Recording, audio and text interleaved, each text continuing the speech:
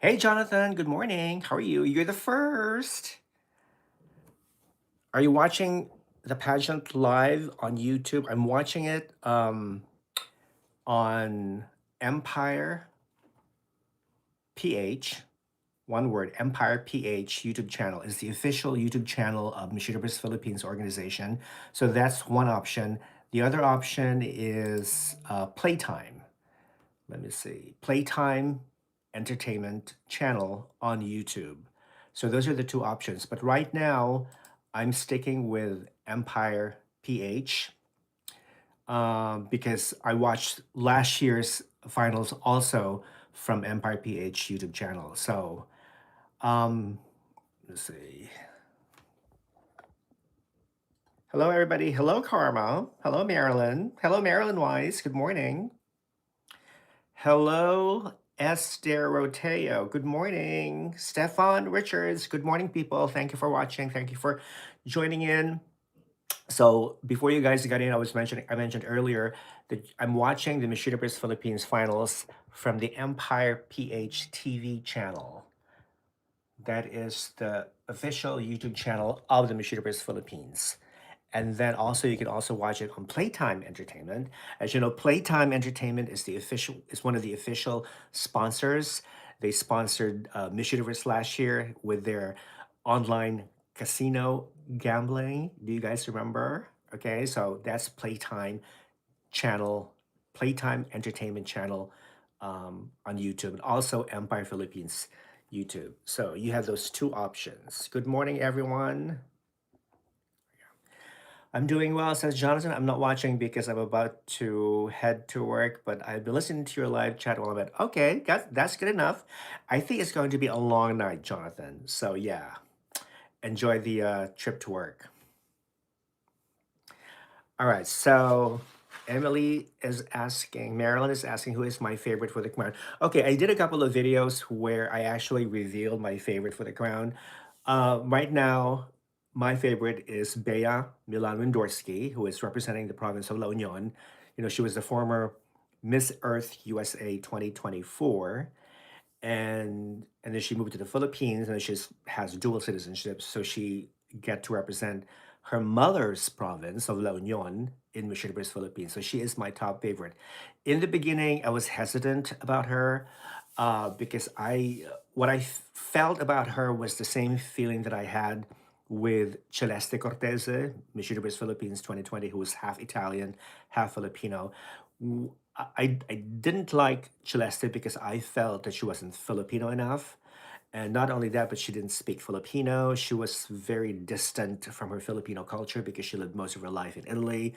And I, I, I have a feeling that she identifies more being Italian rather than being Filipino. But that all changed. So she returned to the Philippines. She lives there for 2 years, and then she tried her best to assimilate with Filipino culture. And that's exactly, I think, what Bea Milan Mendorsky has done. But I think Bea is more Filipino, considering that she's very close to her mother, and she has visited the Philippines a few times, and she was able to maintain her Filipino side, quite well.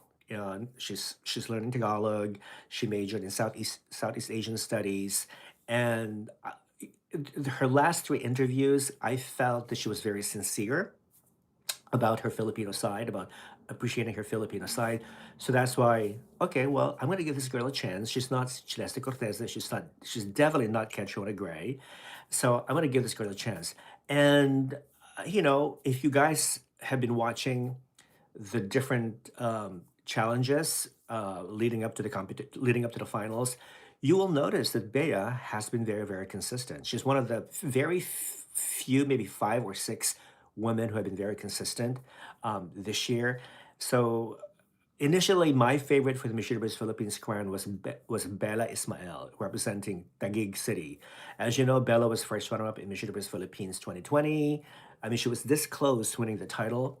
And then a lot of people don't know that she's actually related. She's the niece of Miss Universe 1973 from the Philippines, Margie Moran.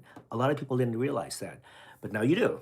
So Bella Ismael was my favorite, but now I switched to Bea Milan, only because for the reasons that mentioned before.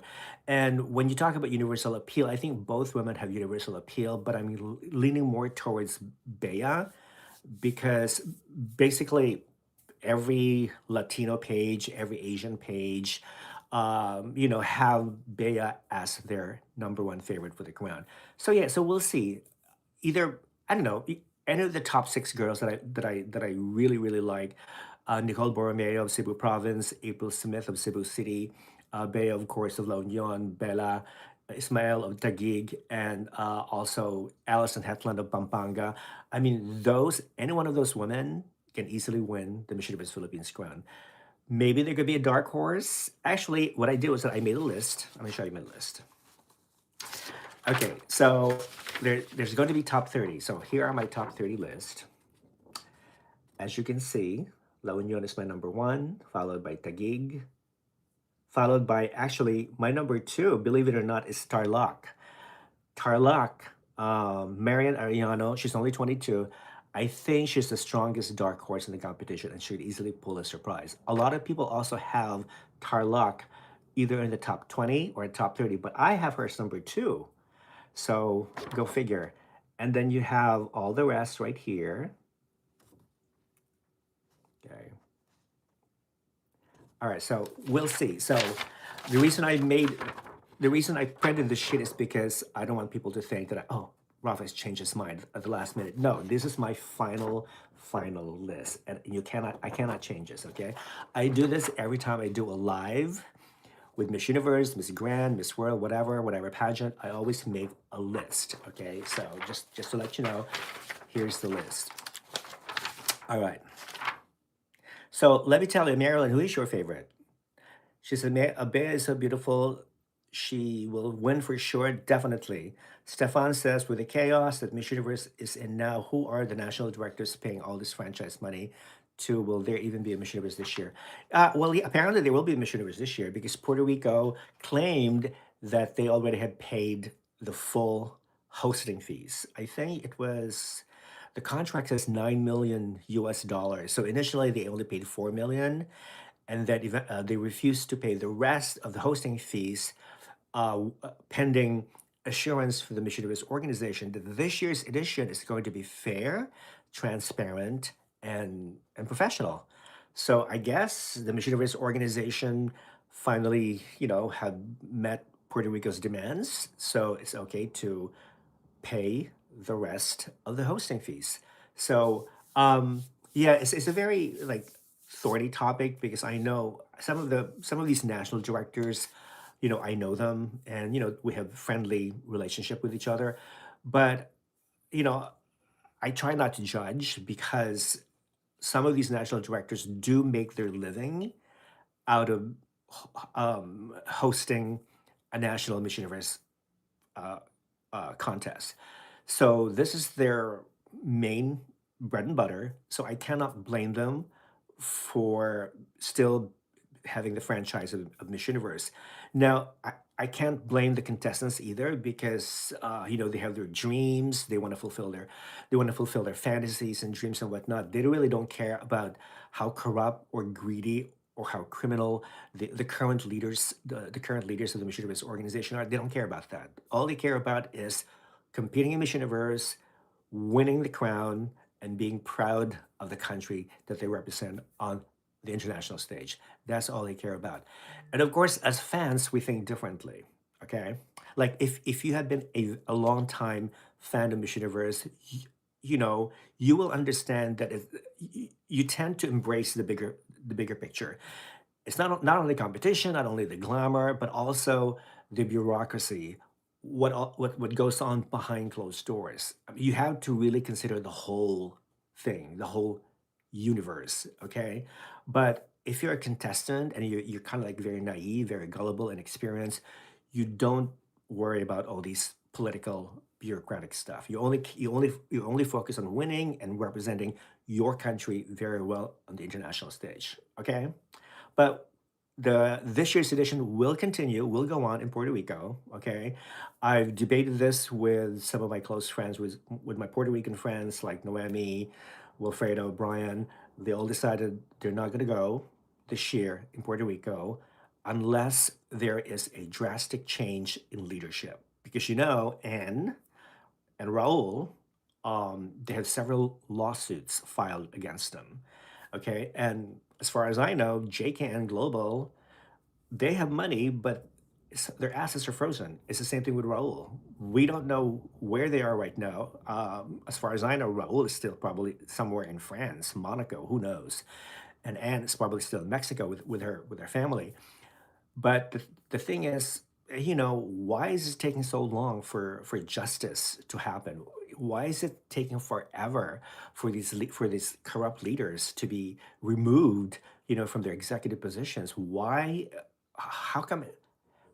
Why are they refusing to sell the Miss Universe organization to somebody who has money, somebody who's honest, who has integrity, so forth and so on? That I don't understand. So if you guys, what are your thoughts? Let me know. What do you think about this whole drama that continues, go on? And now going back to the Miss Universe Philippines competition, as you know, Vina, Miss Universe Thailand, and first one up at Miss Universe, and Nawat are in the Philippines. They're attending the pageant. None of them is judging, as far as I know. Okay, they just released the list of the members of the judging panel, and the only beauty queen who is part of the judging panel is Gazini Ganados, Miss Universe Philippines 2019. So she's there. She has been judging also during the preliminaries as well. So she's the only beauty queen judge. And, they constantly keep changing at the very last minute. And there's just one thing that I really don't like about the Miss Universe Philippines organization is because they tend to change things at the very last minute. They don't even announce where the pageant is going to be live streamed until the last minute, like now. Okay. Okay. I'm currently at the Empire PH YouTube channel. Nothing is showing up. It's still a blank. It's still a generic screen right there. Okay. Earlier, about 10 minutes ago, there was some drag queen who greeted the audience, to pump up the energy in the arena, But I don't know what happened after that. It just disappeared. And earlier, I was watching Crown Philippines, and they were showing the red carpet events and whatnot. Nothing much happening. I didn't even see any real beauty queens on the red carpet. I think they were either already inside the stadium, and I heard that these vloggers cannot do a live transmission, a live broad. They cannot do live vlogging from inside the arena. It's forbidden. You cannot do that. But apparently, one of the vloggers did that, and he got caught, and he was told to delete whatever he was able to record from inside. So he had to step out of the arena and go back into the hallway where all the other vloggers are. But other than that, there's one Philippine television channel that is going to broadcast this on live TV. But other than that, there's Empire PH TV on YouTube and also Playtime. So I'm going to Playtime Entertainment Channel. Nothing's happening. It's still blank right there. It's dead. Okay. And Playtime Entertainment had advertised that the live stream would start at 6 in the morning Philippines time. Okay, just for those who just joined in, it's okay. I live in Massachusetts. It's about 7:15 in the morning here. 7:15 in the morning in Massachusetts, and Manila, Philippines is 12 hours ahead of time of Massachusetts. So it's 7:15 a.m. here. Saturday is 7:15 p.m. there in Manila in the Philippines. Just to give you an idea. Hi, Tito. Hi, David. Oh, David. Hello, dude. Have you been missing? I haven't chatted with you in a long time. All right, so I hope everything's fine. Is Nawat taking over MEO? We don't know. I hope so. That's a good question. Is Nawat taking over Miss Universe organization? Why he is in the Philippines to watch MUPH finals? Because of Vina. Because Vina, I guess Vina asked him, "Do you want to go to the Philippines to see Atisa Manalo?" Sure. Why don't we do that? Okay. I think they're only in the Philippines for just 3 days, and after this, they're leaving tomorrow. So they arrived yesterday, and then today's the finals, and they're leaving tomorrow. That's not a very long time to enjoy the country, okay? I wish they could stay longer. But yeah, so Vina and Nawat were invited to attend the finals, and they're there right now, and I cannot wait to see what Vina looks like. I'm sure she's going to be very, very stunning, okay? So Yeah, still no live feed. There is there. Oh, actually, it just started. Hold on. The intros have started. Okay, this is Empire PH YouTube channel. So they're showing the girls. This is a obviously a pre-recorded video. Okay, the girls dancing in denims. A denim company is one of the sponsors, so they're dancing to this song, whatever they're playing, and they're showing their names and the provinces, the places that they represent.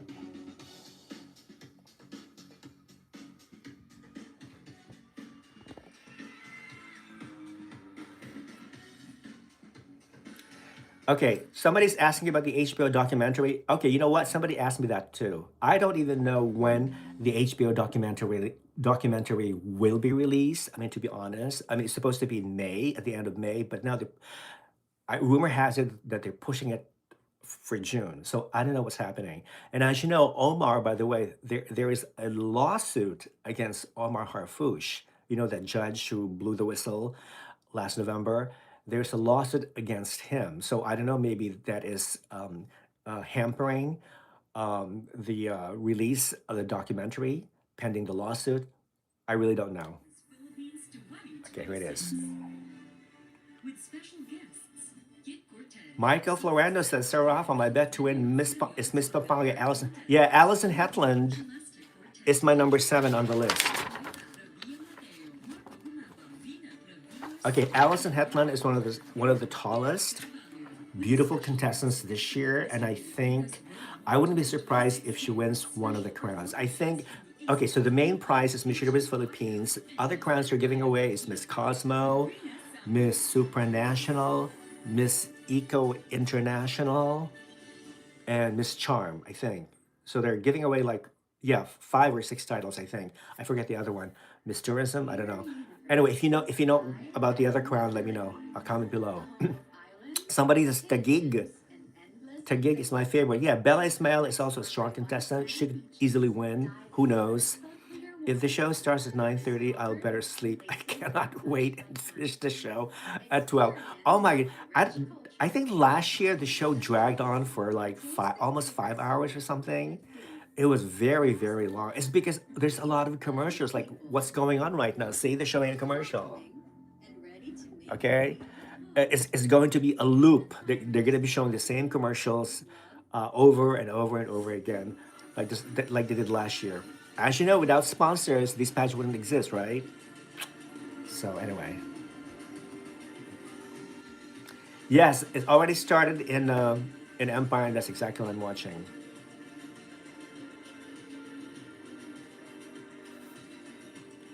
Yeah, it's like Mr. and Miss Supernational. That's right, Navid. Yep. By the way, Miss Cosmo announced that they're going to have a male version. There's now a Mr. Cosmo. So it's going to be run by the same organization that runs Miss Cosmo. So Miss and Mr. Cosmo, and then you have Miss and Mr. Supernational, of course. We have Miss Grand. There's also Mr. Grand, but Mr. Grand is not associated with MGI, with Miss Grand International. Okay, the producers of Mr. Grand International decided to infringe on the trademark of Miss Grand to create their male version. Okay. Anyway, so if you guys, let me see, if you guys, is it too early for you guys? I know some of you are.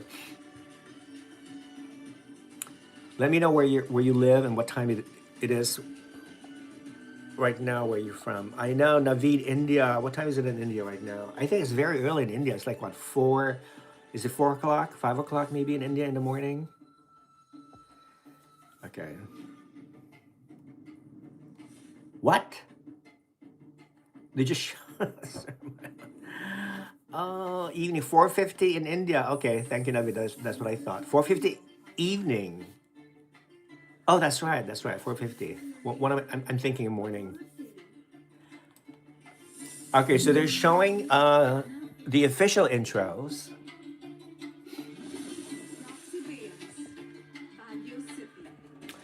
Baguio City is one of my favorites.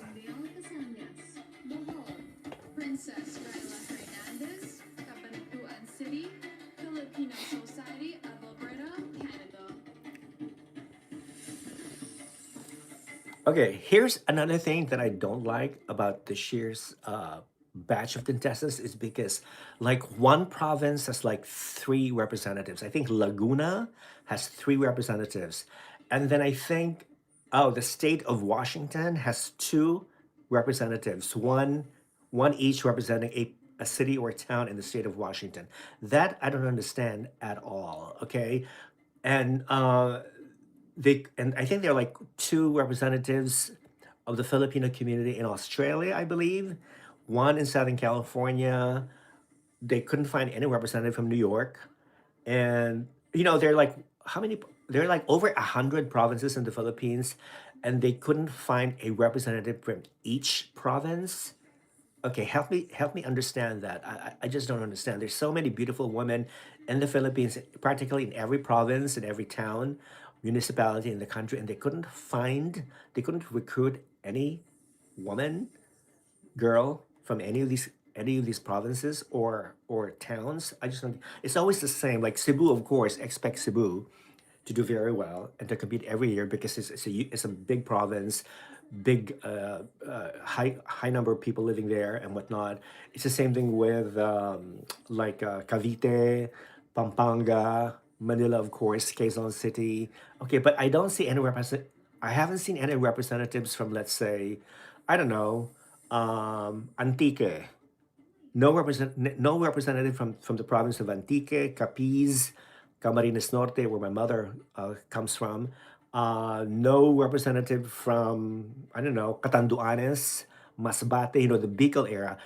It's always either Albay or Camarines Sur. Never all the other Bicolano provinces. It's the same thing with Mindanao, like Agusan del Norte, Agusan del Sur, Zamboanga. There's no Zamboanga this year. I just don't understand. Okay, help me understand why Dell is participating for Mr. Cosmo. Navid, you are so crazy. Okay, by the way, I have a complaint with Dell. Like literally 3 days ago, Dell asked me to make a video of my top favorite from Miss Universe Philippines, and she told me just be sassy, be fun, in doing it. So I did. What I did was that I I made an impersonation of her as her half sister Rathadel. I wore a wig to look like her and whatnot. Okay, and I was expecting for her to post it on Instagram like what she did with the other vloggers, but she didn't. So I was wondering what happened. Was she just too embarrassed to show me impersonating her? What's up, girl? Okay. I can't with you. So what I did was that I uploaded it on my YouTube as a short, and now it's getting tracked. A lot of people are watching it, are commenting it, and whatnot, and everything. So I didn't know. I didn't know what happened, with Dell. So, girl, if you're watching, I don't like that. Okay. Marilyn, I'm currently watching you from Mauritius for holidays, and it is 3:23. Oh my God. 3:23? Oh my God. In the morning, right? Or in the afternoon? Only 30 are allowed to continue participating, or all girls will be present at finals. Yeah, that's true. That's true. Last time they, wait, oh yeah, yeah, that's right. I think how many girls participated last year? Was it the same? I forget. You may be right, David. Yeah, that's true. And also because of logistics, because they don't want a long, long, long show. And I think it is a good move to limit the number of contestants, like from 50 to 30. I feel bad for the 20 who were eliminated, but you know what? It is what it is. They can come back again next year, representing another town or whatever. Half sisters are always jealous of other sisters. That is so true. Tagig, yes. So La Union, for instance, has two representatives besides Bea Milan and there's another girl. Okay. Another girl that really I was paying attention to before, which I had some doubts, was Sultan Kudarat. Her name is General Xavier. She grew on me. I mean, I'm not sure if she's going to win one of the crowns because considering the fact that this is probably her first pageant and she's still young, there's a lot of room for improvement. But she could pull a surprise. Who knows? Okay, we don't know, so we'll see. We'll see. Marilyn says, in Mauritius, it's 3:23 in the afternoon, and it's so beautiful here. No, I don't know Mauritius. I've never been to Mauritius. I know it's a beautiful island country. I actually interviewed Miss Universe Mauritius, was it 2022? Who is now a flight attendant, I believe. I interviewed her along with Miss Seychelles. So, but I've never been to Mauritius. I've always wanted to go to Africa, and who knows? I think Mauritius is part of Africa. I would think, right? Yes. So I would think Mauritius is a beautiful, gorgeous islands, and yes, tropical paradise, just like the Philippines, just like the Bahamas. I've been to the Bahamas a few times, and I love it there. So yeah, one of these days, who knows? Maybe I'll go to Mauritius. Who knows? Uh, what if Dark Horse like Chelsea? Who's Chelsea? Sultan Kudarat for Cosmo. Yes, definitely. I can see her winning for Cosmo. But Cosmo is looking for somebody. Miss Cosmo is looking for somebody who is not necessarily facially pretty. Of course, having a beautiful face is good, but I think they're looking for somebody who's really, really intellectual, who's really brainy and smart. The current, like last year, and also the winner this year, Miss Cosmo, the American girl, Yolina. I mean, they're both smart. So they're looking for somebody who's really articulate, intelligent, etc. So yeah. So I'm not so sure if Sultan fills that box, so to speak. But who knows? She's young. She can improve. She can come back in a couple of years, in a few years. Who knows? We'll see. Come to Kenya. Okay, another country that I've never visited. Actually, I've never been to Africa. Period. I always wanted to go to Africa. I think my friend Luis Portelas. I think he was invited to host a Nigerian beauty pageant. Was it like Miss Supernational Nigeria? I forget. But anyway, he was there. He seemed like to have a good time. So yeah, I think Pawi of Mississology has also been to Africa, a few countries in Africa. All right, so here's the opening number. Let's watch the opening number.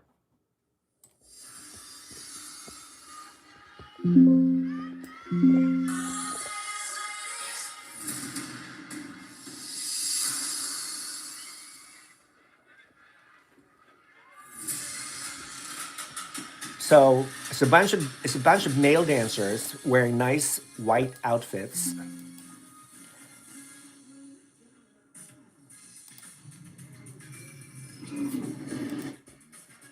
Okay, by the way, I'm watching from the Mission Universe Philippines YouTube channel, Empire PH.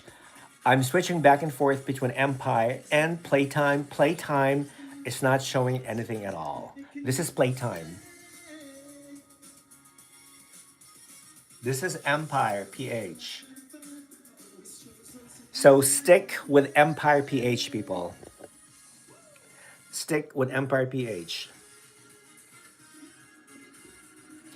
Okay, MGI, by the way, is coming. I think the girls start arriving, I believe, on May 15, I believe, in Thailand for MGI.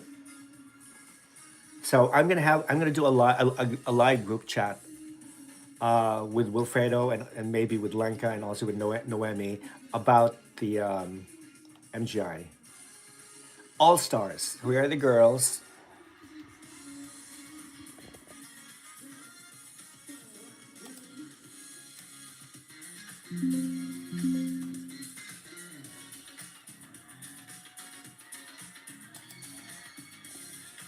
What do you think of the stage?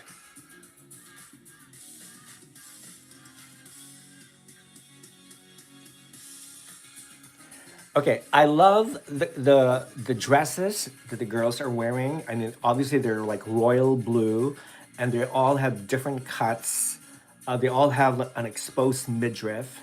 Okay, and in the background, it looks like a classical, like Greek architecture, Greek type of building with the logo of MUPH. I like that. That's Bea right there. That's April.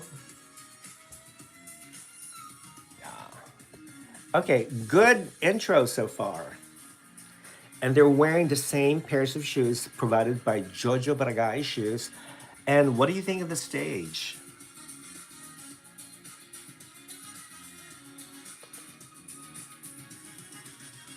April. Okay, they all look stunning to me. They all look amazing.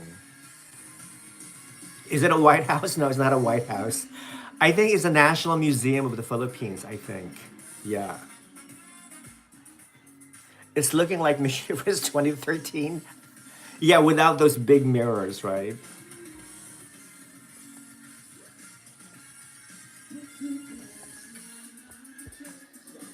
Okay, let's check out this boy group.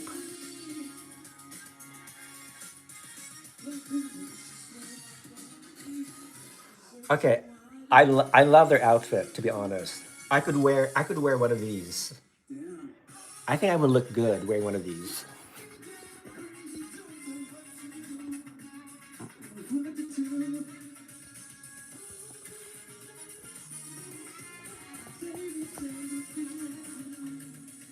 Oh my god, the comments on the machine at the Empire PH channel is like blowing up like crazy. Oh my god. Okay. Um,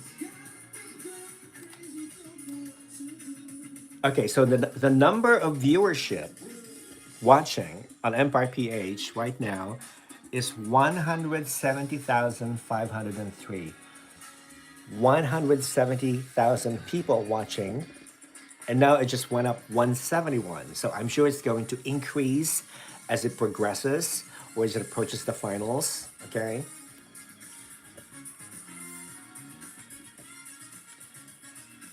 Okay, I have to, this stage is actually much better than last year's stage. I think. Don't you agree?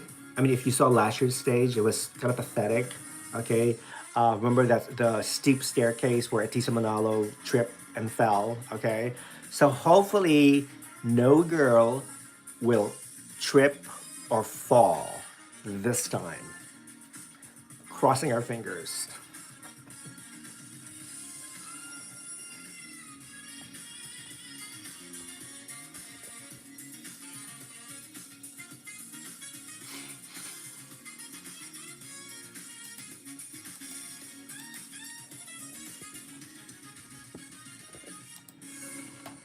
Okay, somebody's messaging me. Who's messaging me?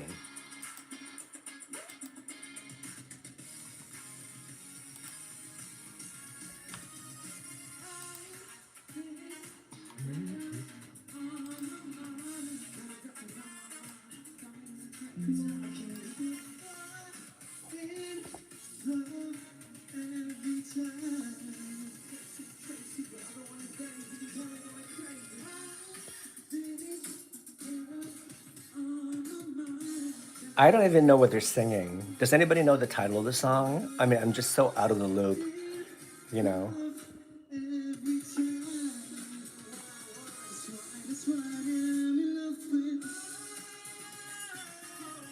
So I heard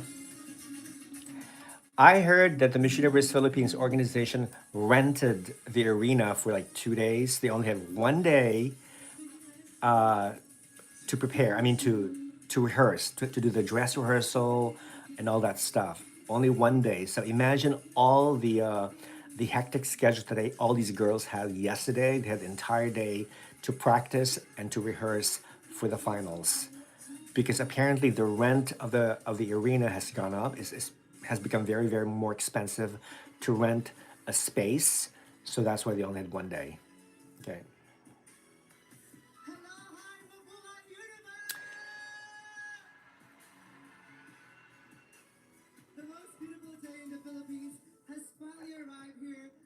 Hey Nudge. Oh, hey Nudge. Hey Nudge mean I don't know either Rafa. The music volume empowering the singer's voice. Yeah, that's true.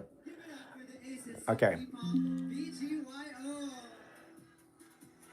And of course, make some noise for all these 50 stars. Okay, if you guys don't know who this host is, she's a drag queen. Her name is Marina Summers. She's Filipino. And I think she won the Philippines Drag Race competition, I believe. She she entertained Miss Universe Philippines a few years back, I think, and now they invited her to host the pageant. I am Marina Summers. Marina Summers, you have La Union there. And tonight, I stand here April. Not just as your host, but as someone who loves this stage just as much as you do. I think Marina should compete next year, don't you think?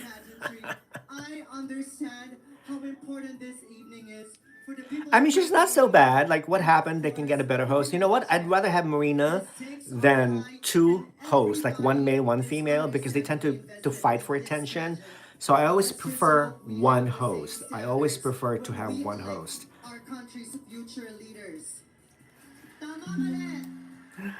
All right.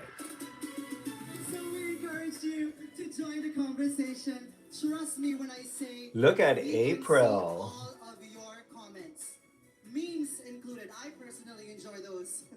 She's so good. I love April. Go April. Bea. Bella. Bea. Bella. Bea. Bella. Oh my God. This is so nerve wracking. Become Marina Winters or Marina Springs.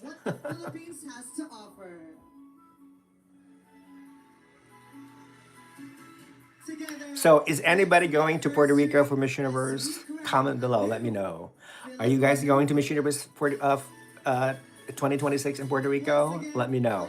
If you're not going, state the reason why you're not going. Okay? I'm not going because I'm still boycotting it. Okay? I'm not going at all. I'm not going to spend hard-earned money to go to Puerto Rico. Okay, even though I want to go there, I've never been to Puerto Rico. I've always wanted to go there. Some of my best friends are Puerto Ricans. I've always wanted to go to Puerto Rico, but with the current criminal, corrupt, dishonest leadership of Miss Universe, I decided not to go. Okay, so unless they find new owners who are professional, honest, and decent, then I will go. Okay. Yes, PR is still holding the pageant. Yep. It's still holding because they paid everything in full. Remember, one of the conditions was that they're not going to host the pageant until the Miss Universe organization guarantees a fair and transparent judging process. So apparently, I guess they told the Puerto Rico Tourism Board, okay, yeah, we're gonna meet your requirements. We're gonna have a professional accountant this year to monitor the results. So Puerto Rico, I guess, believed them, and so they decided to pay up the rest of the hosting fees, which totals about $9 million. A lot of politics, I know, a lot of politics. But honestly, to be honest, I'm more excited about the Miss Grand International All Stars edition. I'm really, really looking forward to it. So, as you know, Stephanie Gutierrez, representing Venezuela, uh, there was a rumor that started 2 days ago that she withdrew from the competition, even though there's no official confirmation from her organization or from herself. She hasn't announced anything that she's going to withdraw from the competition. So Nawat yesterday gave them an ultimatum. Listen, you have at least 20, you have like 2 days, I think, to confirm whether or not Stephanie is going to compete. If she's not going to compete, then you need to send an alternate, another Venezuelan girl to replace Stephanie. That's what Nawat told them. Okay, so yeah, I hope that she doesn't withdraw because if she withdraws, it would be probably wouldn't be the same, or maybe the competition is not going to be more exciting, without her. So I really hope that she stays. And rumor is a rumor, okay? It's not nothing's confirmed. Okay, so we'll see tomorrow. Hopefully they will have announced tomorrow, whether or not Stephanie will decide to stay in the competition. And I really hope she does. But so far, I think there's about how many girls are there? 58, I think. Yeah, there are 58 contestants competing this year for MGI All Stars, and there are four representatives from the Philippines, three from Colombia, I think, and then two from Canada. How many are there? And I think there are two in the U.S. Yeah, maybe one in India, by the way, and anybody from Indonesia, Najmin? I don't recall, but there are two from China and two from the Czech Republic so forth and so on. Yes, I'm really, really looking forward to it. Yes. Are you? Are you guys looking forward to MGI All Stars? Let me guess, Mexico will be in the top five again this year. I hope not. Well, it depends who they pick as the winner of Miss Universe Mexico. Okay, I'm sure they're going to pick somebody who's going to be very, very strong, very stunning. But even the Miss Universe Mexico organization is corrupt. As you know, they booted out its national director, Jorge, that George person, that very strange Mexican guy who apparently was behind Fatima's win, alleged win. So I don't know what happened to him. So yeah, they will have to find somebody to direct or to organize the Miss Universe Mexico this year. I think is it Raul? I think Raul still owns the franchise for Miss Universe Mexico, if I'm not mistaken. But since he's been absent for so long, we don't even know where he is anymore. I mean, we don't know what's happening behind the scene of Miss Universe Mexico. But hopefully, Mexico will definitely place this year. They may not win, but they will place for sure. I'm sure Puerto Rico will place because Puerto Rico has at least three or four strong contestants this year.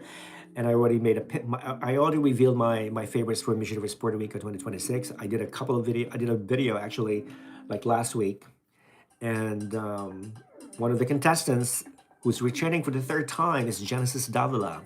You know her, Genesis Davila. Okay, so my heart says that she's my emotional sentimental favorite because this is her third try, and I really, really hope for her to win.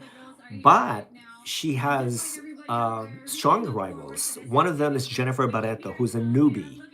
Okay, Jennifer Barreto has never competed before, and so this is her first time, and she might eventually win Miss Universe Puerto Rico. And she's gorgeous, she's stunning, she's stunning. But even if she doesn't win this year, she can always come back next year, considering that there's no age limit anyway in Miss Universe, correct? But my sentimental favorite is Genesis because I think this girl has been working very hard. You can tell that she's really hungry for the Miss Universe Puerto Rico crown. And I think she really deserves to represent Puerto Rico again on the international stage. My opinion, if you don't agree, that's fine. Let me know who your favorite is for Miss Universe Puerto Rico. Comment below, etc. Here comes the 2 hour commercial again. Oh my god. Can we talk about these commercials? Like I said earlier, it's going to be a loop. They're going to be showing these commercials over and over again. But you have to understand, without commercials, without sponsors, there wouldn't be a pageant because these pageants rely so much on sponsorship. And the Philippines being a pageant powerhouse, um, any business will be delighted, will be very happy to sponsor any of a pageant in the country because pageants are so big. Okay, remember the three B's? The three big B's in the Philippines are pageants, beauty pageants, boxing, and basketball. Those are the three big B's in Filipino culture: beauty pageants, boxing, and basketball. Okay. So, yeah, if you love all three of them, if you're passionate about all three of them, then you must be Filipino. I mean, I don't care much about boxing or basketball, really. I only care about passions, but I'm still Filipino. Okay. Anyway, Taguig has the winning glow. She's more glowing than Bea, Miss Earth USA, not Miss Grand USA. Yeah, earlier I was watching the live telecast of the Crown Philippines, and Christian, who is one of the bloggers there, said that uh, his favorite this year for Miss Universe Philippines is Bella Ismael of Taguig because Bella has that winning glow. It's the same winning glow that Atisa Manalo had last year and the same winning glow that Chelsea Manalo had in 2024. So if Christian is right, then Bella Ismael of Taguig could win Miss Universe Philippines 2026. Who knows? Okay, it's everything's so subjective. Judging a pageant is so utterly subjective. Anything can happen. It's anyone's ball game. So yeah, either Bea, Bella, Nicole, April, Allison, or maybe a dark horse like Marian Arellano. Who knows? Who knows?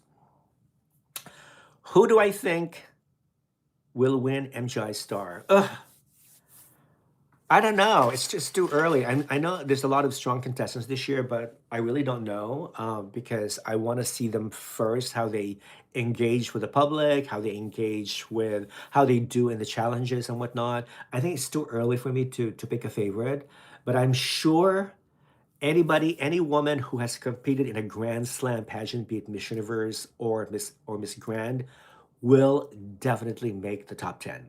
That's all I can say for now. That's all I can say. Okay.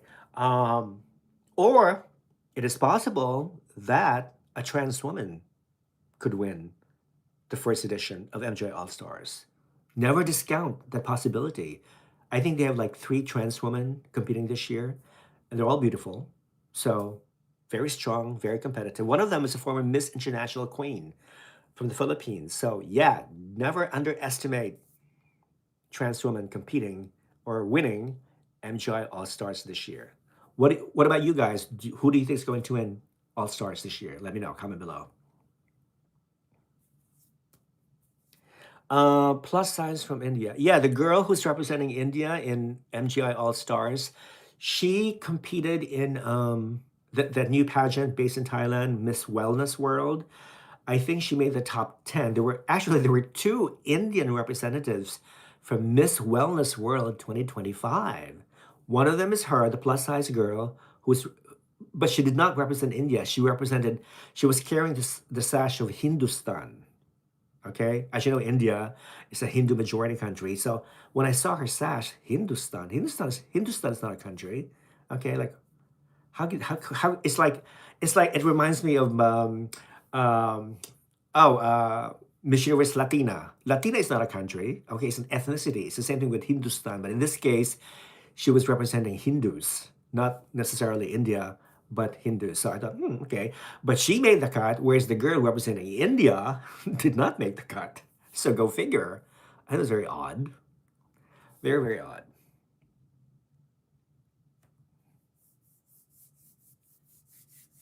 I was my personal my personal 85 Yume says, I'm watching Del Sly, but I can't with her prepaid Wi-Fi. Really. I'm here for Rafa who can speak English.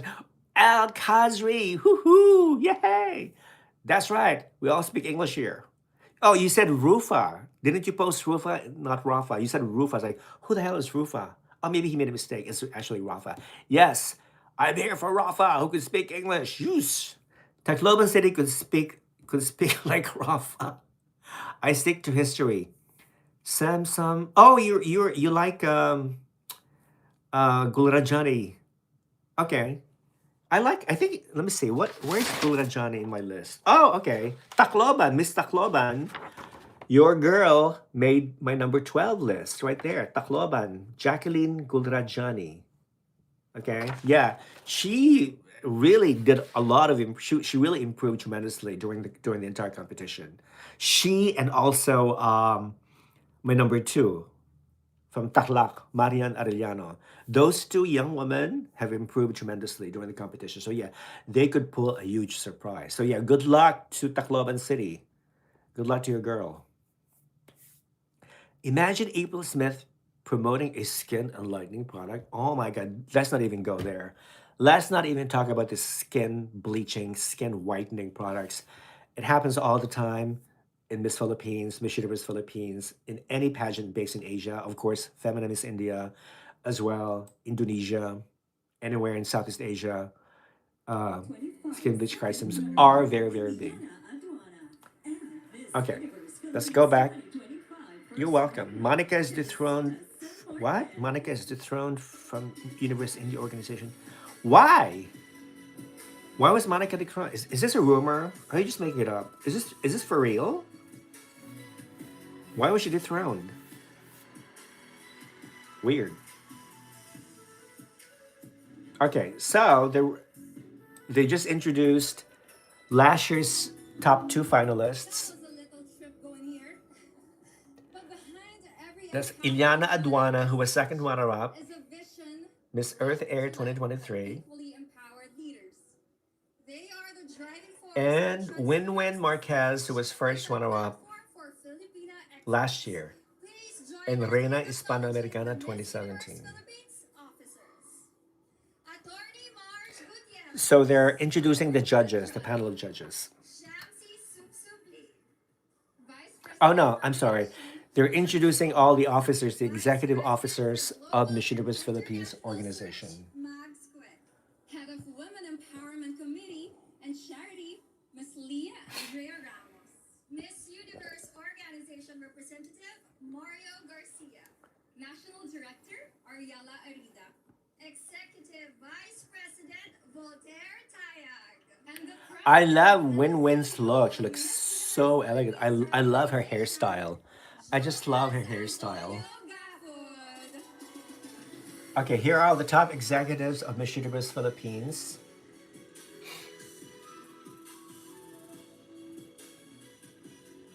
There's Ariela Arida. Ariela Arida is the national director of Miss Universe Philippines. I mean, she's basically inactive. I think they just want a face.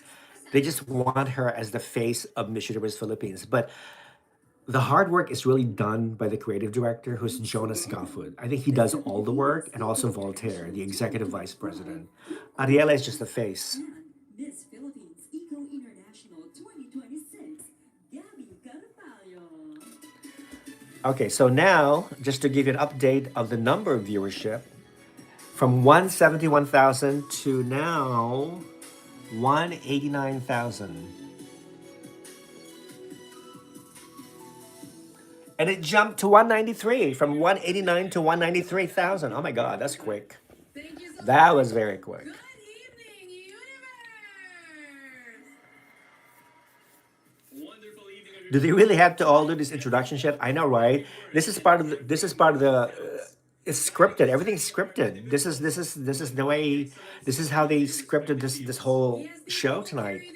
Yes, so it's going to be a long, long night again, like last year. Who will be representing our beloved country in Puerto Rico later this year? Let us meet the Miss Universe Philippines 2026 Selection Committee. Okay, now they're introducing the selection committee. Vice President for Business Development. Taguig winning glow. God bless you, Rafa. Yes, she has a winning glow. She has Taguig. Bella Ismael has a winning glow. She could easily win Miss Universe Philippines. You know, who knows? So now they're introducing the judges. And CEO of GMG Productions, Carlos Garcia Candal. I think most of these judges are Filipinos except for one white guy. Gazini Ganados. Okay, this woman, Crystal Jacinto, the founder of Villa Medica Philippines, she judged last year.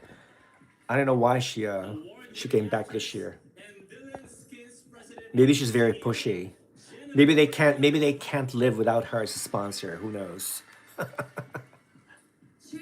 and Medical Innovations Head of the Bello Group of Companies, Dr. Hayden Ko Jr. Hayden Ko Jr. Miss Universe Asia 2025, Zhao Na. Oh, one of the judges is Zhao Na. One of the judges is Miss Universe Asia 2025 from China. I forgot about that. So she's one of the judges. That's good. And Gazina Ganados is also one of the judges. So there are two beauty queens judging this year.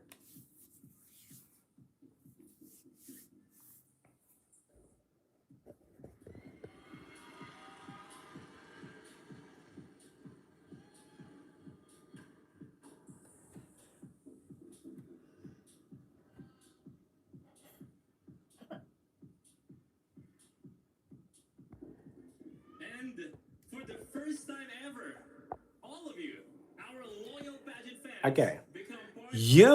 We, the audience, the fans, also get to vote for our favorite. Go figure. This is the first time they're doing this. We, the fans, get to vote as well. But I'm not going to spend my money. I'm not going to waste my time because I'm already giving them free publicity, okay?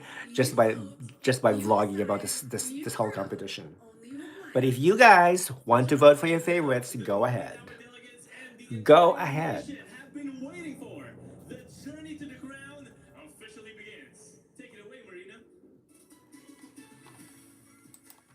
Marina changed her outfit. This year, you have the power to cast your votes with the help of Maya. How exciting is that? All right, now things are about to get real because our 50 delegates will soon become 30, and 30 will become 15, and 15 will be trimmed down to 7. Okay, so Marina is explaining the format. So from 30 down to 15, from 15 to 7, and 7 to 1. Will be crowned Miss Universe Philippines 20. As you know, they don't give away the other titles. So according to the contract between the national director, the franchise owner and Miss Universe organization, they cannot crown other titles on stage. It should only be Miss Universe Philippines. But they can crown the other titles after the broadcast, after the Miss Universe Philippines show. They usually do it backstage. First to advance to the semifinals earn the strongest support from Playtime Entertainment. And All right, they're into the top 30. I have my list and I have my pen, pencil, and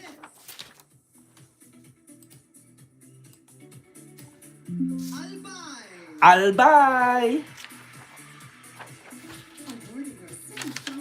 Okay. Albay is my number 30. And President of Playtime Entertainment Corporation, Mr. Crisanto Roy B. Alcer. Okay, she was on the cusp. I was actually on the fence with her, but I'm glad she made the top 30. And she gets award. Oh, she won the Miss Playtime Universe. She's Miss Playtime Universe.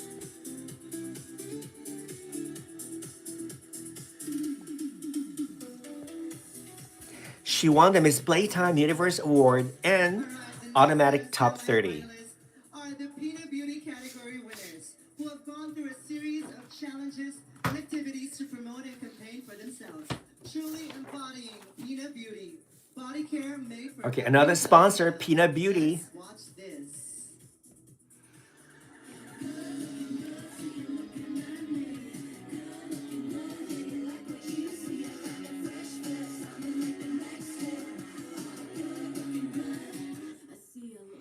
Okay, so we have Peanut Beauty, one of the sponsors.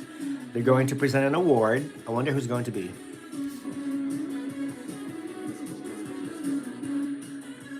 Unicorn says, not wasting my money to vote on this Timo production. It's time to claim your spot. By the way, I happen to love Timo. I'm obsessed with Timo. Muntinlupa. Muntinlupa, yes. Oh my God. Okay.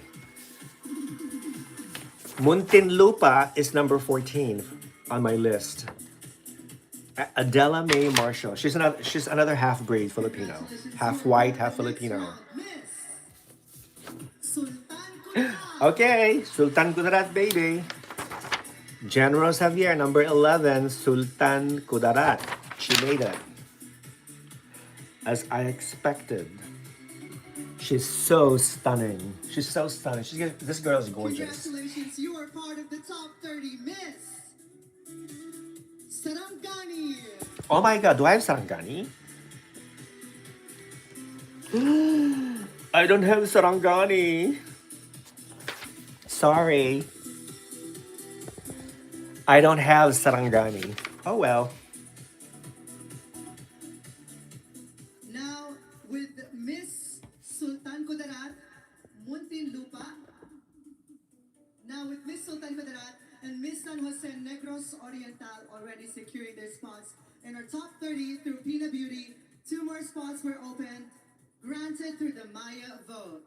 Okay, Now, Maya let's vote. proceed with the delegates who captured hearts to our official voting partner, Maya. Okay, Maya We begin vote. with This is a public Miss vote. Rizal. Rizal, number 26 on my list. Number 26, Rizal. You are advancing to the next round, Miss Quezon Province. Quezon Province. Is she on my list? Oh, yes. She represents the Australian community of the Philippines. Quezon Province. 27. So far, so good. Your journey continues, Miss Ilocos Norte. Ilocos Norte. Do I have her? I don't have Ilocos Norte. I don't have her. I don't find her attractive. I'm sorry. Also earning a spot in our top 30 is Miss Pangasinan. Pangasinan. Okay, Pangasinan is on the list. Number 24. Pangasinan, 24. She's okay.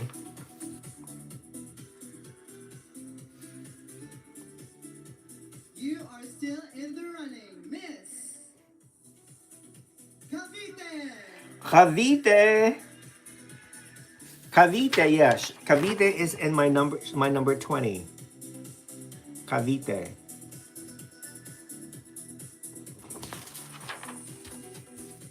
She's pretty. Dream alive, Miss She's pretty. Negros Occidental. Negros Occidental. She was also on the she was on the fence, but she made my number 16 list. Negros Occidental. You've made it to the semifinals, Miss Mountain Province. Mountain Province. Do I have her? Yes, number 18. Number 18, Mountain Province. She's gorgeous. Yeah, these are the girls who won the top 10 of Maya voting. Closer to the crown is Miss Oh, really? Okay. Tandag City. So these are not the semifinalists? What? I'm confused.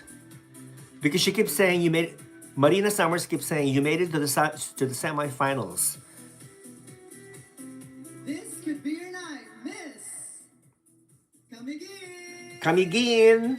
All right, Camiguin is number 28. Who was the first one? I missed it. Who was before Camiguin? I missed it. Damn it. I got distracted. Who was the first before Camiguin?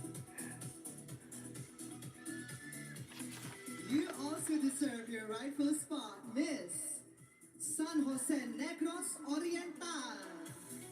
Do I have Negros Oriental? Yes. I have Negros Oriental, number 19. Negros Oriental. Alright, this next spot belongs to the delegate who stood out in her swimsuit through a special Maya U vote. Oh, okay. That's what I thought. Top 10 Maya voting included in top 30. Manila. Manila. You cannot miss Manila. Hello. One of my favorites. Justine Felizarta, number 8, Manila. Go Manila. And to show us how Maya assisted in her post this year, let's watch this. I guess that's it. I missed one. Damn it. Before can begin. Does anybody remember who was before can begin? Damn it. So anyway, whoever made the top 10 in Maya voting automatically made the top 30. So that's good. Okay, so just to give you an update about viewership, it's 269,375 people watching. So it jumped. It almost like doubled before. Tandag before Camiguin. Okay, great. Thank you. Tandag is my number 29.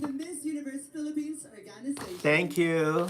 Thank you, thank you, thank you. You are moving forward tonight, Miss Cebu Province. Cebu Province. Hello. Nicole Borromeo. Number 5, Cebu Province. Third runner-up in Miss International 2023, Nicole. The next spot belongs to Miss Pampanga. Pampanga is my number 7, Allison. Allison Hetland, number 7. Oh my gosh, oh my god, look at Allison's cheekbones. Look at her eyes and her long neck. This girl is gorgeous. Take your place in our top 30, Miss Taguig. Taguig. Taguig is my number 3. Bella Ismael. Gorgeous. She kind of looks like her aunt, Margie Moran, don't you think? Moving forward, and the competition is Miss La Union. La Union, number 1. Oh my god. Her chin. Her chin and mine looks the same. Advancing to the next round is Miss Laguna. Laguna is my number 15. Laguna is number 15. The journey continues. Come on, Baguio. for Miss Baguio, Baguio. Tarlac. Tarlac! Oh my god! I knew it! Tarlac, number 2, is my dark horse. Marian Arellano. Look at this girl. She looks like Krishna Gravides, Miss World Philippines 2025. Miss Cebu City. Cebu City is April Smith, my number 4. You know, if April does not win Miss Universe Philippines, she needs to go to Miss Supranational next year. Okay? Congratulations, She needs to you go to are part of the Supranational. semifinals, Miss Baguio City. Baguio. Baguio City! Baguio City is number 6.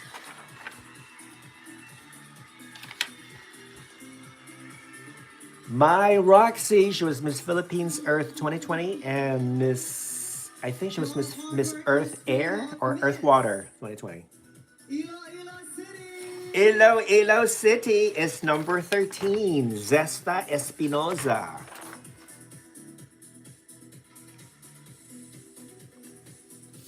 You are also part of the semifinals, Miss Tacloban City. Tacloban City. Okay, she's my number 12. She's Al Kazri.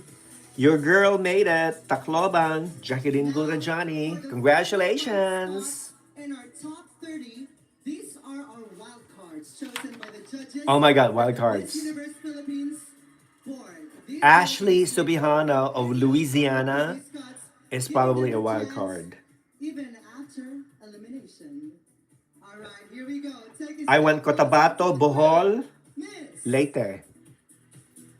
Iligan City. Iligan City, I knew it, I knew it, I knew it. Number 9, Iligan City. Something about this girl. Okay, my friend, designer, Gian Lasala designed 30, Miss her gowns. I'm so happy for her. Cotabato Province. Cotabato Province. Oh my god, another wild card. She's my number 21. Cotabato Province. Clarissa Westrom. Only 3 spots remain. One of them belongs to Miss Louisiana. Ashley. Louisiana. There you go. There you go, Ashley. Louisiana, my number 23. Number 23.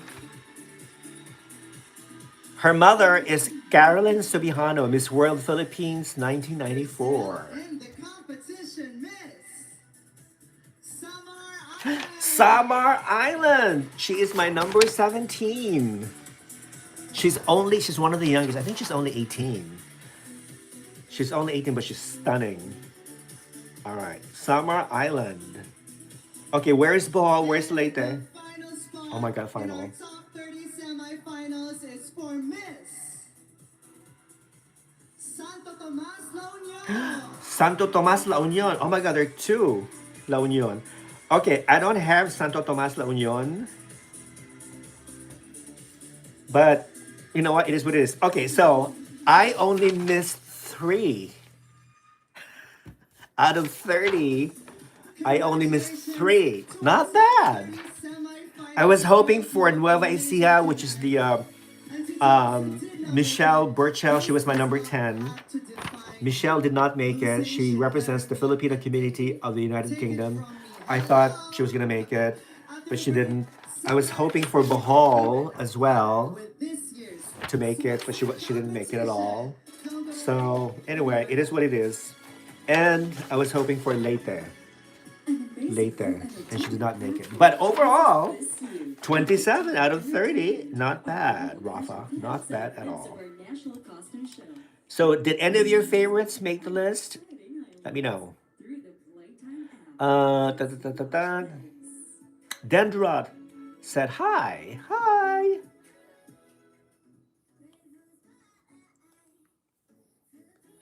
Al, Rafa, would you ever host Miss Universe Philippines? If they invite me, I would in a heartbeat.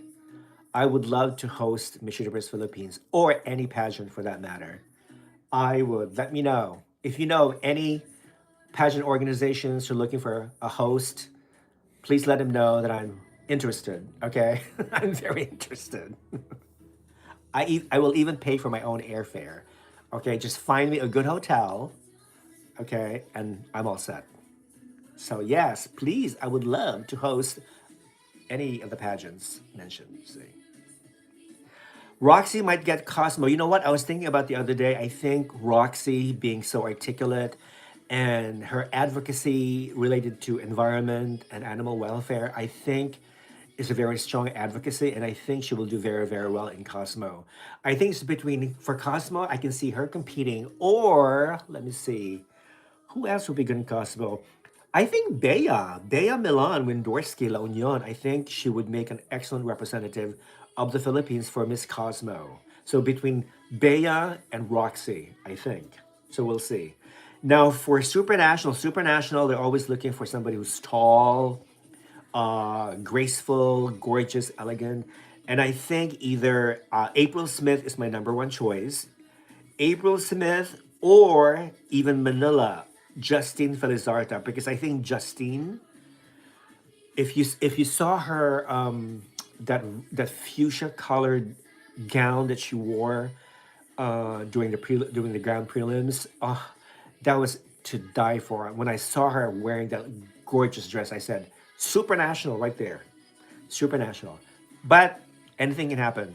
So, but either April or Justine. They need to send somebody who has a dusky complexion because Filipinas with dusky complexion tend to fare well in Miss Supranational. Now for Miss Charm, let me see. I think Miss Charm could be either maybe Roxy or Bella. Okay, what do you guys think?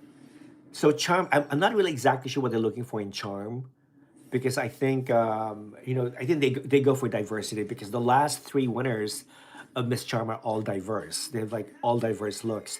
So they need to send somebody who doesn't look like your typical Filipina for Miss Charm. But last year's Miss Charm Philippines, Annabelle McDonald. Oh no, no, I'm sorry, no. The first runner-up from the Philippines during the first edition of Miss Charm, she should have won, and not that girl from Brazil. Okay, she should have won. So Annabelle returned to compete in Binibini Pilipinas, but she only placed what in top 11 or something.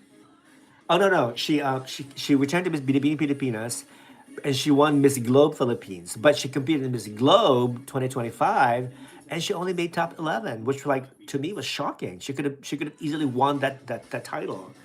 So I don't know. I really don't know what happened to me. That was very very surprising. Oh well, shit happens in any pageant. So take it. It is what it is.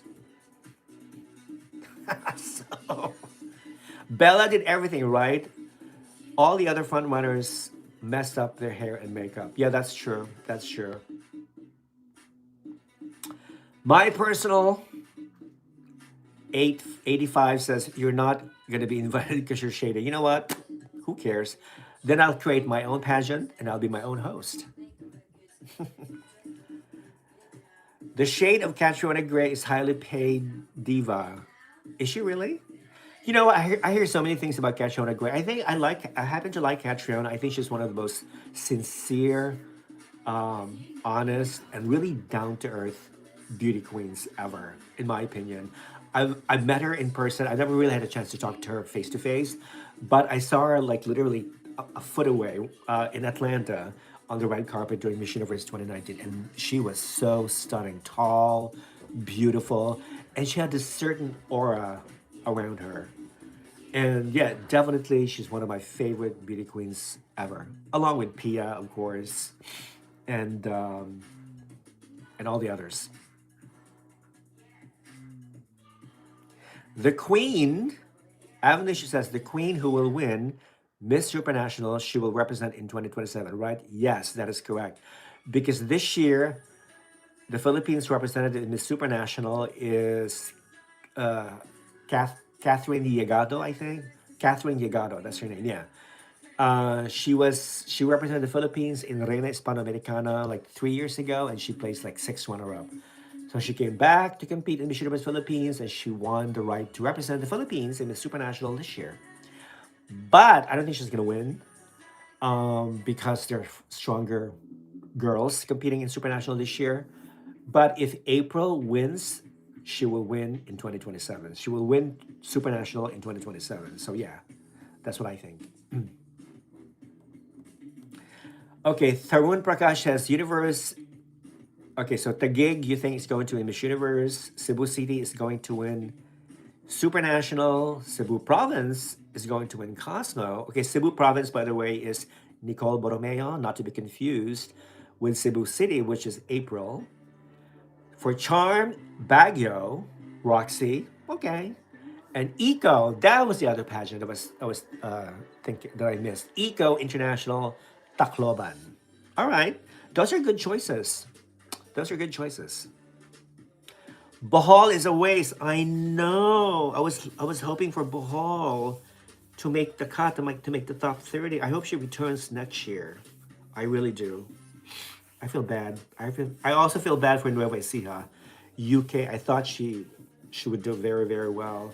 So I don't know what was missing or how these girls fell short. I don't know, to be honest. Anyway, all right. So now I guess the next one is the swimsuit competition, if I'm not mistaken. Okay, so I returned to the Playtime Entertainment YouTube channel, and guys, nothing is coming up at all. It's like blank. This is disappointing, and they're supposed to be one of the major sponsors, right? What is wrong with Playtime Entertainment YouTube channel? They're not showing the finals at all. So, bye Playtime. We're gonna stick with Empire PH. So, to give you an update about the number of viewers is 219,929 watching right now. So I think it dropped by about 25,000. It dropped. So, it comes down, comes up, comes down, comes up, depending on the segment, I think.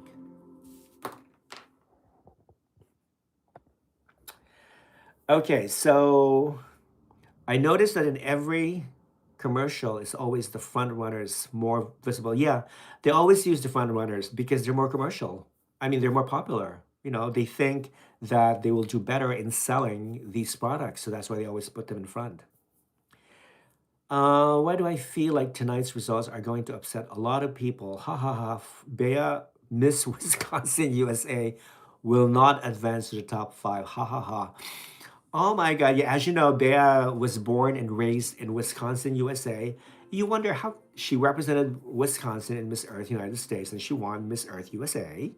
So she got to compete in Miss Earth 2024, and she plays as Miss Earth Water, I think. So you have two former Miss Earth Waters competing in Miss Universe Philippines this year. You have Roxy Bayans, who was Miss Earth Water 2020, and then you have Bea, Miss Earth Water 2024. So yeah, any one of them could win Miss Universe Philippines from Earth to the universe. Have you seen Femina Miss India 2026 winner? She is fluent in 8 languages, which includes Spanish and Portuguese. Yes, I saw her. She is gorgeous. Expect India to do very well again. I can see her in top. If the format is going to be top 30, top 12 again, I can see her in top 12. India is coming strong this year, very strong. So let's hope Nikhil Anand, the national director, will make her work really harder. Okay, and I want to see India be in the top 5 again because Indian beauty queens are simply stunning. They're very eloquent. They always grab the microphone. When you give them the mic, they eat it. They eat the mic every time. So, and this is one of the main reasons why India did very very well, during the 1990s and all the way up until what, the 2021, with Harnaz winning, because Indian beauty queens had this big reputation of being the most articulate, the most intelligent, the most brainy beauty queens ever. So they always do very well during the interviews. So yeah, so the current Miss Universe India, not only she's gorgeous, but she's also very very smart, very eloquent, and I want to see her style differently. I know she always has a gorgeous face, but I want to see her with a different styling, with a different makeup, and also of course a spectacular wardrobe. So if Nikhil can only afford to get her a new set with spectacular, expensive looking wardrobe for Puerto Rico, then she's all set. Okay, she is all set. BMW is presidential. Is presidential or world? Let me see. Is presidential or world leader material? Beauty pageant is below her. You think? Well, BMW, Bea Milan Mendorsky speaks very, very well. And I think when she speaks, she speaks with a lot of sincerity. So, but a lot of people are commenting more on her, again, looks, because she doesn't look like your typical Filipina. And of course, her jaw, she's a very sharp, strong jawline. So when she turns her head, her chin, her long chin is very, very prominent. And apparently that bothers a lot of people. I mean, it doesn't bother me because I have a long chin. See? So, um, but um, but I think she will. So, are you saying, so if she doesn't win Miss Universe Philippines, that she needs to move to Miss World Philippines? Is that what you're saying? So I can see her competing in Miss World Philippines. Kurt Johnson, hello Kurt, how are you doing? Rofikwi Tagig should win tonight. Yeah, Tagig is also one of my favorites for the Miss Universe Philippines crown. Miss Earth alumni have bad track record in Miss Universe. Sorry, really? Hope who, but you know what? Tonight that could change that. It could change that. She's not gorgeous. Who first runner-up was the best according to the Q&A. Okay. Oh, Miss Feminine Miss India. Okay. I thought, okay. Feminine Miss, okay. So this is one thing very confusing about Indian beauty pageants. Okay, so Feminine Miss India 2026 will represent Miss in Miss World 2027. Okay, thank you for clarifying that. So in other words, Miss Diva, see, this is so confusing. It used to be Miss Diva who would organize, who would send the Indian representative to Miss Universe, but now Miss Diva lost her franchise. It's now it's Miss Universe India altogether, which is run by Nikhil. Okay, it's so confusing. Thank you for clarifying that. Anyway, but if she competes in Miss World 2027, expect India to do very well in Miss World, like they usually do every year.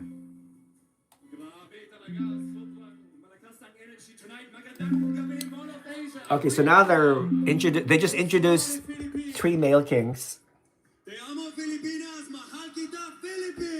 So I don't know who this guy is. I think this is Miss Man of the World from Venezuela. This is Kirk Bondad, Mr. International 2025 from the Philippines.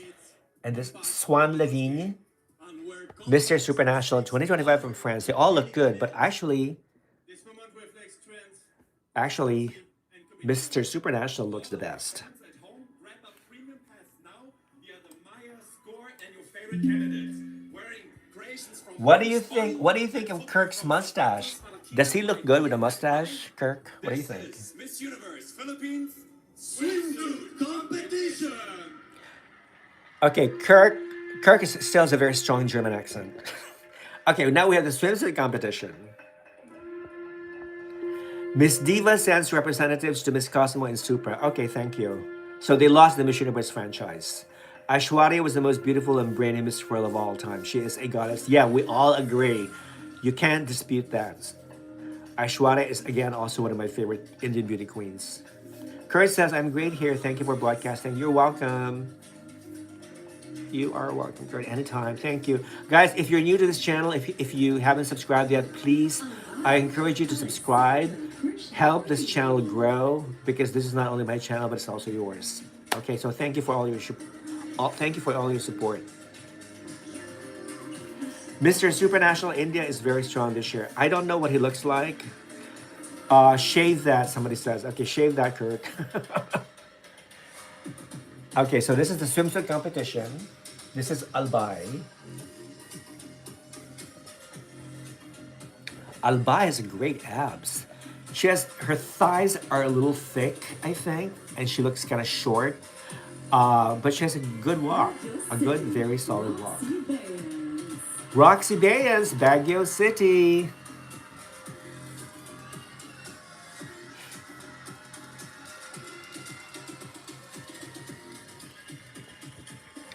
Okay, of course, Baguio City is one of my favorites for the crown. I love, love, love Roxy.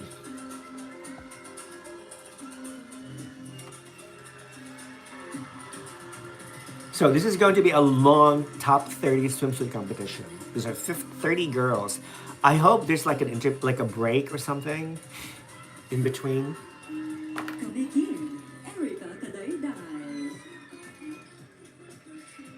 Okay, the host is Marina Summers. She's a Filipino drag queen.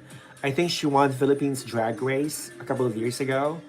And she also performed during Miss Universe Philippines back in 2023, 2022, I think.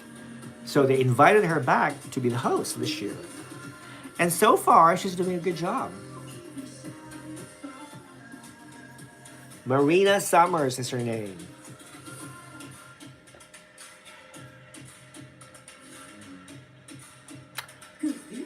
Okay, I do love the background. Okay, obviously,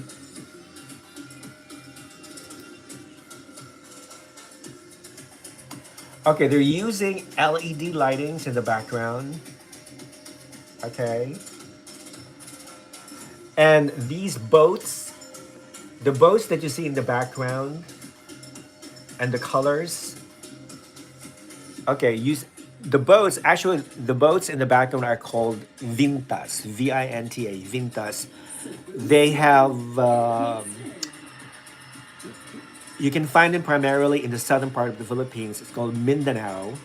Okay, and it's a very famous, very colorful boats that farmers use to navigate, to transport, to fish and whatnot. So they're using this. I also like the colorful wraps right there, multicolored wraps. This is April Smith, Cebu, Cebu City. Go April for Supranational. I can see her in Super. Look at that stage. And then you have Nicole Borromeo of Cebu Province. Okay, I do like their two-piece swimsuit. I haven't seen anybody wear a one-piece. So far, everybody's wearing a two-piece, a bikini. Okay, they all have the same design, the same style, which I actually prefer. I would rather see the same style, the same consistent design worn by all the girls, really.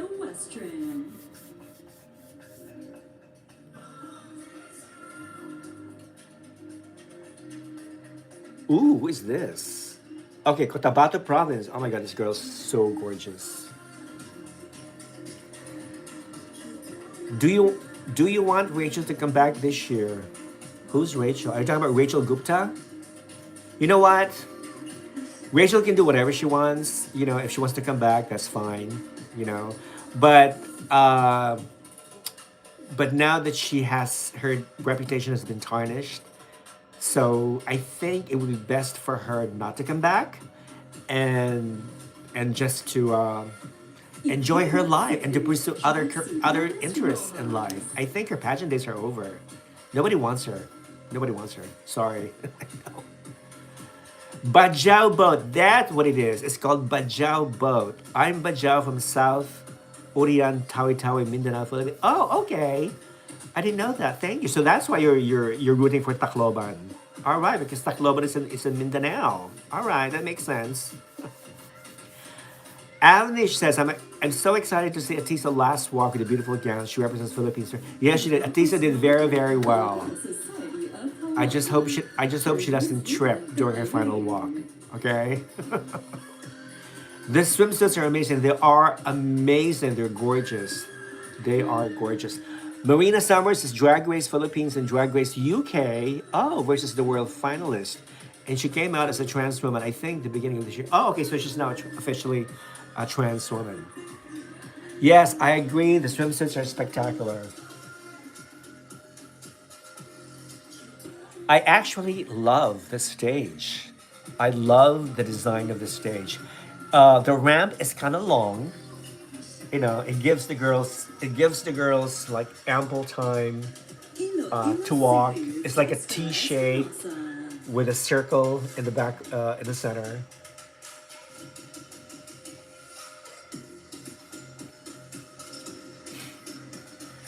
Iloilo City, Zesta Espinosa. Okay, Iloilo City is my number 13.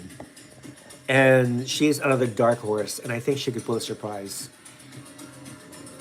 She could pull another surprise. Cebu province messed up. Oh, I didn't even notice it.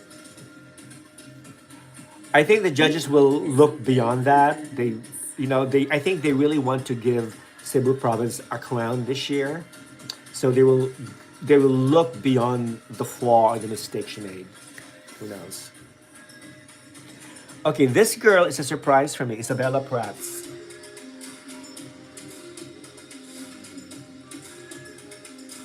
Laguna. She's giving me Atisa Manalo vibes.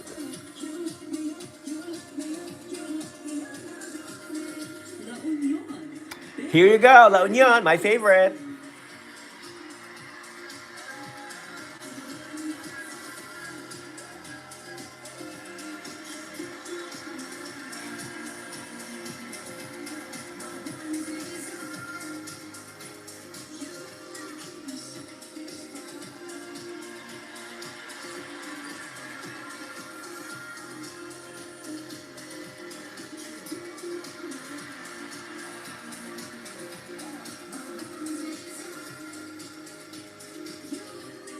What do you think of La Union's performance? Flawless, right? Perfection, right? Oh my God, La Union for the win. I heard that Rachel is continuing her studies in France. Good for her. Good for her. Who knows? Maybe she'll stay there forever. Pick up the language, become a French citizen, represent France in Miss Planet International. Who knows? Rachel Gupta can compete on another planet. Oh my God. This is a long, long swimsuit competition. Hope it's not rigged. The Miss Universe 20, like Miss Universe 25. I don't think it's going to be rigged because Philippine law is very, very strict. They have very severe. The punishment for corruption is very severe in the Philippines, and plus they're very, very professional. They have several professional accountants working for the company, so I don't think it's rigged. No, no. Now, Miss USA 2025 was rigged, and I'm sure Miss USA this year is going to be rigged as well.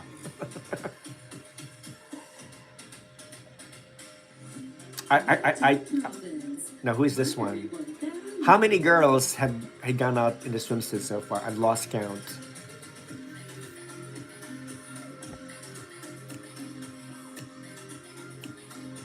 Okay, the music is okay. I like the music. It's danceable.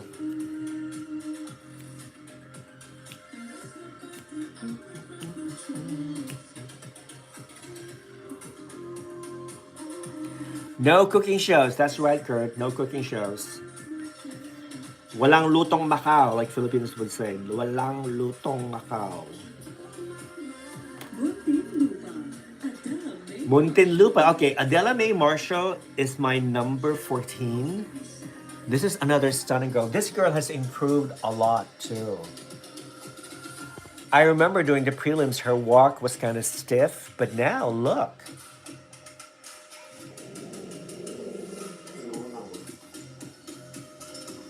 You go, girl.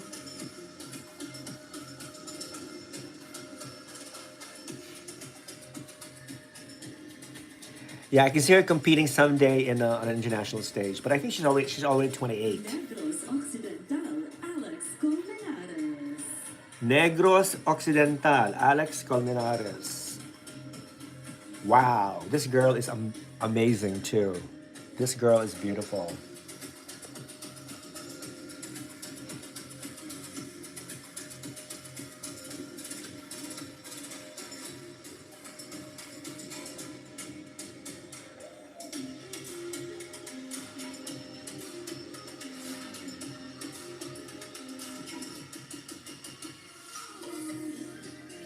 I also like the fact that they're wearing the same shoe design. They're not the clunky Chinese laundry or high platform shoes. They're all wearing exactly the same stiletto, the same shoes, which is great. Again, you're looking for consistency, and I think consistency is very important. Another favorite of mine is Pampanga, Allison.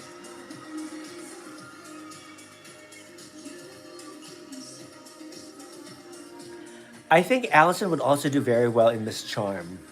I can see her winning Miss Charm Philippines because she's charming.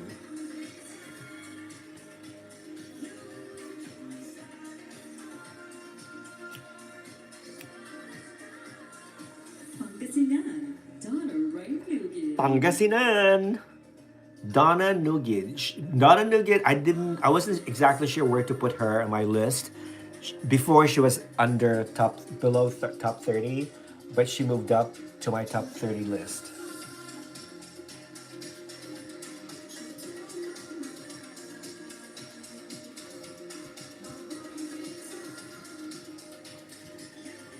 So I don't know if you guys noticed, but I noticed that not all the girls have the same hairstyle. Like for instance, when you compare this with Miss Grand Thailand or with Miss Universe Thailand, the Thai girls in both these pageants usually have the same hairstyle, like wavy.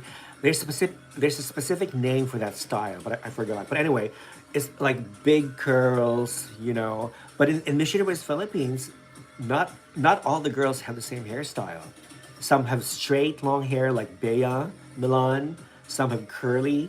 Some have waves. I mean, even April Smith. I mean, April Smith is half black, half Filipino. She's sporting a long straight hair. So, oh, I haven't seen any short-haired girl, which is very interesting. Usually, every year they have like a short-haired girl that makes the cut, like Michelle D. 2 years ago. But this year, there's no short-haired girl. Interesting.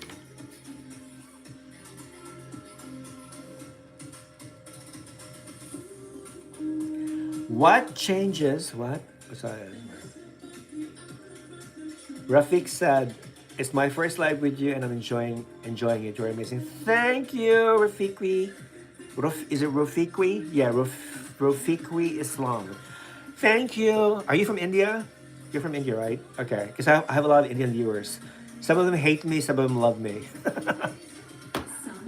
I'm glad to see another Indian guy who loves me. Thank you. Top 10 for sure. Yes, top 10 for Bea. Well, winner. What changes would you like to see in national and international pageants this year in general? Good questions. First of all, let's get rid of corruption. Okay, that's one thing. No corrupt, no greedy, no criminal leadership in pageants. That's number one because everything comes from the top. If you have horrible, bad leaders from the top, it's going to trickle down below. So get rid of all the horrible people at the top. Start from scratch. That's my number one major change. Number two, number two would be transparency. You have to have a transparent and fair judging process. Because really, what is the point of joining a contest or competition if the results are going to be rigged anyway? Okay? So I can understand why some of the national directors of Miss Universe decided to give up the franchise this year because they they're not guaranteed transparency for 2026. So that's why they decided to give it the franchise. So you have to have transparency, integrity, professionalism, and honesty. Okay? If you have those two important qualities, then anything will smooth. The rest will come down easily. Everything will sail smoothly if you have those two important qualities in any pageant for that matter. Okay? I'm your top number one fan, engager, proud Bajau, Sina Musa, Nusa South, Upian, Tawi, Mindanao, Philippines. Thank you, Al Kazri. Thank you. Love you.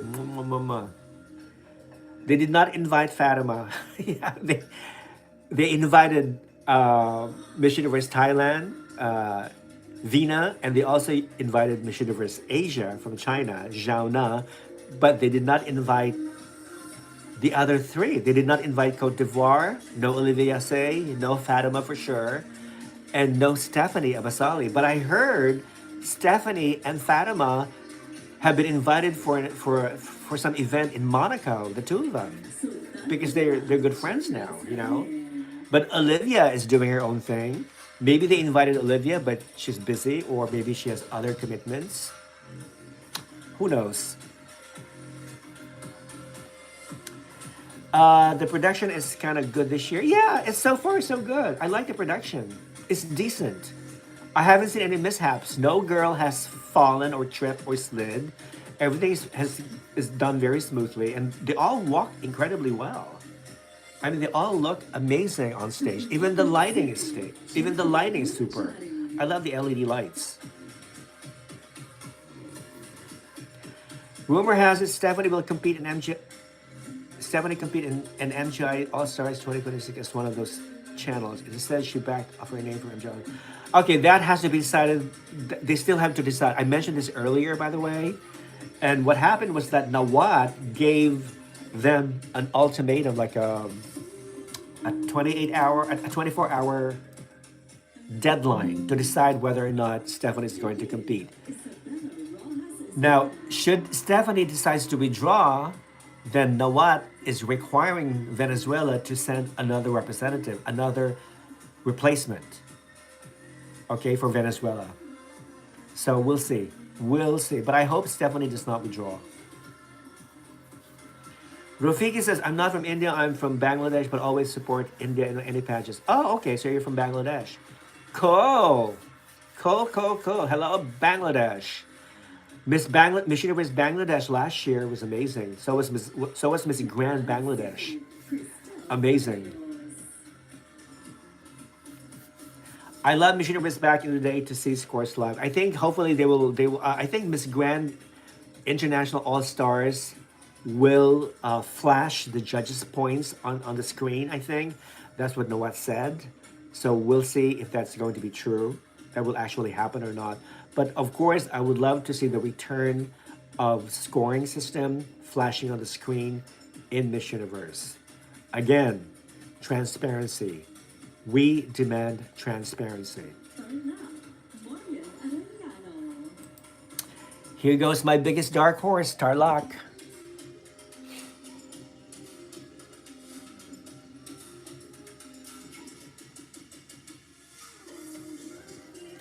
She's my number two, okay? And she reminds me of Krishna Gravidas, Miss World Philippines 2025. Look at her body. My God. And I also love her dusky complexion.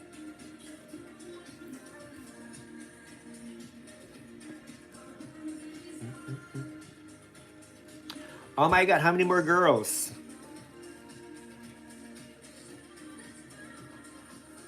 See, this is what they should have done. Oh, okay, wait a minute. Was that top 15? Oh, okay, so this is what they're doing. One, two, three, four, five. One, two, three, six.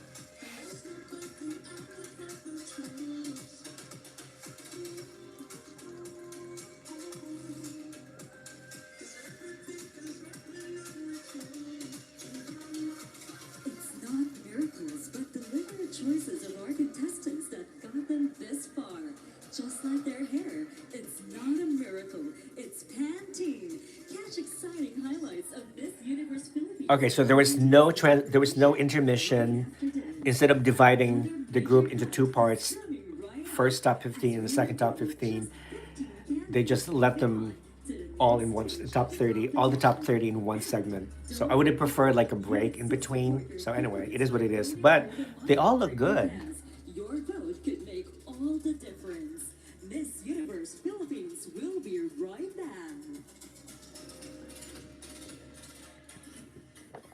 So what do you think of the swimsuit of the top 30 swimsuit competition? Did you like it? Scale of 1 to 10, what would you give it? I would probably give it a 9. I really enjoyed it. I really enjoyed the lighting, the swimsuit design, the wrapping, the colors, the background. Everything about it was spectacular. So yeah, I would give it a 9. I never give a 10. I always allow a room for improvement. Okay. All right, it's a commercial break. I think I'm gonna have my second cup of coffee.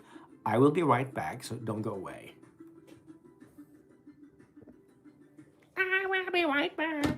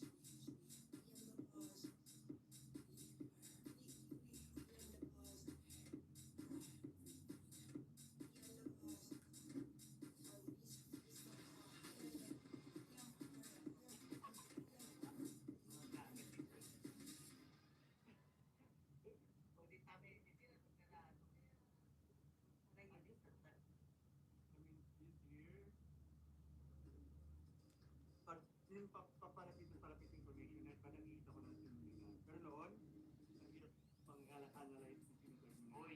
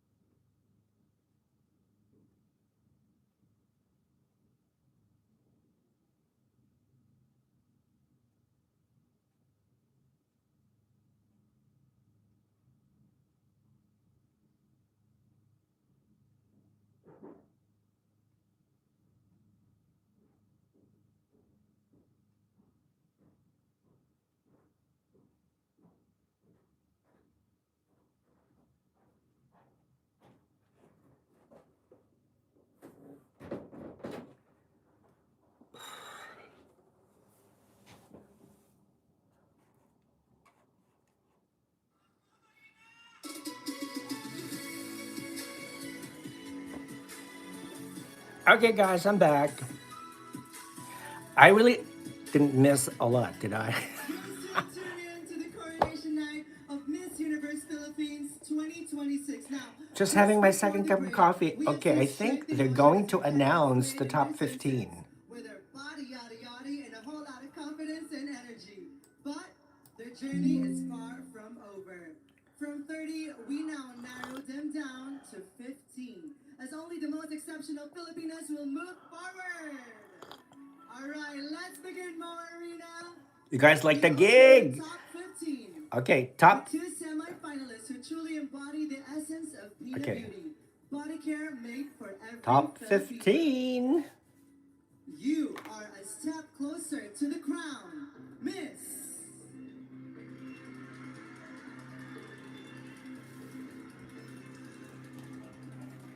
Muntinlupa. Muntinlupa is the first girl to make the top 15. Muntinlupa, Adela Mae Marshall. Yeah, this girl has. She's. I think she's the most improved girl in the competition. You are still in the running, Miss Sultan Sultan Kudarat. Kudarat. Woohoo! Sultan Kudarat.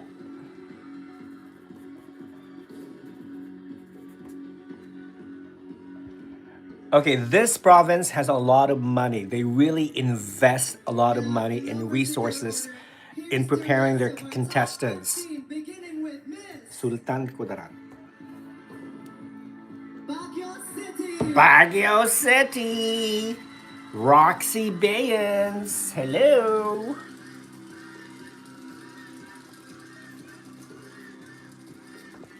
I'm happy. Are you happy? You're moving forward, Miss Tacloban City. Tacloban. Jacqueline Gurajani.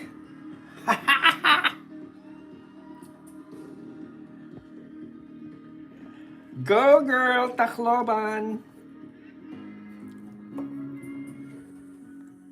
You're a step closer to the crown, Miss La Union. La Union. How could you miss La Union? How could you miss La Union? You can never miss her. Claim your spot, Miss Quezon Province. Quezon Province. Who is she?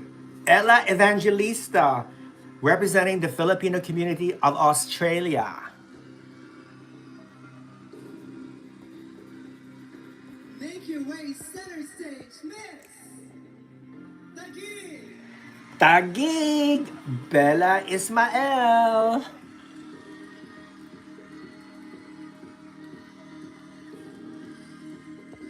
Your journey continues, Miss Camiguin. What? Camiguin? Oh my god. Oh my god. Camiguin, she's like my number 28. Oh, surprise. Big surprise. Also heading to the top 15 is Miss Tarlac. Tarlac, yes! Tarlac is my number 2.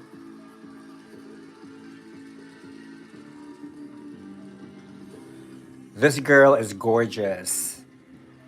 Okay, she's my number 2. All right, number 10. You are part of the top 15, Miss Manila. Manila! Manila, Manila. She's my number 8 on my list. Manila.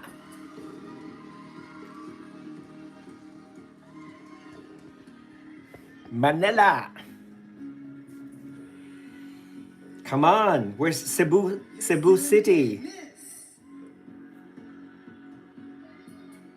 Iloilo City. Iloilo City. Zesta Espinoza. Oh my God. They're picking the right girls. So happy. Where are the 2 Cebu girls? Cebu City, Cebu Province. Claim your rightful spot in the top 15, Miss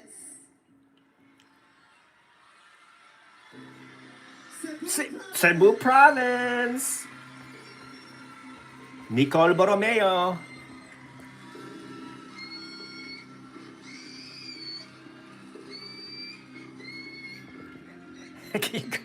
You hear the girls screaming in the background. Too funny. All right, only 3 spots remain. One of them is for Miss Cebu City. Pampanga. Cebu Cebu City. City. Woohoo! Go April!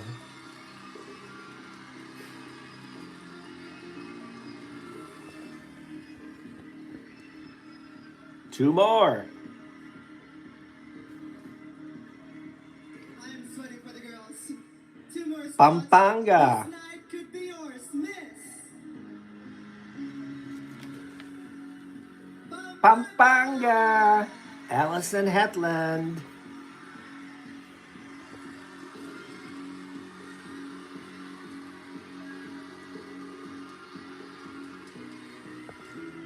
One more. Oh my god, this is so nerve wracking. One more. This is it. Rounding up our top 15 for Miss Universe Philippines 2026 is Miss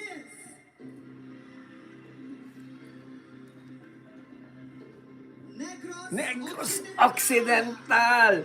Alex Colmenares. She's actually number six, my number 16.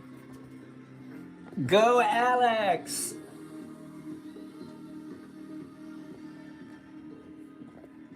Okay, all the girls that made the top 15 were all in my original top 30 list. So I'm happy. I'm very, very happy. Philippines 2026 top 15. Woohoo! Well done, ladies.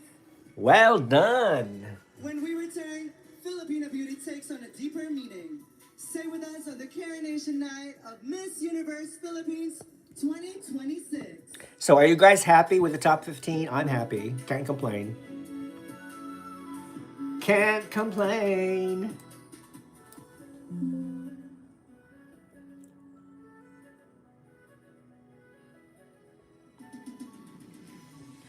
Al Kashmi says, history says Tacloban City will win Miss Universe this year. Philippines is such a great country and the people here love pageantry so much. I always enjoy watching this competition. Yeah, that's true, Rofikwi. That is so true. The Philippines is definitely the most pageant crazy country in the world at this moment. There isn't a day that goes by where there's no local, regional, town, provincial, or national pageant going on every day, every month in the Philippines. So yeah. And I think beauty pageants are bigger than boxing, to be honest, in the Philippines. Why the others wear Bragais during swimsuit round? Because Bragais is a sponsor. Jojo Bragais is a shoe sponsor.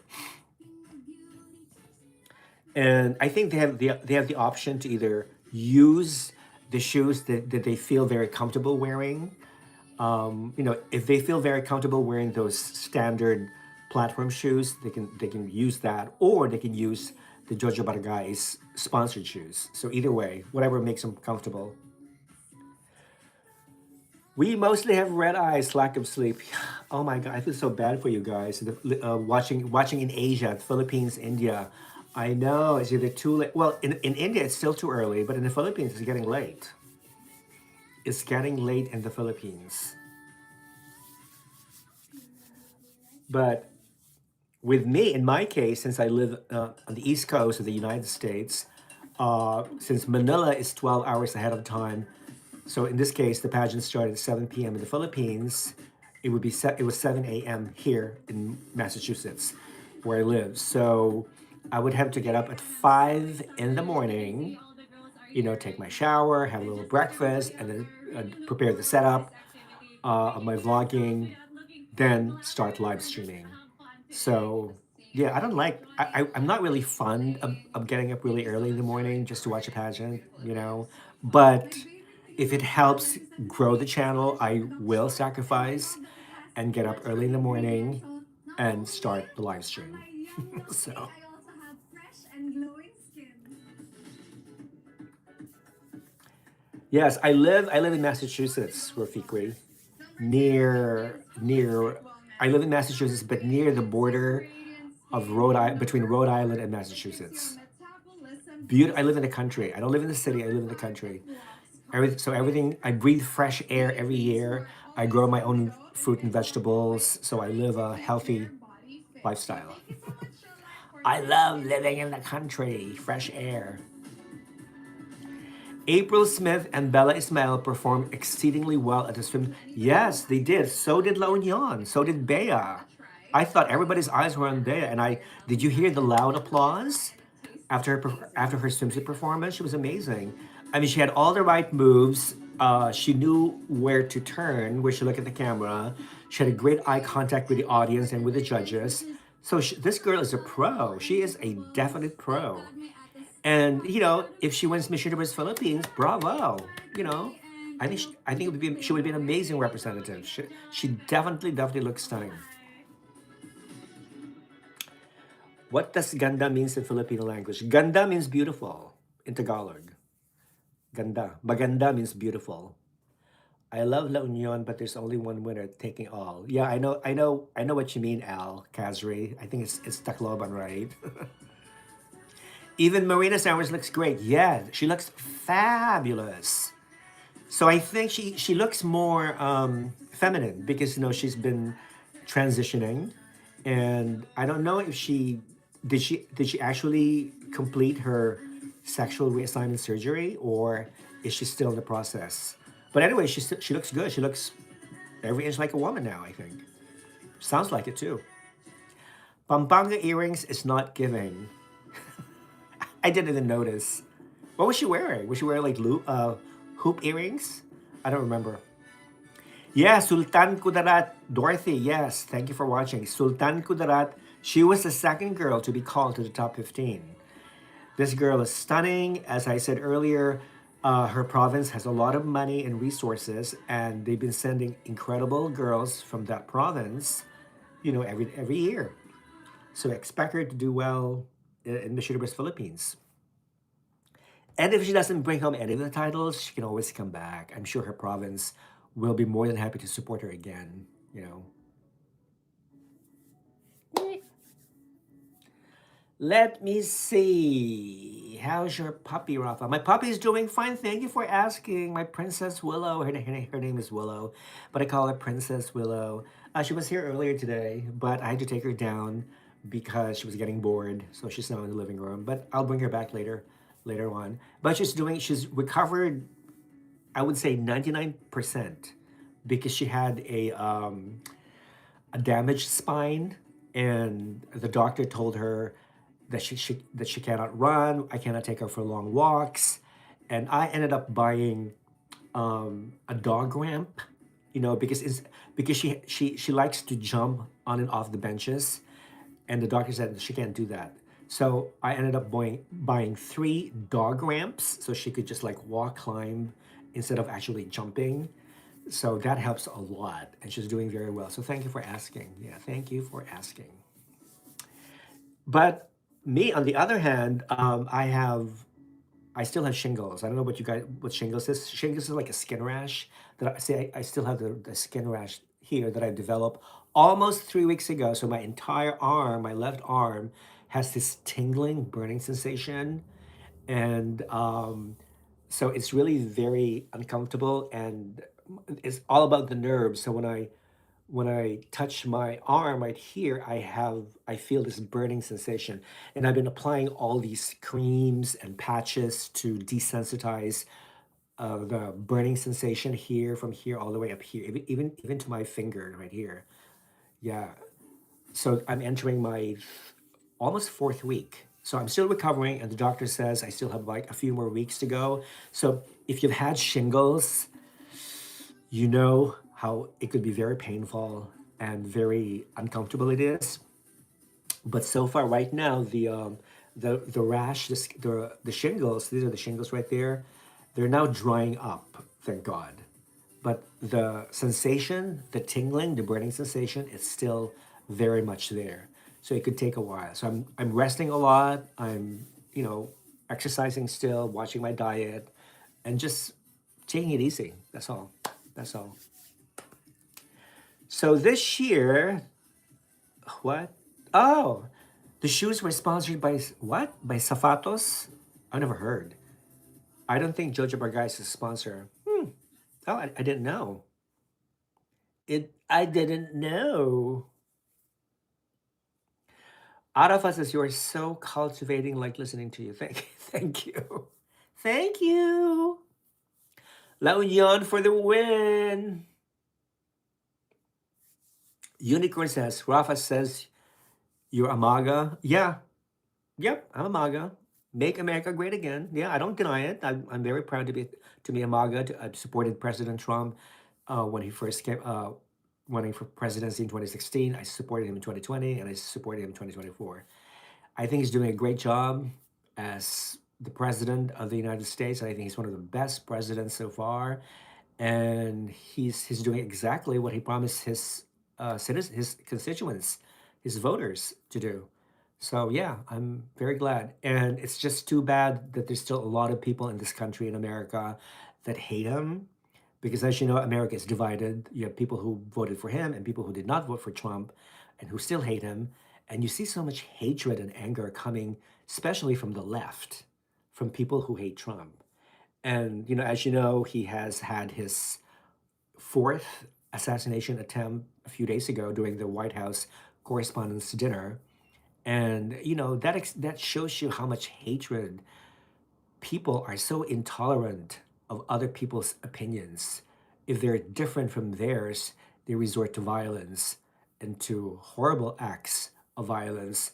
And that is not the America that I used to know. Okay, because America is still, to me, is the best country in the world. You can say whatever you want. You can criticize the government without people killing you or murdering you. Um, but that has changed since Trump has become the president, like literally 10 years ago. So it's so sad to see all these people who are just mad and angry just because they don't agree with your political beliefs or any type of belief for that matter. You know, it's just so sad. It's just so sad. So yeah, so God bless America. God bless President Trump, and I think he's still doing an incredible, amazing job. So yeah, so I'm a proud MAGA. Woohoo! All right. In Indian language, ganda means horrible. Is that correct, Rofikwi? Oh my God, that is so funny. That is so funny. Actually, ganda in Filipino means beauty. Maganda, which is the adjective, it means beautiful. So ganda, the noun, is beauty. Maganda,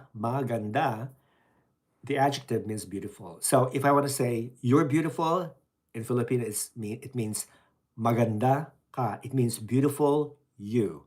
Maganda ka. Maganda ka. Maganda ka. If I want to say I'm beautiful, maganda ako. Maganda ako. Maganda ako. Maganda ka. Maganda ako. If you want to say we're beautiful, maganda tayo.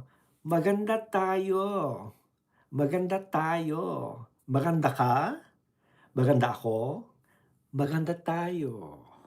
Maganda tayo. All right, so you've learned Filipino. Woohoo! So Rafa, I like Miss Universe Philippines last year, then this year, the music choice this year, I don't like.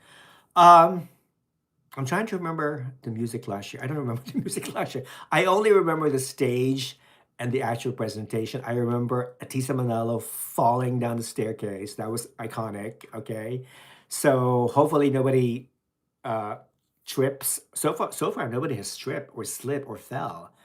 Not even the swimsuit competition. Everybody was flawless in swimsuit. So hopefully none of those girls, none of the top 15 girls will fall, slip, or tumble down the staircase during the evening gown competition. Yeah, but I don't remember the music last year. Evening gown segment is my favorite. It seems like Bella will appear with a goddess look. What do you think? You know what? As you know, we all love the evening gown competition. I think the evening gown is always the best segment of any pageant competition. Wouldn't you agree? Because everybody, all the girls are coming out with beautiful dresses. You don't even know what they look like, so there's a lot of surprise. There's going to be a lot of surprises. Okay, so I can't wait to see the gowns, the choice of each of the top 15 contestants. Um, I hope you get better quickly. Thank you, Kurt. I hope so too, because having shingles is not, it's not pretty. Okay, I hate getting all these. I hate being sick. Period. Because when I feel sick, when I get sick, I feel useless. I can do it. I really can't do much. You know, I really can't do much. But hopefully, this is not a permanent illness. Eventually, it's going to go away. Hopefully. A new shoe sponsor that's supporting the shoemakers of Marikina. Okay, thank you for that information, Dorothy. So it's not Jojo Barangay's. Oh, you know what? I'm confusing Jojo Barangay's sponsoring MGI All Stars. That's it. Okay, yeah. So he is sponsoring MGI All Stars and not Miss Universe Philippines. But the shoes that they're wearing, the Zapatos shoes that these girls are wearing, look exactly the same as the swimsuit shoes made by Jojo Barangay's in the past. You know, so I can't tell the difference. Rafa shingles is reactivate chickenpox, but less severe. Yeah, my doctor explained that to me. At first, I didn't know what it was. I thought it was like a poison IV or something. But when they told me, nope, it's shingles. Okay, well, what is shingles? I never heard of it. So yeah, so it's one of those. I had chickenpox when I was a child, and I think what triggered the reactivation of the virus was too much stress. My doctor told me. So I think I'd been living as a very stressful life, and that's why I got shingles. Unicorn says we love Donald Trump. Yay, go Trump! Yep, yep, yep, yep. Will you cover Miss Universe India? I hope. I hope. When is it anyway? Do you know? Let me know. Depends on my schedule. Depends. I would love to cover Miss Universe India. Be careful of the scars. Yes, I am. I'm using calamine lotion to spread all over. Calamine lotion has a very cooling effect, so sometimes I apply cold presses. I apply like cold presses here and there. It helps relieve some of the since the burning sensation, but I'll be fine. Thank you. Yes, Jojo Bargais will be judging MJI All Stars. That is true. That is true. Did you guys see Jojo with Nawat? Nawat brought Jojo to the MGI building, to the MGI hall, and Jojo was interviewing Nawat, how the format is going to be like, etc. And they also showed some of the former Miss Universe or Miss Grand Thailand contestants selling live on TikTok on social platforms. They showed the girls working in the background in the building. So I thought, okay, this is really nice. They actually work. They actually are selling stuff online. Actually, I had never bought anything that they sell. Have you? Have you guys ever bought any product from MGI that is being sold on TikTok or anywhere else on their social media platforms? Because I haven't. If you have, tell me what you bought, how much did it cost, and what was it like? So, because right now I'm doing most of my shopping on from Temu because I love Temu. I'm so obsessed with Temu right now. I love Temu. There isn't a day that I don't order like even small things from Temu. Okay, so I love Temu. I mean, some of the stuff from Temu are like really bad quality, but you know what? I like Temu's return policy because if you don't like a product, if you think it's damaged or good, they will give you a refund, or you can have it exchanged, or you can get reimbursed. So yeah, go Temu. Okay, so right now they're showing a pre-recorded video clip of the girls, some of the girls' activities in the past. They're showing, you know, they visited all these charitable alliances, schools to reach out to the underprivileged children. You know, this is a really important core of the Miss Universe Philippines organization because, as you know, pageantry has evolved. In the olden days, it used to be just focused on superficial stuff like beauty of face, beauty of the body, etc. And but now through the years, they have evolved into reaching out to underprivileged communities like poor people, people who are not educated, people who lack the resources to get a good education or to improve their lives. So this is, if you take out the spiritual aspect of a beauty pageant, then it's just so superficial. It's just very artificial. There's no significance behind it because I mean, what good is it to have a pageant if you don't use the winner to spread some sort of awareness to promote her advocacy or whatever charitable alliance that she support or the organization supports. Okay, so I'm glad that Miss Universe Philippines organization has several charitable alliances that they continue to support every year, and eventually it's a win-win situation. The organization wins by promoting themselves, by expanding their exposure. And also, these charitable alliances are also benefiting from the organization's generosity with the help, of course, with the contestants. So that's good. Every pageant should do that.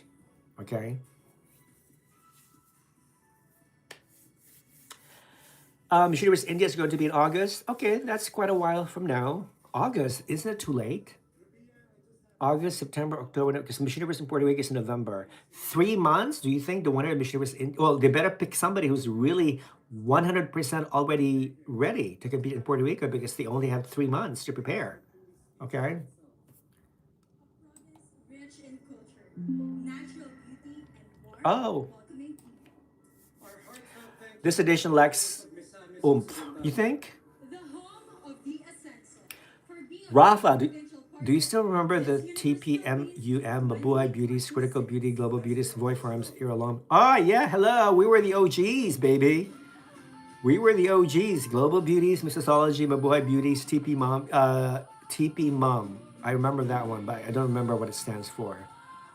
Voy Farms. Oh my God, we're talking about like 20, 25 years ago, I think. Yeah. We were the original OGs. We were the OGs before social media. Now everything, anyone can be a pageant expert. Anyone can be a pageant critic if you have a social media platform. Okay? You can be a critic even without ever attending an actual physical beauty pageant. You can be a critic even without ever judging or producing a pageant. Okay? You can be a critic even without ever coaching or preparing a girl. Okay? So to me, a real pageant critic should be like me. Anybody who, as an expert on pageantry, because I've been following pageants for almost 30 years, okay? I've coached young women, I've produced a pageant, I've been a national director of 3 pageants, I've won, I never told this to anyone, but I've actually won 3 Best National Director Awards from Mr. International back in 2006, 7, and 8 when I sent the US delegates to those years of Mr. International. I never told anybody that, but now I'm bragging about it, okay? So yeah, just so you know. Yeah, so but now if you have a social media account, anybody can be a pageant critic. Okay, if you have a YouTube channel, sure, why not? I'll be a critic. Sure, I'll be a vlogger. Okay, whatever. It's so easy to vlog these days. But in the olden days, before social media, Mississology, Global Beauties, Critical Beauty, Babuay Beauties, we were just the OGs. And we still exist. I don't know, does Mabuhay Beauty still exist? I don't think so. No, but Critical Beauty has been forever. Before Critical Beauty was Miss Universe Critic, my original website, and I changed the name to Critical Beauty. And then Global Beauties, of course, still exist. But Enrique Fontes, the owner and founder of Global Beauties, left Global Beauties to work full time with Miss World. So Enrique is now a full time Inspiring social communities that media manager reflects for progress Miss and World. pride. Okay. Our heartfelt thank you Let me to see. Miss Mississology, of course, Cinta Powie. We all love Manalo. Powie. Powie Thank still you, getting. Miss as strong as ever. And I think of all the pageant vloggers, well, actually, I don't think Pau is a pageant vlogger. He's more like a pageant correspondent. Okay, but he's not really into vlogging. No, I don't think Pau is really into vlogging. He's kind of shy. He doesn't like. He rarely gives interviews. Okay, so but he's the most invited, most sought off pageant correspondent ever, I think. So I love Paui to death. He's like my nephew that I never had. And I love him. He's just amazing. And yeah, I'm just happy that he's been so successful in what he's doing. So love you, Paui. He and I met for the first time in Thailand last November for Miss Universe 2025. He and I have been corresponding for almost 20 years and without never meeting each other in person. And finally, oh my God, Bobby! Yay! I'm sorry, no, I take that back. We first met in Mexico City for Miss Universe 2024. Sorry. And then we met again the following year in Thailand. Yeah. So, love my Pawi.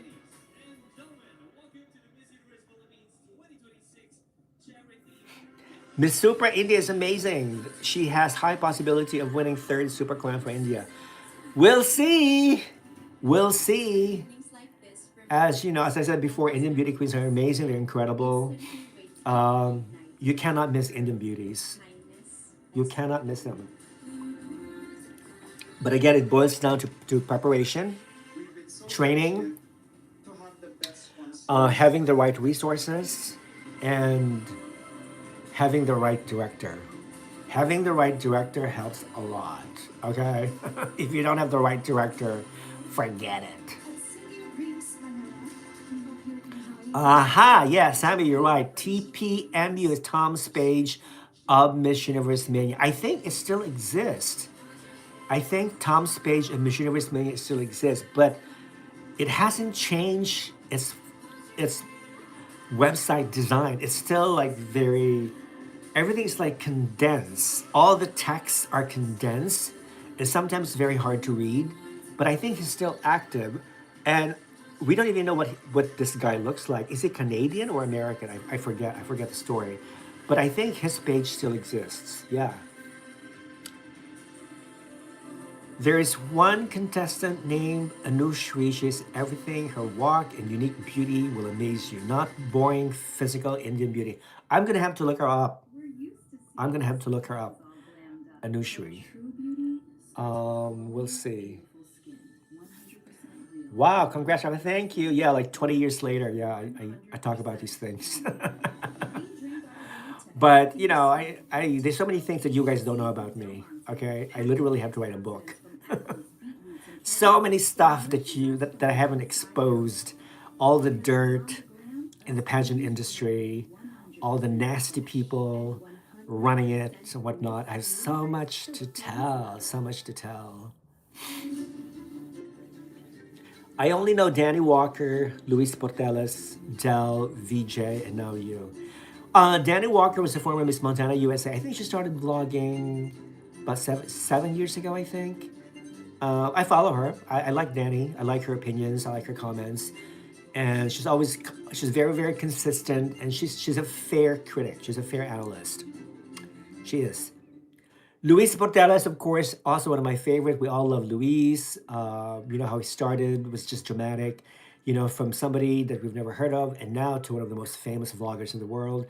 And if you follow his trajectory from having been born and raised in Cuba, and then his family emigrated to Canada, and then he had to learn French and English besides his native Spanish, and he lived there for a while, and then all of a sudden he discovered Catriona Gray winning Miss Universe 2018, and that's how he started vlogging after Catriona won Miss Universe 2018, and he fell in love with pageantry, and he continued reacting to pageant videos, and eventually he transformed to being a critic, an analyst, and of course a pageant vlogger.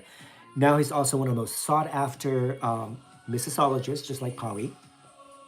Okay, recently he hosted a Nigerian beauty pageant, I think. I forget, is it Miss and Mr. Supranational Nigeria? Correct me if I'm wrong. But he was there for a while. And then he also hosted several pageants in Asia. I think Miss Planet International in Cambodia, and also was it Miss Supranational India or something? Yeah, so he's also very well in demand. So I'm very happy for Luis. He's one of the kindest, one of the most humble, and just really one of the most beautiful people that you will ever meet, inside and out. So yeah, love you, Luis. Mi amor, te quiero. Who else? Let me see.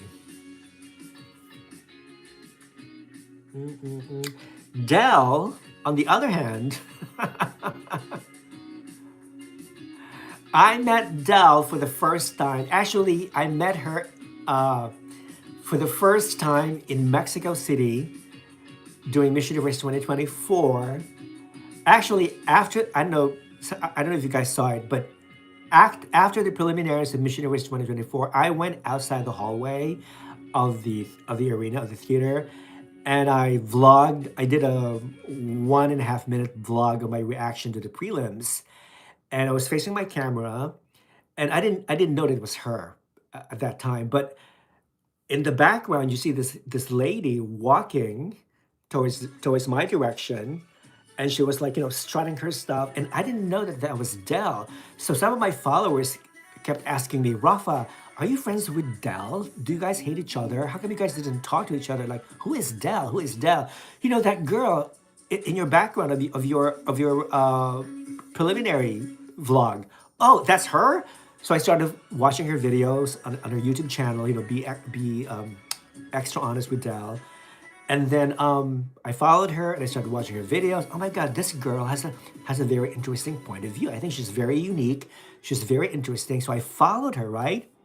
So it wasn't until in Mexico City, so we started corresponding with each other online. We became friends, and then we finally met each other at the hotel lobby of Hotel Intercontinental, where the girls were staying for Miss Universe 2024.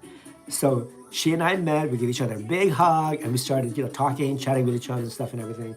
So yeah, so I started to follow her, and also, by the way, when you study her trajectory, she was a nobody. Okay, nobody has ever heard of her. She became famous because she's very unique. She was just being herself. She's being truthfully honest, extra honest, extra. That's her tagline. Okay, extra honest, extra unbiased. So that's her tagline, and I loved it. I love that we have a vlogger who's not afraid of telling the truth, of being brutally frank and honest and whatnot. Okay. And I thought to myself, I thought I was the only one, but lo and behold, here comes another one, a much younger person, Dell, and instantly fell in love with her, and that's how we became, friends.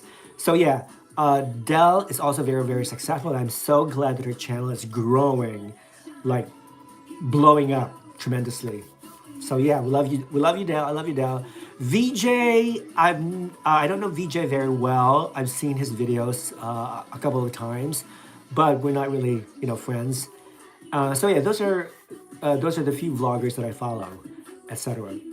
And also, I started following Contestant pageantry, Contestant now, Contestant on YouTube. They're an amazing group of mostly Filipino American vloggers, and I met them in Thailand last November for Miss Universe. I was so happy to be able to do some collaborations with them. So yeah, follow these channels. Follow Contesera, follow Dell if you haven't, follow VJ, follow Luis, Danny Walker, and all the other amazing vloggers out there. Without us vloggers, I don't think pageantry will be this very interesting. Also, by the way, Adam Ginato. Hey, Adam G. I love Adam. I love the Crown Philippines. Crown is spelled Qrown.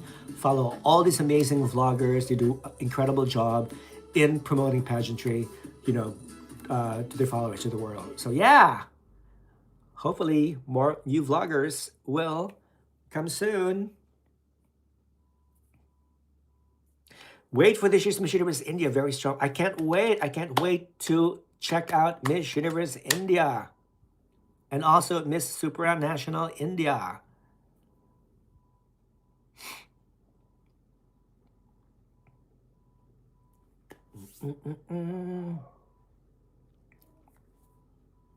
Indians are beautiful, but the accent disqualifies them to win in all beauty pageants, just like most non native speakers. The Tacloban city speaks even better than native speakers like Rafa. um, Well, that is an opinion. We all have opinions, but I think, nevertheless, with or without strong accent, I think Indian beauty queens are able to express themselves in a very unique fashion. That's why they always draw attention. They always attract attention, and I don't think they will just send an Indian girl, to any international pageant without really preparing her how to speak well or how to communicate very well. And this is all part of the training process. Yeah, yeah. There might have been like a handful or a few Indian beauty queens who have a very strong accent, but nevertheless, they were able to do very well in the competition. Please So we'll see. welcome Marco We'll see. Gumalo and Miss Universe 2025 first runner-up, Vina Pravinoy. Oh my God, Vina! What's up, Oh my God! Here we go, Vina. Elegance is not just about what you wear, but it's about how you carry yourself. Tonight, our delegates turn this stage into a showcase of grace, power, and identity. Inspired by the Manila skyline from dusk till dawn. A reflection of the city's rhythm, its spirit, and its enduring beauty. Each Filipina stands tall, strong, grounded, and unforgettable. This is the Miss Universe Philippines Evening Gown Competition. Oh my God, isn't Vina gorgeous? She should be competing in Miss Universe Philippines. She is stunning. Oh my God. Okay, so now we have the top 15 evening gown competition.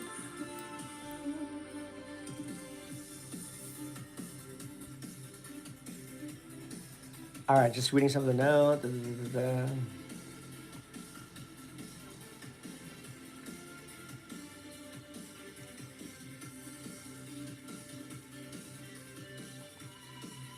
Say hi to Danka. Who's Danka? Girl, this is as long as okay. Nikita Porwal, Miss World India is amazing. She's gonna win India's 7th Miss World. She's against animal harassment. Oh my God, I love her even more. As you know, guys, I'm an animal rights activist. Okay, I worship beauty queens who fight for animal rights. All right. Okay, let's say. Okay, now she's my favorite twin. All right. So now we're starting with Muntinlupa.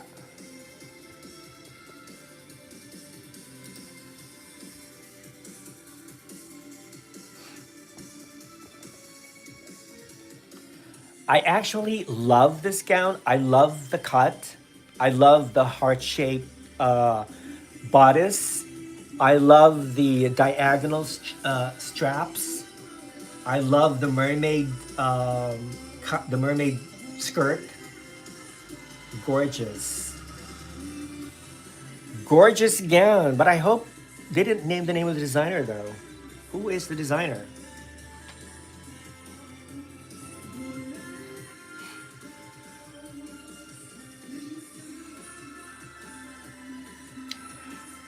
Jonathan says, "Hey Rafa, Luis hosted Nigeria's most beautiful." Oh, okay. The winner goes to Miss International. The winner competed alongside Victoria MU20. Oh, okay. That's interesting to know, Jonathan. All right. Thank you for that information. Miss Grand India is starting today. Ooh, yeah. Okay, so this is Sultan Kudarat.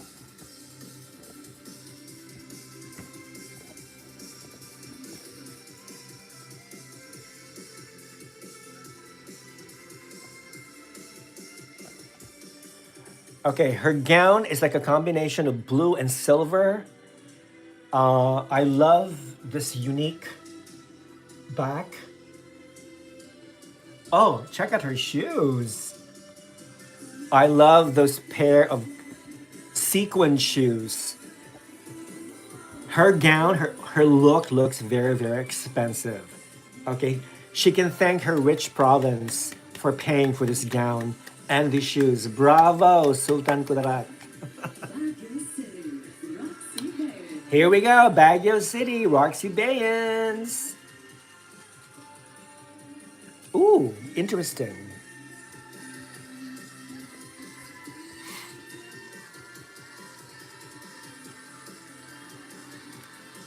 Okay, so they did put the name of the designer. In this case, it's Rian Fernandez. Is one of the most popular, in-demand Filipino gown designers.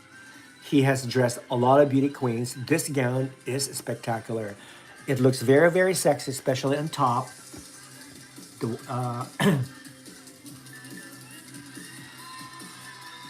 I love the black ribbon, the cut, the V-shaped cut, pink and blue. It matches her hair and her lipstick. Beautiful dress. Beautiful gown. Okay, definitely top six. Stunning. Oh my god, I can't wait. This is so exciting. Tacloban City, Jackie Burajani. Here you go, Tacloban City. Al, your favorite.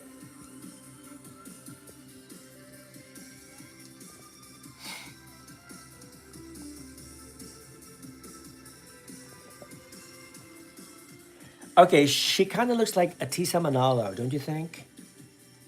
She looks a little like Atisa Manalo. I hope she doesn't trip or fall. Vina looks star, you think? I think she looks pretty. I don't think pink is going to be a winning look this year because last year Atisa won a pink. We don't know. We don't know. But nevertheless, I think she will win. Baguio City will win one of the titles because they're distributing 6 titles. Miss Universe, of course, is the main title, but there are 5 other titles. Okay, here's everybody's favorite, La Union. She's wearing, what is she wearing? I think she's wearing pinkish.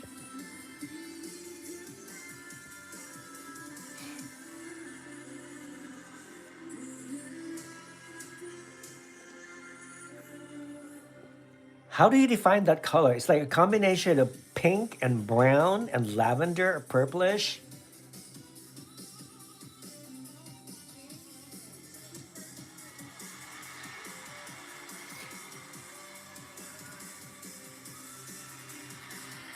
Okay, this girl knows how to pose. She knows her, to show she knows exactly when to show her best assets, her profile, the way she turned her waist to face the audience and the judges, her walk, incredible, high cut dress, and even the shoes, perfection. Winner. Province and Filipinas Winner. Australia, Patricia Ella Evangelista. Okay, now we have the girl who is representing the Filipino community of Australia. Patricia Ella Evangelista, Quezon Province. I love her dress.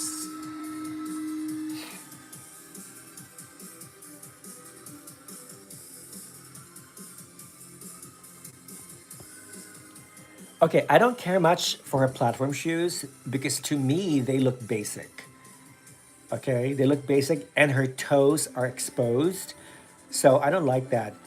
I mean, beautiful gown, but those ugly, clunky platform shoes kill the look. Other than that, solid performance. Okay, solid performance. Scale of 1 to 10, I'll probably give her an 8. But Bea La Union, definitely a 10. 10, 10, 10. The gig, Isabella Ross. Here you go, Tagig, Bella Ismael.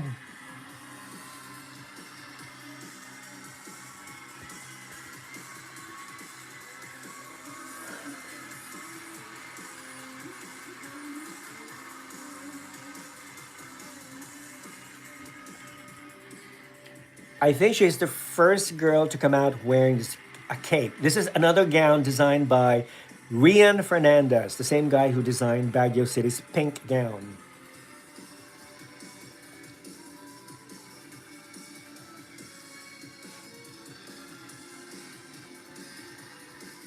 Okay, I don't know if you guys noticed. Beautiful gown, but the shoes, they're like stripper heels. They're one of those like transparent glass platform shoes, which I also hate. I call them stripper heels. Other than that, the girl is beautiful. The gown is amazing. Beautiful. Okay, here we have who's this? This is Camigin, Erica Karayday.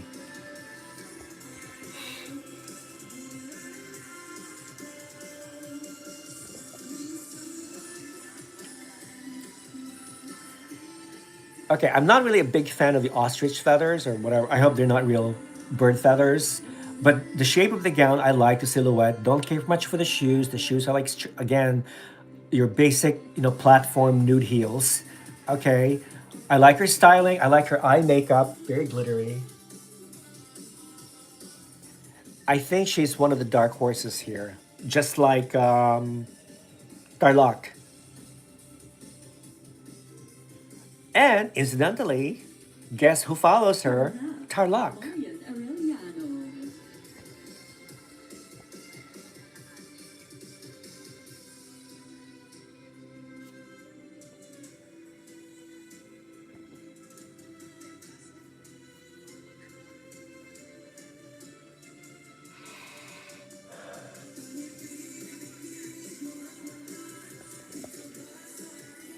Oh my God, I have never seen a gown designed by Rian Fernandez that looks like this. This reminds me of a Miss Venezuela gown from the 1990s, but it has been modernized.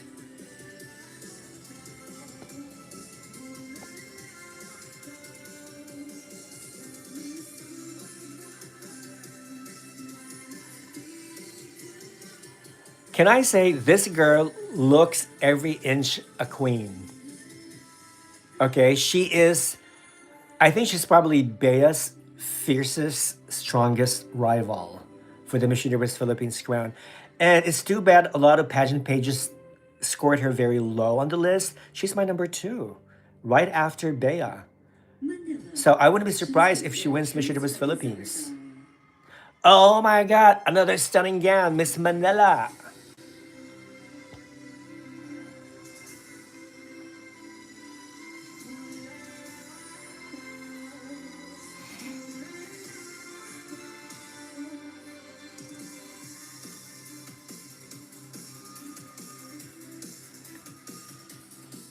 Okay, so this reminds me of the fuchsia gown that she wore during the preliminary evening gown, which was fuchsia, also designed by the same guy named Danielle Manila. Okay, in this one, she's wearing it's like the white version, but it's just as equally stunning as the fuchsia version that she wore before. This girl is phenomenal. She looks great, gorgeous. Now, this is a Miss Universe gown.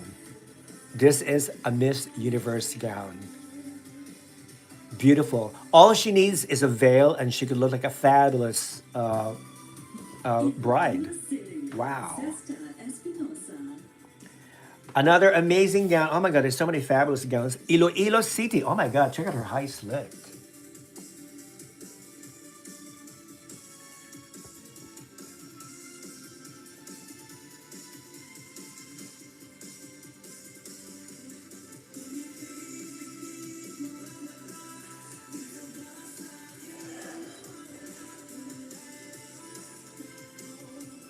Okay, she almost tripped. Thank God she did not. Okay, because the hemline of her dress is a little too big. But I like the high waistcut. I like the cutout. I like the plunging neckline. I like these spaghetti straps. I love the color too. There are a lot of things going on in this design, but they're all for some reason they all complement each other. And this gown is designed by a Filipino designer who I've never heard of. His name is Ju Rubio. So congratulations to Ju Rubio for this incredible, amazing dress. Woo! Now we have Cebu Province, Nicole Borromeo. I'm not sure if I like this gown.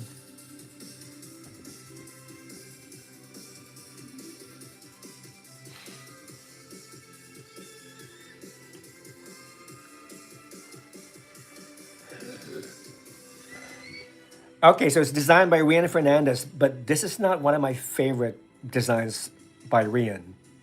Something's lacking. I can't pinpoint exactly what is missing. But overall, her styling is fabulous. I like her hair in a bun, ready to fit a crown. Oh, actually, I do like the little train hanging on her shoulder. I like that one. But I don't like the shoes because she's wearing your basic nude platform shoes, okay, which kills the look. It would have been better. It would have been better if she had worn a matching blue royal blue heels, not those stupid clunky nude platform shoes. They need to ban these type of shoes. Okay, get rid of them. I hate them. Next, we have Cebu City. April Smith, my favorite for Miss Supernational, looking like a goddess, looking.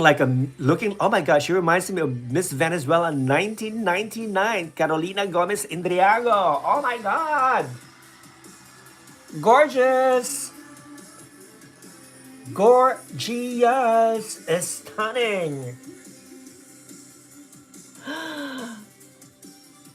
This girl is perfection. She's wearing a one shoulder dress. Oh, I missed the name of the designer. Look at that. I love this side design, serpentine look. The slit, which is high enough to show her long legs. I love the matching silver shoes. This girl is perfection from head to toe. Okay? Scale of 1 to 10, I'm going to give her an 11. This girl needs to win one of the crowns, okay?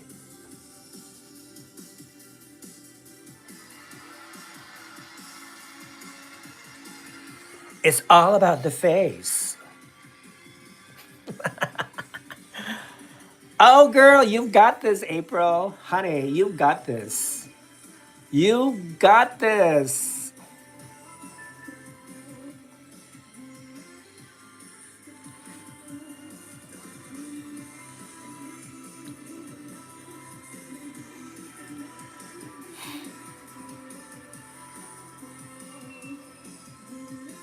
Pampanga, Alison Hepburn.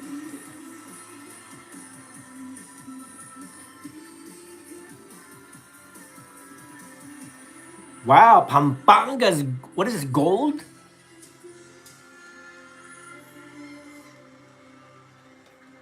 Okay, so this dress, Pampanga's dress, was designed by Mac Tumang, the same guy who designed Catriona Gray's lava gown.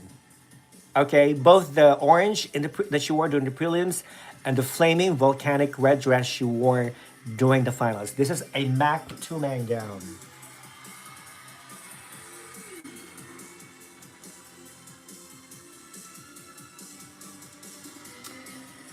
These girls are nailing this competition.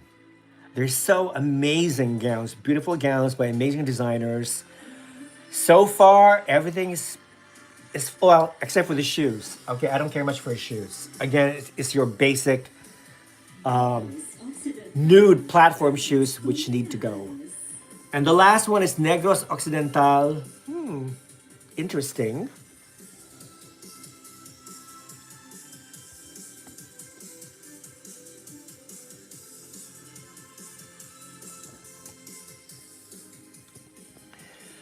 Okay, so the problem with this dress is that it's too short for her heels because you can see the heels.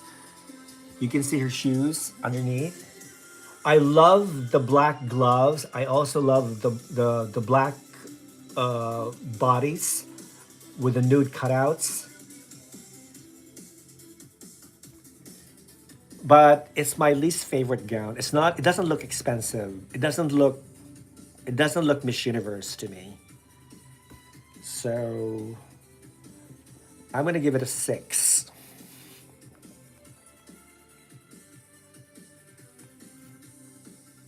Okay, so you guys, what do you think of this evening gown competition? Do you guys like it? Do you like the phase of the competition? Do you like the music? Do you like the background? Now they're showing cityscape in the background.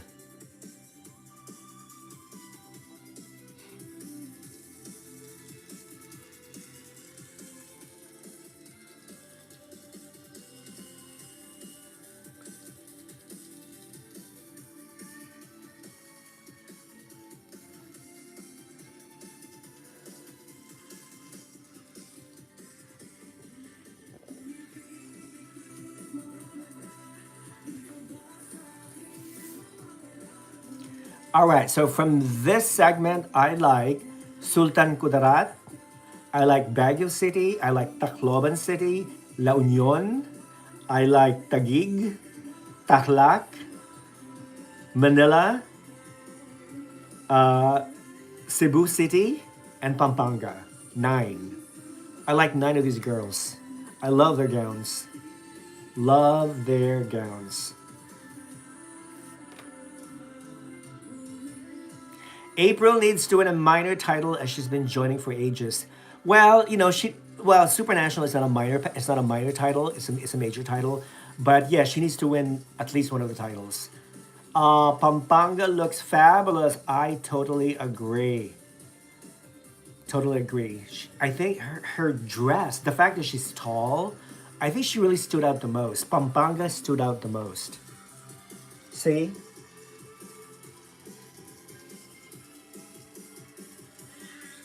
But I like Cebu City. I love Cebu City. I love her overall Carolina Indriago look. Wow, beautiful. My top seven: La Union, Manila, Pampanga, Cebu City Province, Taguig, Tarlac. Excellent top seven. Excellent top 7.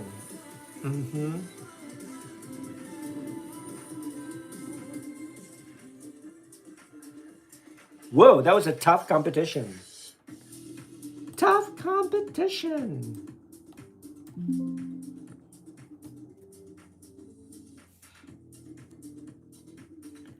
Okay, so now they're showing commercials. Loop again. So definitely La Union. You know what? Rafiki, I think I agree with you. I think you could be right. Those top 7 that you mentioned, they could be very well the real top 7. La Union, Manila, Pampanga, Cebu City, Cebu Province, Taguig, and Tarlac. Yes. Yes, yes, yes. They could very well be the real top 7. Let me see. Let me see what the other people are saying.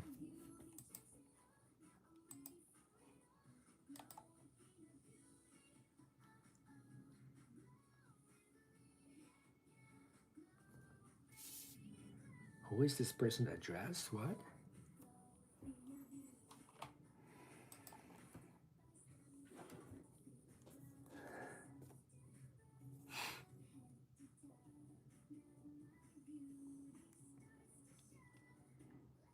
Okay, so I'm reading Adam G's Instagram post. This is right after the swimsuit. He said, Bella of Taguig, Bella won the swimsuit round for me. She walked and took her time so slow the moment she went to the center. She gave a ballerina twirl. As some of those who don't know, Bella is actually a professional ballet dancer. So that explains why she looks always so graceful on stage. So she gave a ballerina twirl reminiscent of Catriona's slow-mo twirl, but with a twist. And he also said April Smith came so close. Wow. I agree. I agree with Adam. I agree.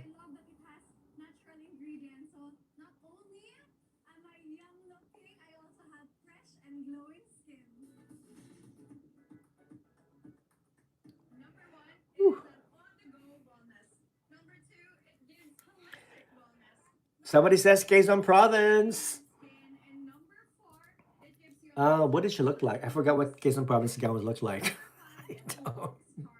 April Smith's EG performance was so Miss Universe ready. 100% agree, Dorothy.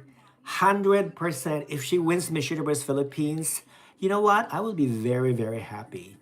I explained that in my last, in my top 6 video choices, that if April is sent to Puerto Rico, she will draw a lot of attention. She will definitely draw a lot of attention. Okay? Well, in the same way that Chelsea Manalo drew attention when she was in Mexico. Okay? But I think Puerto Ricans will definitely love April Smith. And if she wins, all she needs to do is learn some basic Spanish expressions and she'll be all set, right? Okay. My real name is Russell, not Roficule. Okay, Russell. Glad to know you. I thought you were a girl. So, well, it's great to meet you, to know you, Russell. Welcome to Critical Beauty. My top seven so far. Well, in the beginning of this vlog, I showed my top seven list. Here they are. I'm going to show it to you again. I have La Union, Tarlac, Taguig, Cebu City, Cebu Province, Baguio, and Pampanga. Those are my top seven. Top seven. And they all made the top 15.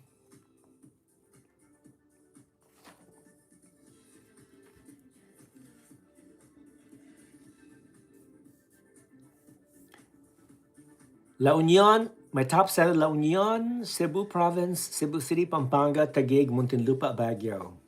Muntinlupa is going very strong. I'm really surprised because I mentioned earlier, she was kind of like so-so during the preliminaries, but she improved tremendously. I think people were commenting on how she could use more training, and I think she took their advice seriously.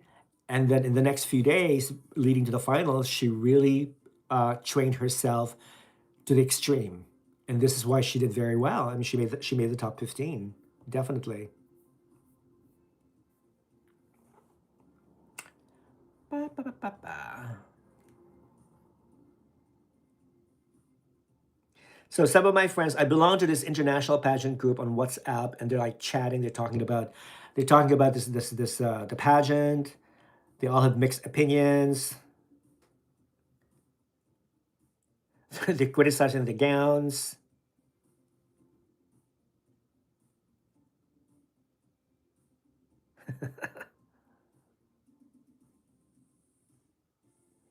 Lenka says the swimsuit were terrible, and even Melvin says that the swimsuits were terrible.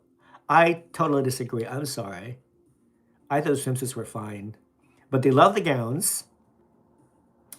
Melvin says Cebu Province gown is very classy, but the designer is lazy. Looks like a college project, although a decent college project. That well, that was designed by Rian Fernandez, and I said, it wasn't my favorite Rian Fernandez designs. So I thought, and at first I didn't know what it was, who designed it, because I thought it was like kind of like very basic. But when they flashed the name of Rian Fernandez as a designer, it's like surprise. Really, that's Rian Fernandez? Well, that's not one of the best designs that he's ever made. Cebu City, simple and classy. Love the gown. Uh, Let me see. Lanka says she's incredible. Cebu City, she's incredible. I want the gown, the white gown. Melvin says Pampanga's gown is like the mother of the Filipina bride gown. Boring, but still like the girl. She's gorgeous. Negros Occidental's gown is drag school project. Need better colors. He is most pissed with Baguio City. This gown may have ruined her chances. I don't know.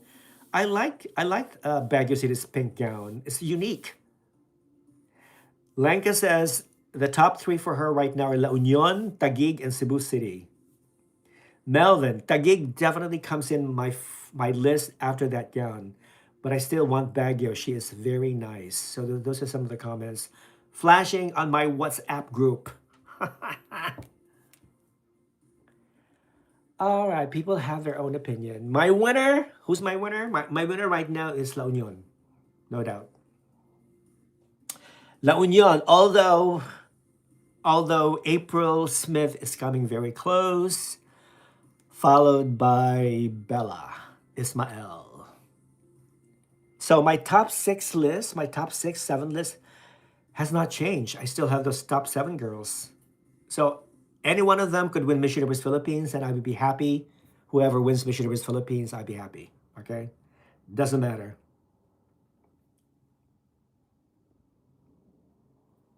Pampanga needs to get the Super Crown.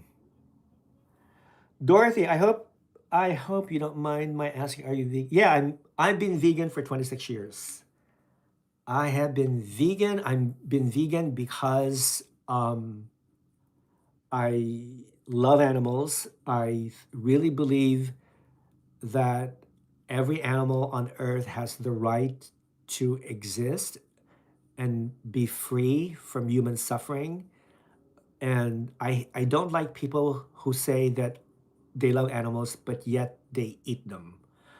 Okay, so to me, that is like, uh, it's like horrible. The worst cognitive dissonance ever. You cannot say I love you, but I'm gonna kill you. I'm gonna kill you and eat you. You know that's not love. Okay, that's exactly the opposite of love. So stop saying that you love animals, but yet you eat animals. So yeah, I care about animal rights. Animal. I hate humans who abuse animals, who make fun of animals, who hurt animals for the sake of hurting them. I mean, these people are crazy.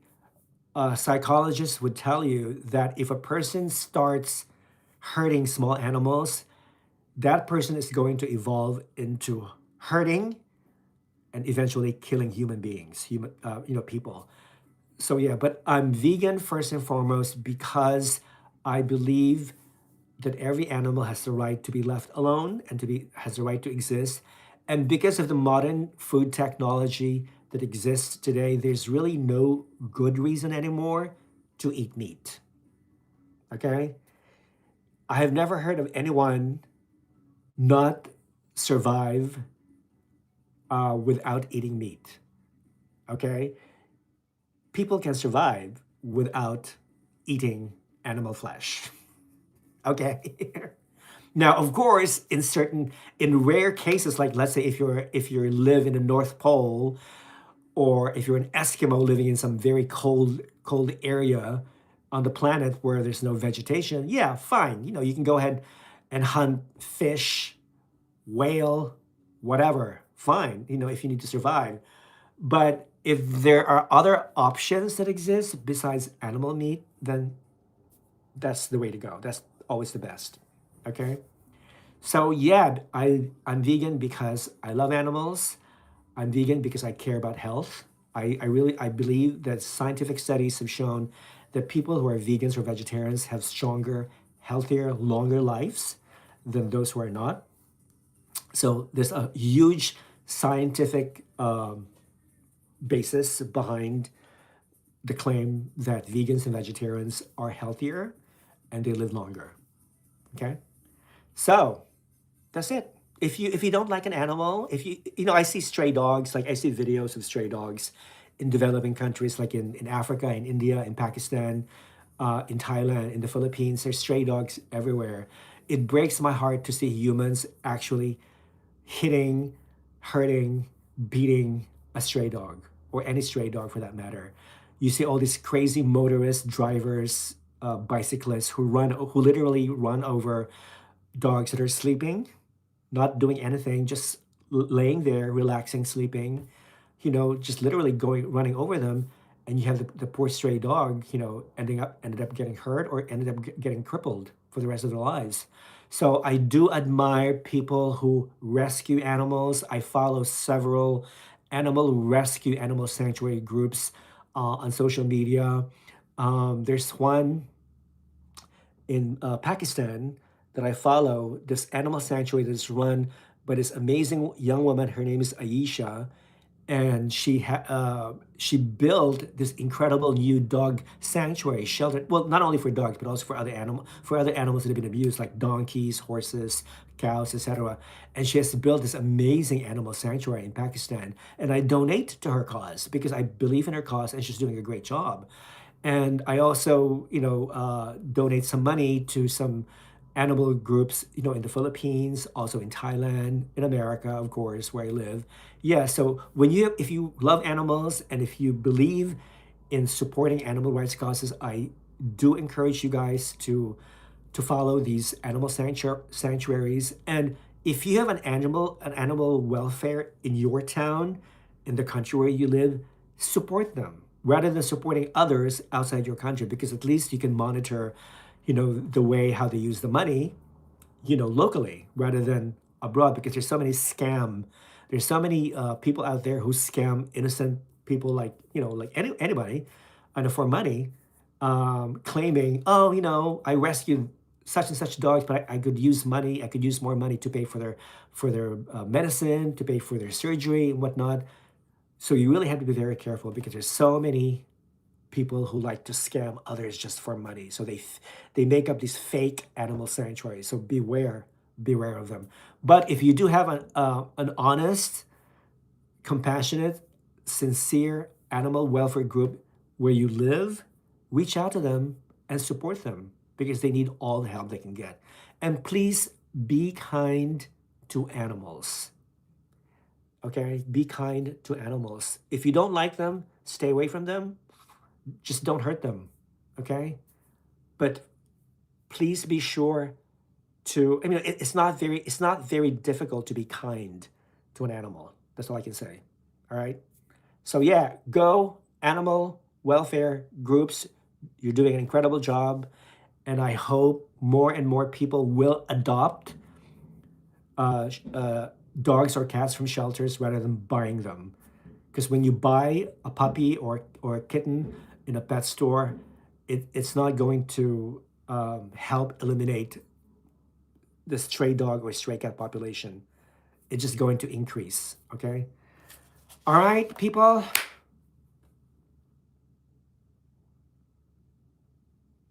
Tagig wins the gown segment.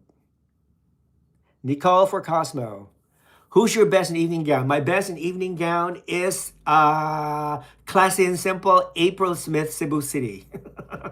Because I love Carolina Indriago, Miss Venezuela 1999. She wore um, a similar dress when she competed in Miss Venezuela. That's exactly almost the same style and look that she had when she won Miss Venezuela 1999.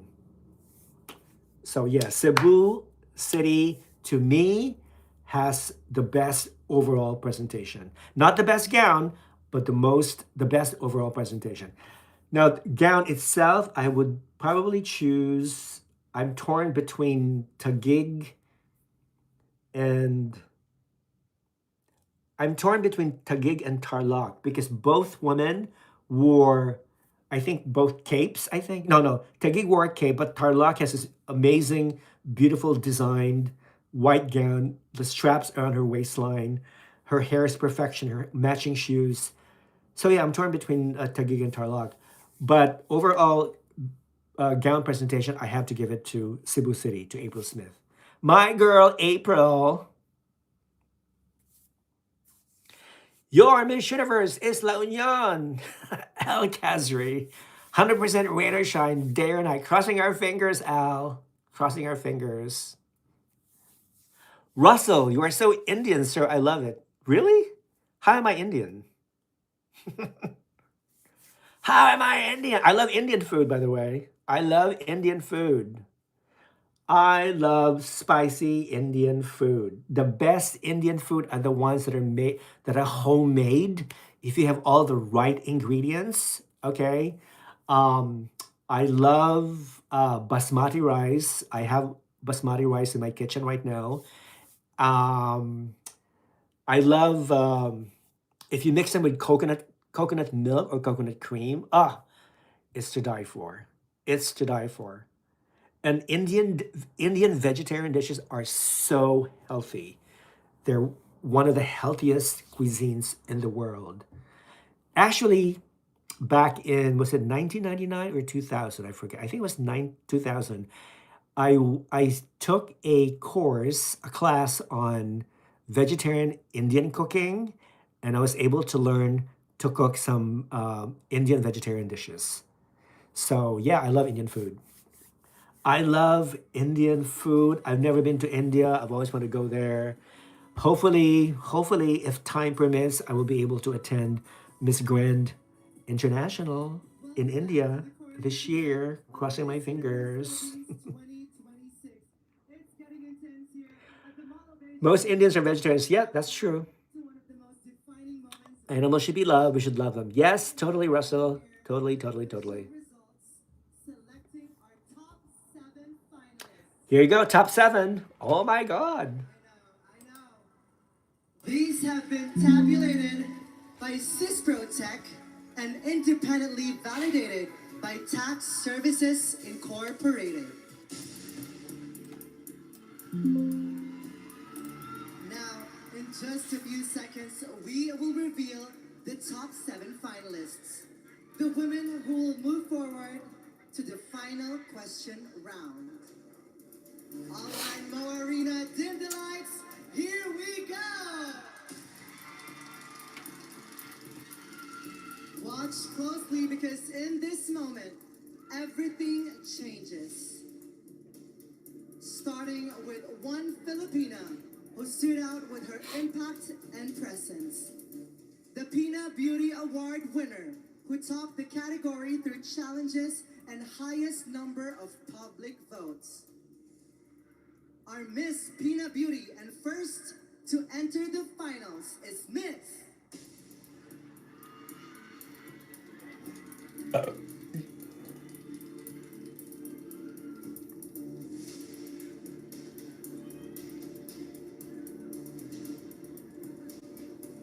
Sultan Kudarat.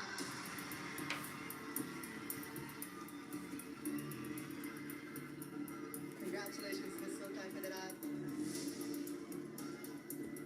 Wow, Sultan Kudarat made the top seven. I'm telling you, this girl comes from one of the most richest province in the Philippines. And Okay. now, the other 6 delegates, I'm happy for her. guided by the voices of our judges. Your journey continues, Miss.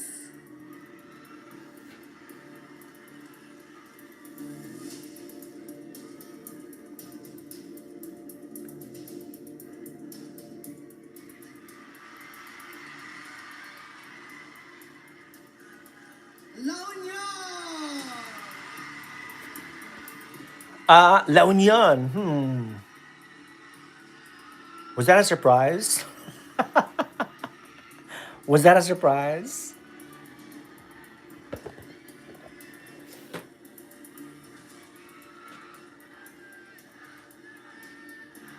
Still in the running is Miss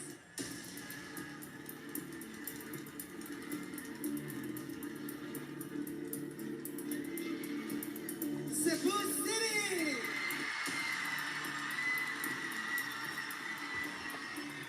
What did I say?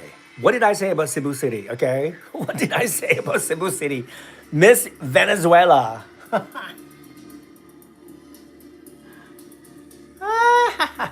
This is getting so predictable. One step closer to the crown, Miss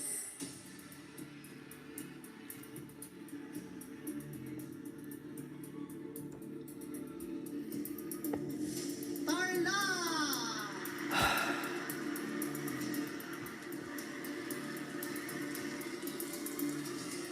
What did I say? A lot of people underestimated Tarlac. They put her in the top 25 or top 30, but I put her in top two. All right, 3 Top more two, spots. Tarlac. And she made the top Not seven. done just yet, Miss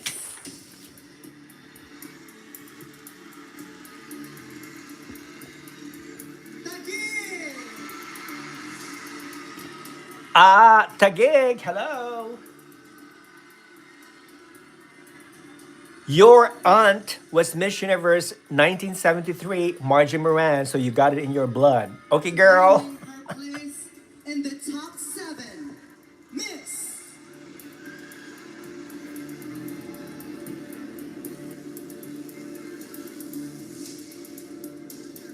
Cebu Province.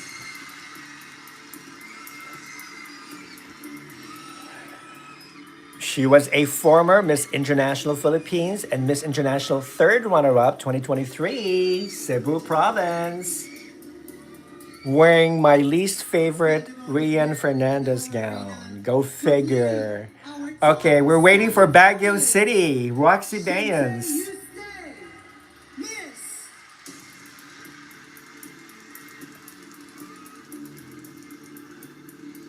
Pampanga. Oh my God! No Baguio City, Pampanga made the cut instead.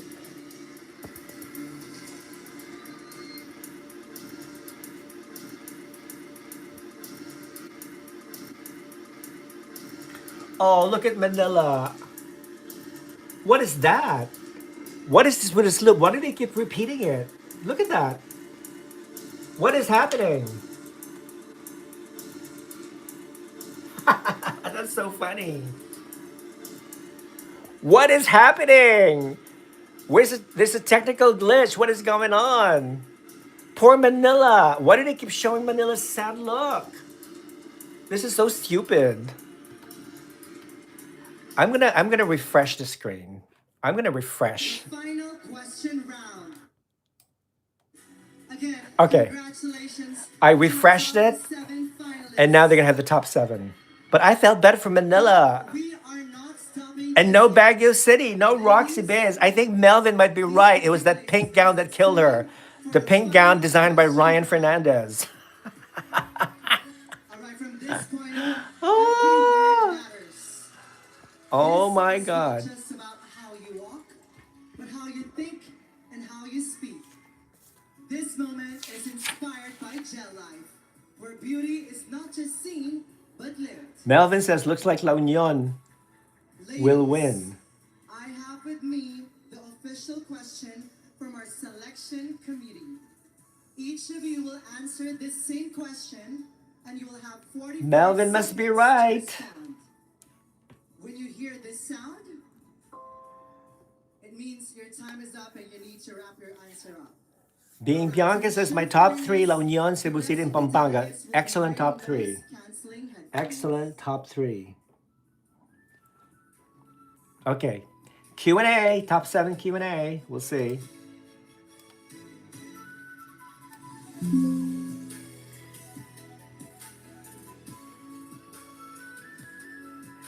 Okay, it's about like 10:33 in the evening in the Philippines. So it's 10:33 in the morning here in Massachusetts.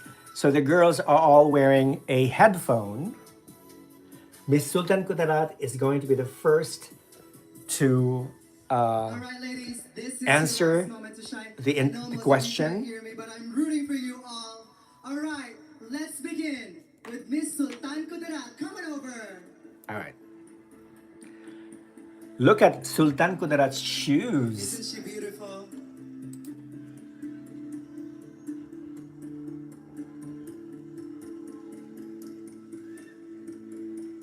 Hello, Miss Sultan Kudarat. How are you feeling right now? Hello, Miss Marina.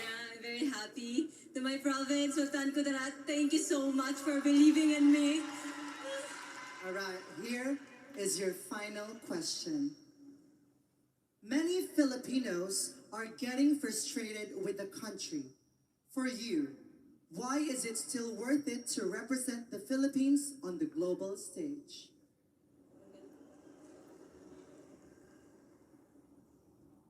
Miss Universe Philippines symbolizes not just glamour, it represents us all. Through Miss Universe Philippines, we have advocacies here. And through these advocacies, we help our communities.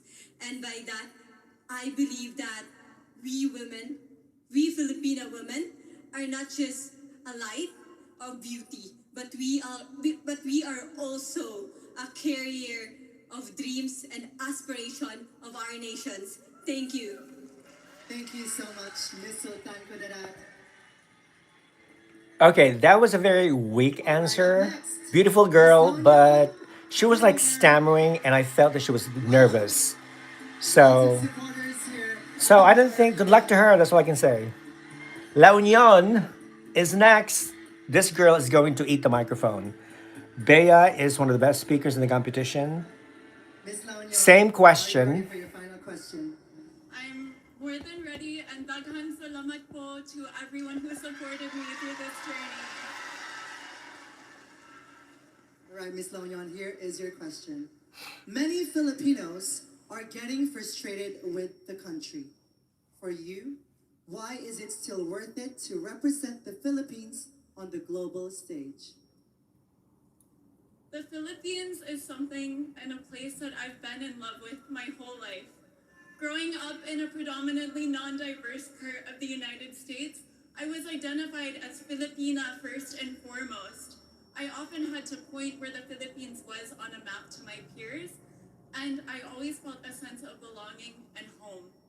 I chose to pack my life into balikbayan boxes and suitcases because I believe in the limitless potential of the Filipino people and the fact that we need to create local opportunities here so that people don't have to go abroad and be separated from their families in order to survive and thrive. If I were given the title of Miss Universe Philippines, I promise to be a public servant for all. Thank you so much, Miss La Union.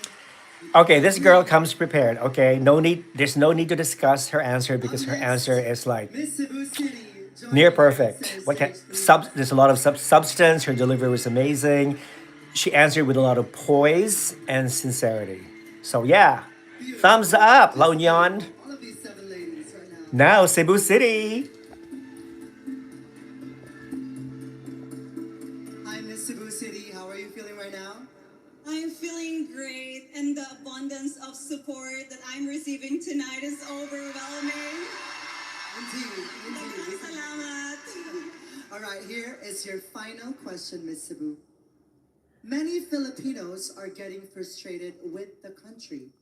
For you, why is it still worth it to represent the Philippines on the global stage?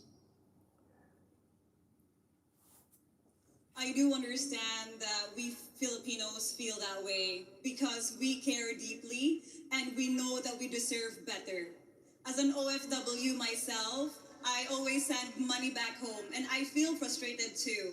But as long as we know that we show up and we don't just share struggles, but we share the stories of hope and culture and heritage for us being Filipino. And I'm ready to represent each one of you, to all the Filipinos out there, that we don't stop raising our flag because Philippines is worth believing in. Mabuhay tayong mga Pilipino! Mabuhay tayo mga Pilipino. Indeed, Cebu City, thank you so much. Okay, I love that she spoke with a lot of passion Right, Tarlac. and everything just came out of the heart. Over. It sounded very, very sincere and just honest. And I love that. I love her simple and sweet response. Now we have Tarlac. You look gorgeous tonight, Miss Tarlac. Thank you so much. You too, you're so pretty. Thank you. I'm just keeping up with y'all. All right, are you ready for your questions? Okay, here we go. Many Filipinos are getting frustrated with the country. For you, why is it still worth it to represent the Philippines on the global stage? I grew up with an OFW mother and my father is security guard. With this, I learned to be independent. So, as a representative of the Philippines in the international stage, I will bring this story that inspire and I will speak up to other people. And I believe this independency molded me as an empowered Filipina because an empowered Filipina has the light that empowers and forces the universe. Thank you so much. Thank you so much, Miss Tarlac. What can I say? Tarlac is so beautiful. I mean, I know she needs, she could have like improved or she could have developed her answer better, but I think she spoke from the heart and it's always good to hear her personal side of the story to integrate it in her response. So I really appreciate that. Kinikilig ako. Now we have Bella. Being in an arena full of the most supportive Filipinos, I'm honored. All right.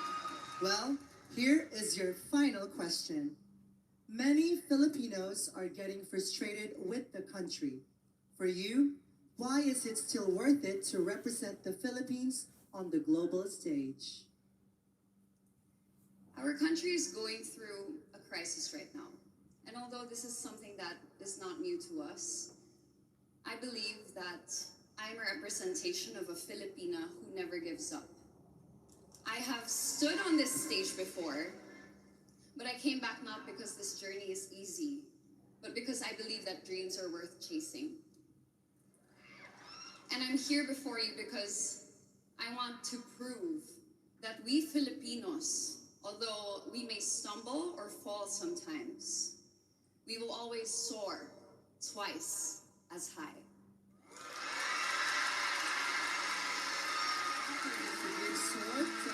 Twice as high. Okay, Tagig's answer, I don't know what to think of it. It was a little bit on the philosophy Miss side Cebu Province, and the intellectual mic is side. yours. So I don't think she actually gave a concrete answer. It sounded it sounded a little fabricated for me. That's all I can say. Now Cebu Province. Miss Cebu Province, you look gorgeous tonight. Thank you. Are you re- especially? Thank you so much. Again, I'm just keeping up with you all. Okay, are you ready for the final question? Okay, here we go. Many Filipinos are getting frustrated with the country. For you, why is it still worth it to represent the Philippines on the global stage? As someone who has not only represented the country, I have lived what it means to be a Filipina. And I have seen the growth and the power that it takes to represent the country globally. The Philippines has so much to offer, not just the people, not just the stories, but our hearts. And that deserves to be spread all throughout the universe. There we go. Miss Cebu Province, thank you so much. Thank you. All right, one more lady left. Miss Pampanga, join me here in center stage. Okay, that answer was kind of like safe for me. I mean, she competed in Miss International 2023. She placed third runner-up. I was expecting something stronger for an answer. It was kind of like safe for me. Now we have Pampanga. Here we go. Many Filipinos are getting frustrated with the country. For you, why is it still worth it to represent the Philippines on the global stage? I believe it is still very important to represent the Philippines in a global stage because the Philippines has so much to offer. From its beautiful mountains to its very beautiful beaches, the Philippines is such a beautiful country to live in. And I know that the most powerful tool that I have is to use my voice and be that example that we Filipinos are strong, independent, confident, and beautiful. Thank you. There we have it, Miss Pampanga. Thank you so much. Okay, so that Thank was. you, ladies. Why are they giving safe answers? I don't understand. Another safe answer for me. It was kind of like generic. Anybody could have said that. It was not original. I mean, her delivery was okay, but it just wasn't unique. It just wasn't Good luck, ladies. substantial enough for me. I don't know. Maybe I'm just being too hard. What do you guys think? Do you agree? We honor the woman who is Who do you think answered the best? I think La Union answered the best. She has the strongest substance in her answer, and then followed by Tarlock because Tarlock talked about her father being an OFW, which means overseas Filipino worker. So also maybe Cebu City. To me, Cebu City spoke from the heart totally. So for me, La Union, Tarlac, and Cebu City gave the most substantial and the most convincing answers to the question. Do you guys agree? Let me know. What do you think? La Union is the winner. Bella needs to kill. Come on, Bella. I don't think she answered the question. No, she did not. La Union is the better answer. True, La Union is the winner for me. Pampanga should return to Miss Universe Philippines in 1 to 2 years. She's done it. Yeah, she definitely needs to return. How old is she? I think she's only 24. Yeah, she has plenty of time. Considering that there's no age limit in Miss Universe anyway, right? Only La Union told you Tacloban City, Tacloban City. Let me see. April for me. April surprised me. They haven't answered the question impactfully. Yeah, that's true. I mean, La Union has the most substantial answer, but I think her voice is just naturally so sweet. She speaks like that in person. Her voice is just naturally, she's soft spoken, mild mannered. Okay. None of the answers were dramatic or overblown. Some sounded kind of like pageant patty or canned answers, etc. But overall, I think, nobody stammered, nobody was stuttered or anything like that. Nobody had a mental block. Everybody responded, smoothly, I think. Ooh, Taguig soaring high. She's taking it. That could be an indication that she could soar all the way to the Miss Universe crown, the Miss Universe Philippines crown. Okay. Okay, now we're look. Okay, let me just read some of the comments in my WhatsApp group. Mel, Mel, Melvin says Pampanga is another OFW. Nice, but that was almost turning into a Miss Earth answer. He thinks La Union is going to win. Cebu City also seems close. Lanka says La Union wins. Cebu City second. But is there second or they announced the other titles? I mean, what is the second most prestigious title? Supernational? And then Melvin says, now comes the dramatic Atisa Manalo. Hope the stage doesn't fall or her leg break on air. Oh my God, this is so funny.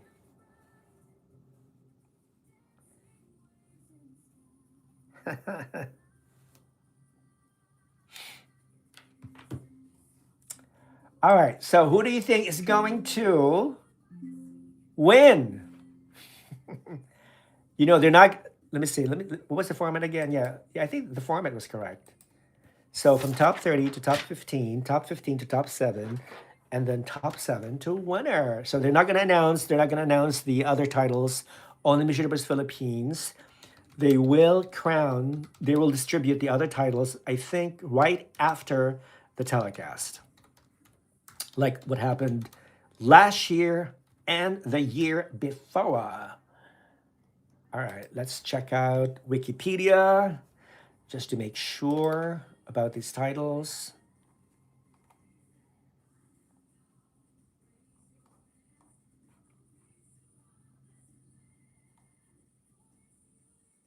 All right, so the top 7, they're gonna have the second runner-up, the first runner-up, and then Miss Universe Philippines 2026. So those girls who are not called will be assigned a specific title, international title. So I think for me, the winner right now for me is La Union. I think the first runner-up, the second runner-up would be the girl that probably gave the worst answer. And for me, that would be Sultan Kudarat. So she's going to be the second runner-up. And the first runner-up would probably be either Pampanga or Tarlac.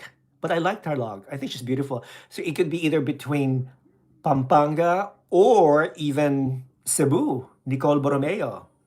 We'll see. Okay.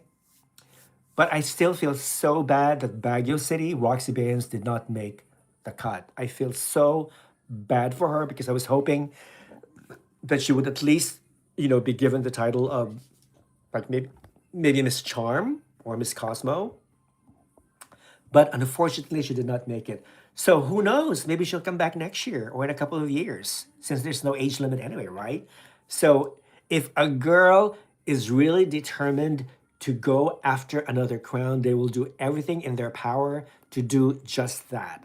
So don't be surprised if Roxy Baines, Baguio City, returns next year or the following year. So crossing our fingers because I think she has a very high potential of winning an international title. What is my ranking based on their answers? Okay, so I'm gonna tell you right now. So the second runner-up for me would be. I think the second runner-up will probably be. Oh my God. Sultan Kudarat, because she has the weakest answer. The first runner-up will be probably either Pampanga or Cebu Province. And then Miss Universe Philippines 2026 is going to be La Union. So the girls The other five girls will be given an individual their respective individual title after the telecast. Okay, so in a way, they still win, even though they. In other words, they're gonna call the top three, second runner up, first runner up, and Miss Universe Philippines. The other ones are going to be assigned a specific title after the telecast. Okay, because according to the contract with Miss Universe organization, if you're going to organize a Miss Universe Philippines contest, you can only announce the Miss Universe Philippines title during the telecast. You cannot announce the other titles like Supernational, Cosmo, Charm, Eco, etc. They will have to be distributed right after the telecast. Okay? So yeah, so who are your favorites? Who do you think is going to win? Bea is going to win overall performance.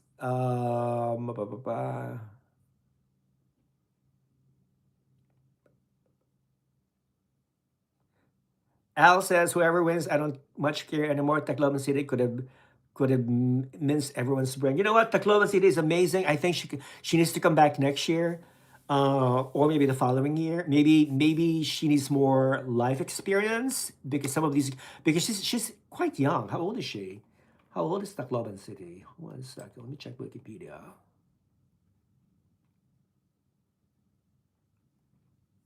Oh, she's 31 already. Okay. Well, it doesn't matter because she doesn't. I mean, there's no age limit, so she can always come back next year. Okay, so yeah, so she can try it again if she wants to. Depends on her. The oldest actually is Negros Oriental. She's 30. Oh no, wait a minute. The oldest is 35. She is representing the Filipino community of Florida, Las Piñas. Abigail Kultsar. She's 35. She's the oldest. I want to see like a 40-year-old woman, a 45-year-old woman, or a 50-year-old woman. Like last year, I think they had like a couple of mothers, and a woman over 35. So yeah, we need more diversity. We need more representation from all different age groups. Because as you know, beauty comes in all shapes, sizes, and ages. Okay, Sammy says number 1 is La Union, number 2 Cebu City, number 3 Cebu Province. Is that your ranking for Miss Universe Philippines title, or are you saying Miss Universe Philippines first runner-up or second runner-up? Because there's a difference. AJ Sai 1080 says Miss Universe Philippines 2026 top 3 in no particular order: Cebu City, La Union, Taguig. Taguig and Cebu City best in Q&A.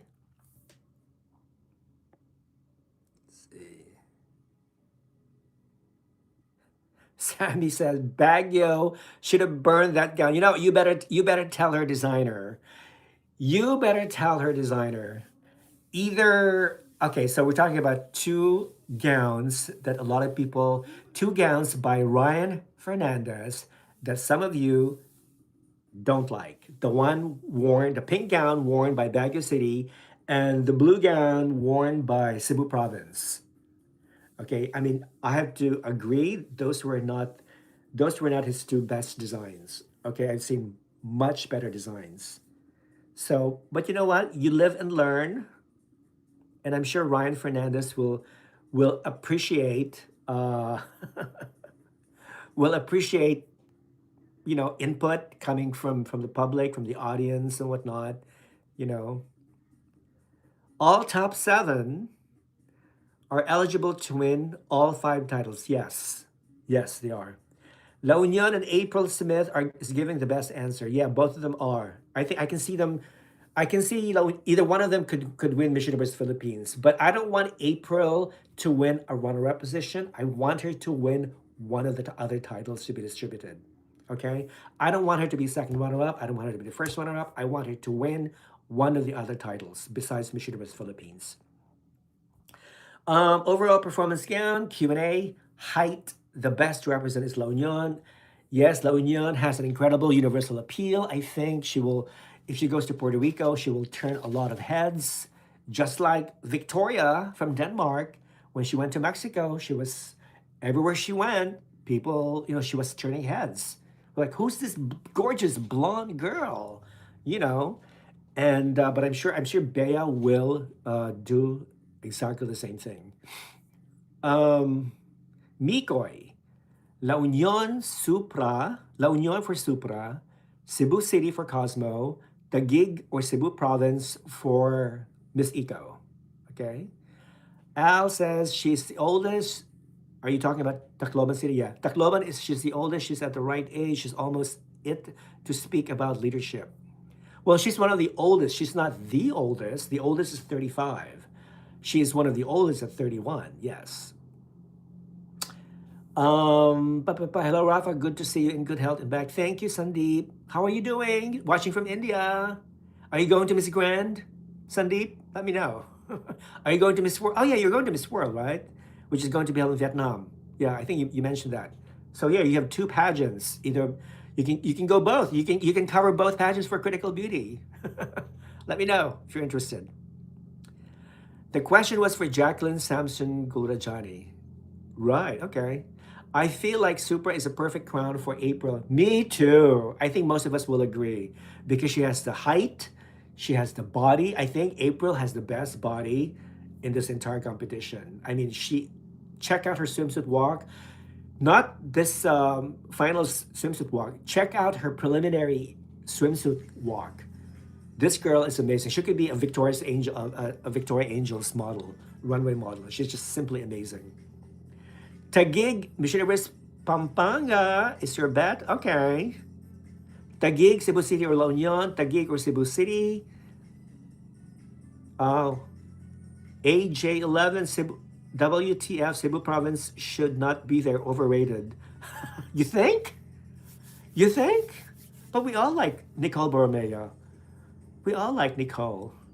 Sandeep says, yes, Rafa, I'm doing good. I'm going to both Miss Grand International and Miss World. Woohoo!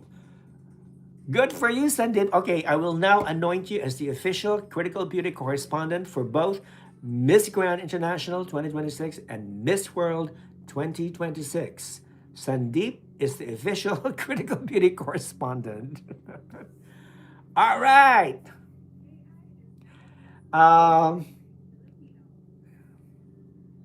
All right, good one. La Union still for me.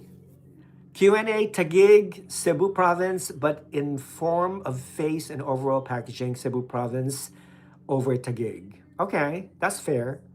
Cebu City, second runner-up, you think?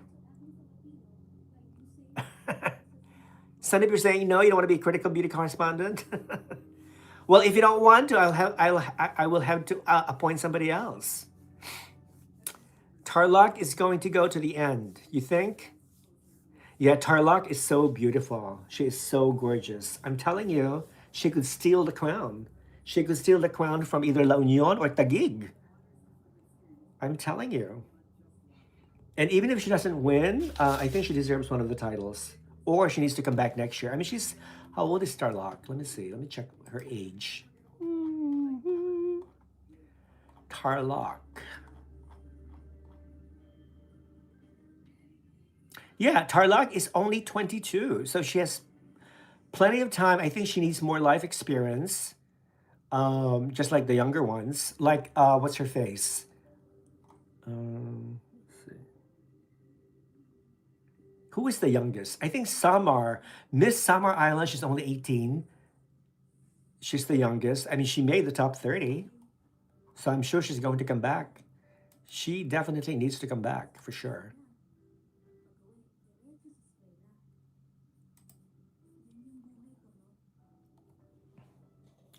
Okay, just to give you an update of the number of viewership, it's now 295,891 watching now.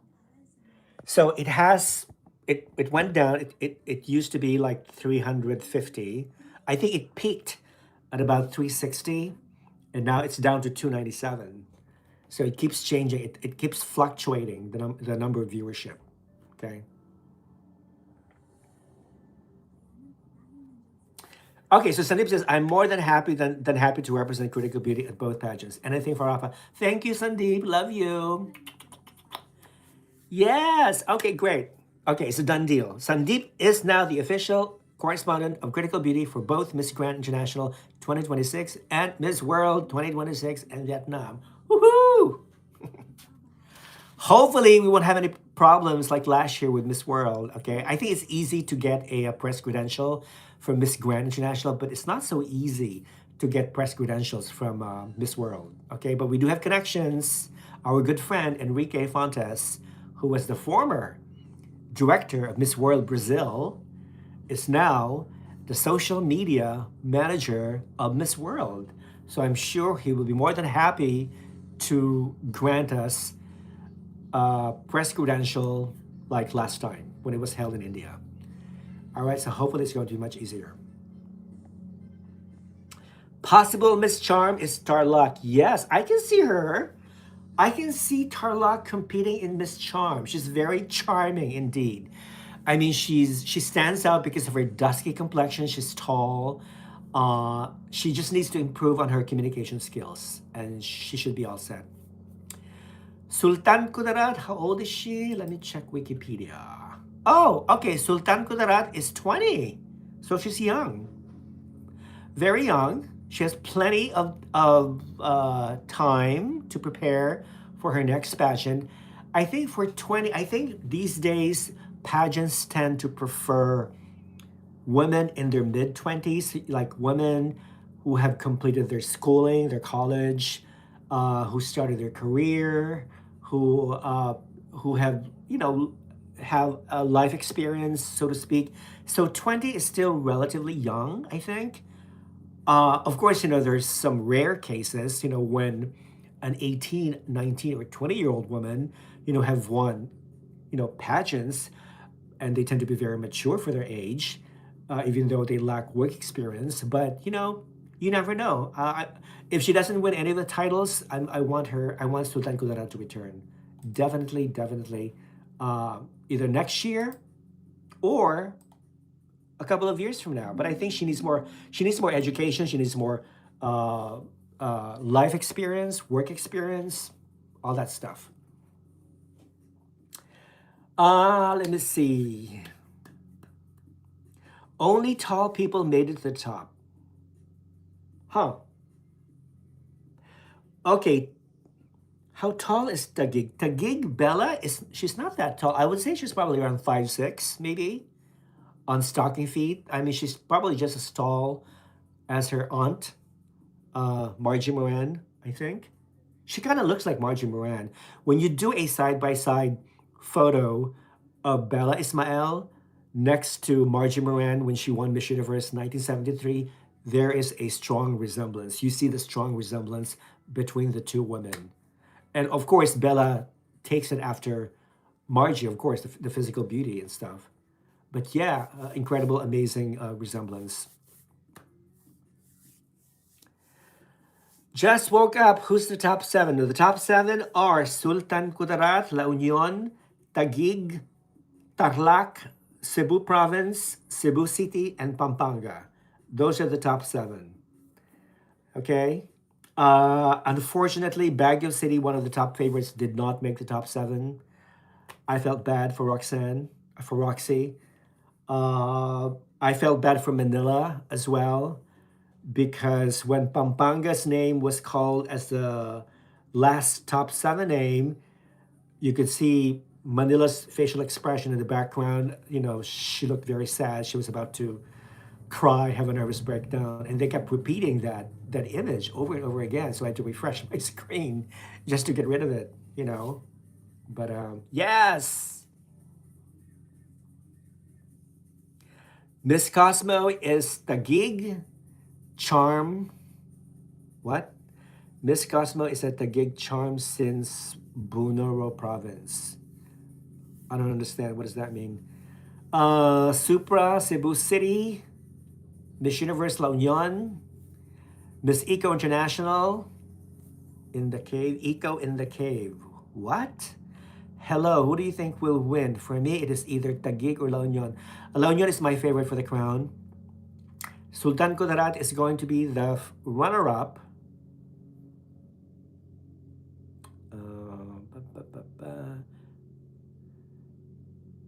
Sultan Kudarat is the runner-up, and second is Tarlac.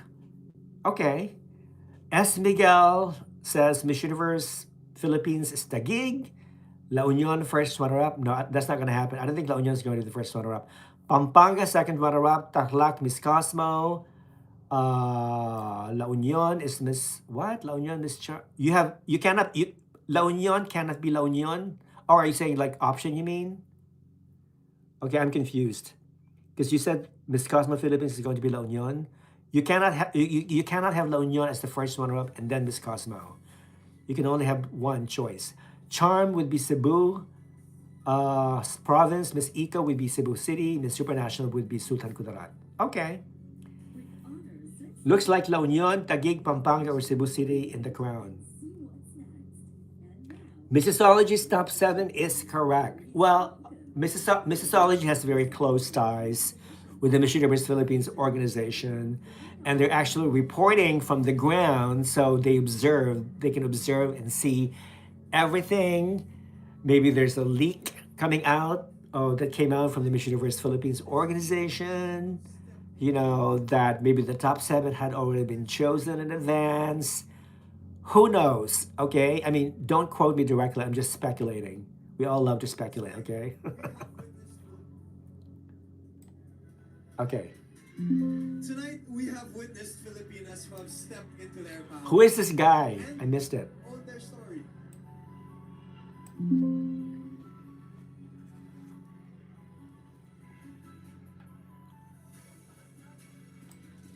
What is happening?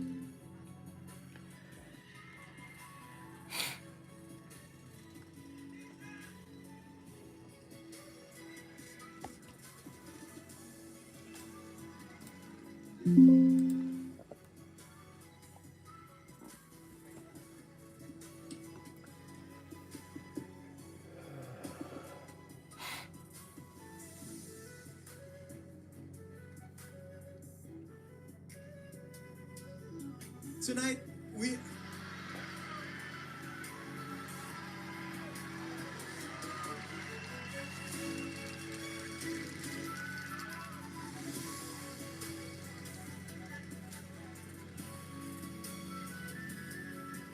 Tonight...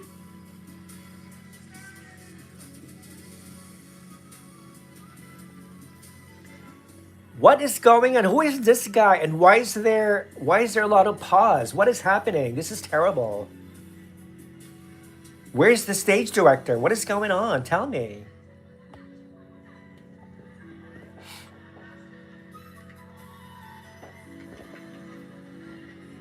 Are they like waiting for the results, or are they waiting for Atisa Manalo to come out and do her final walk and their final speech? What is going on? This is so retarded. Tonight...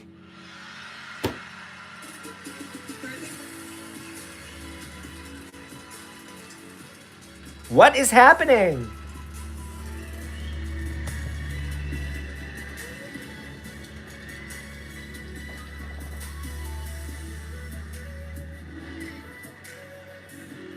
This is the third time that this guy says the word tonight. Tonight. Tonight. What's tonight? What's happening? This girl, they're talking about. What are they talking about in the back? What are they talking? What is going on?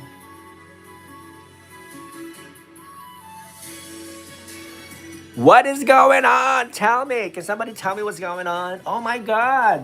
What the F? Shit. Is there like did they miscalculate?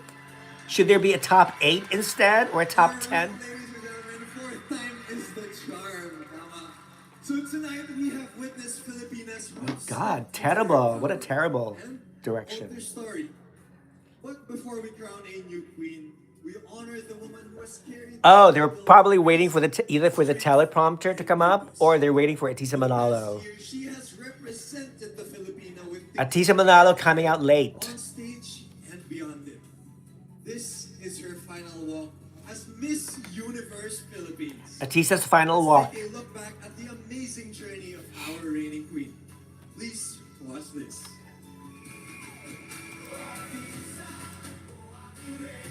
Okay, remembering Atisa.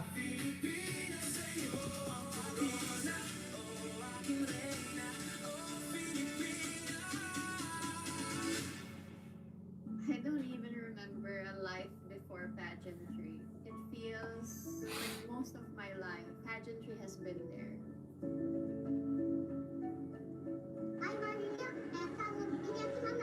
It was always one of the dreams to be Miss Universe. It wasn't the only dream, but it is a dream of mine.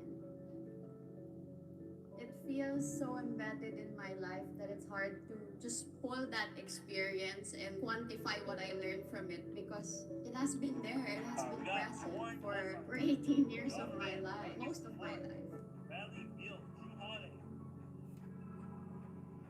After a while, when I stepped on the national stage, then I realized that I have more responsibility, more than just to myself. And ever since then, I thought that, okay, I have to be an example and I have to serve as a symbol of something. I've always thought that my life experiences, being hardworking, being persistent, is something that I could show people that with these values, when you know what you're fighting for and when you know what you want to achieve, hard work, patience, persistence, these are the things that can make your dream come true.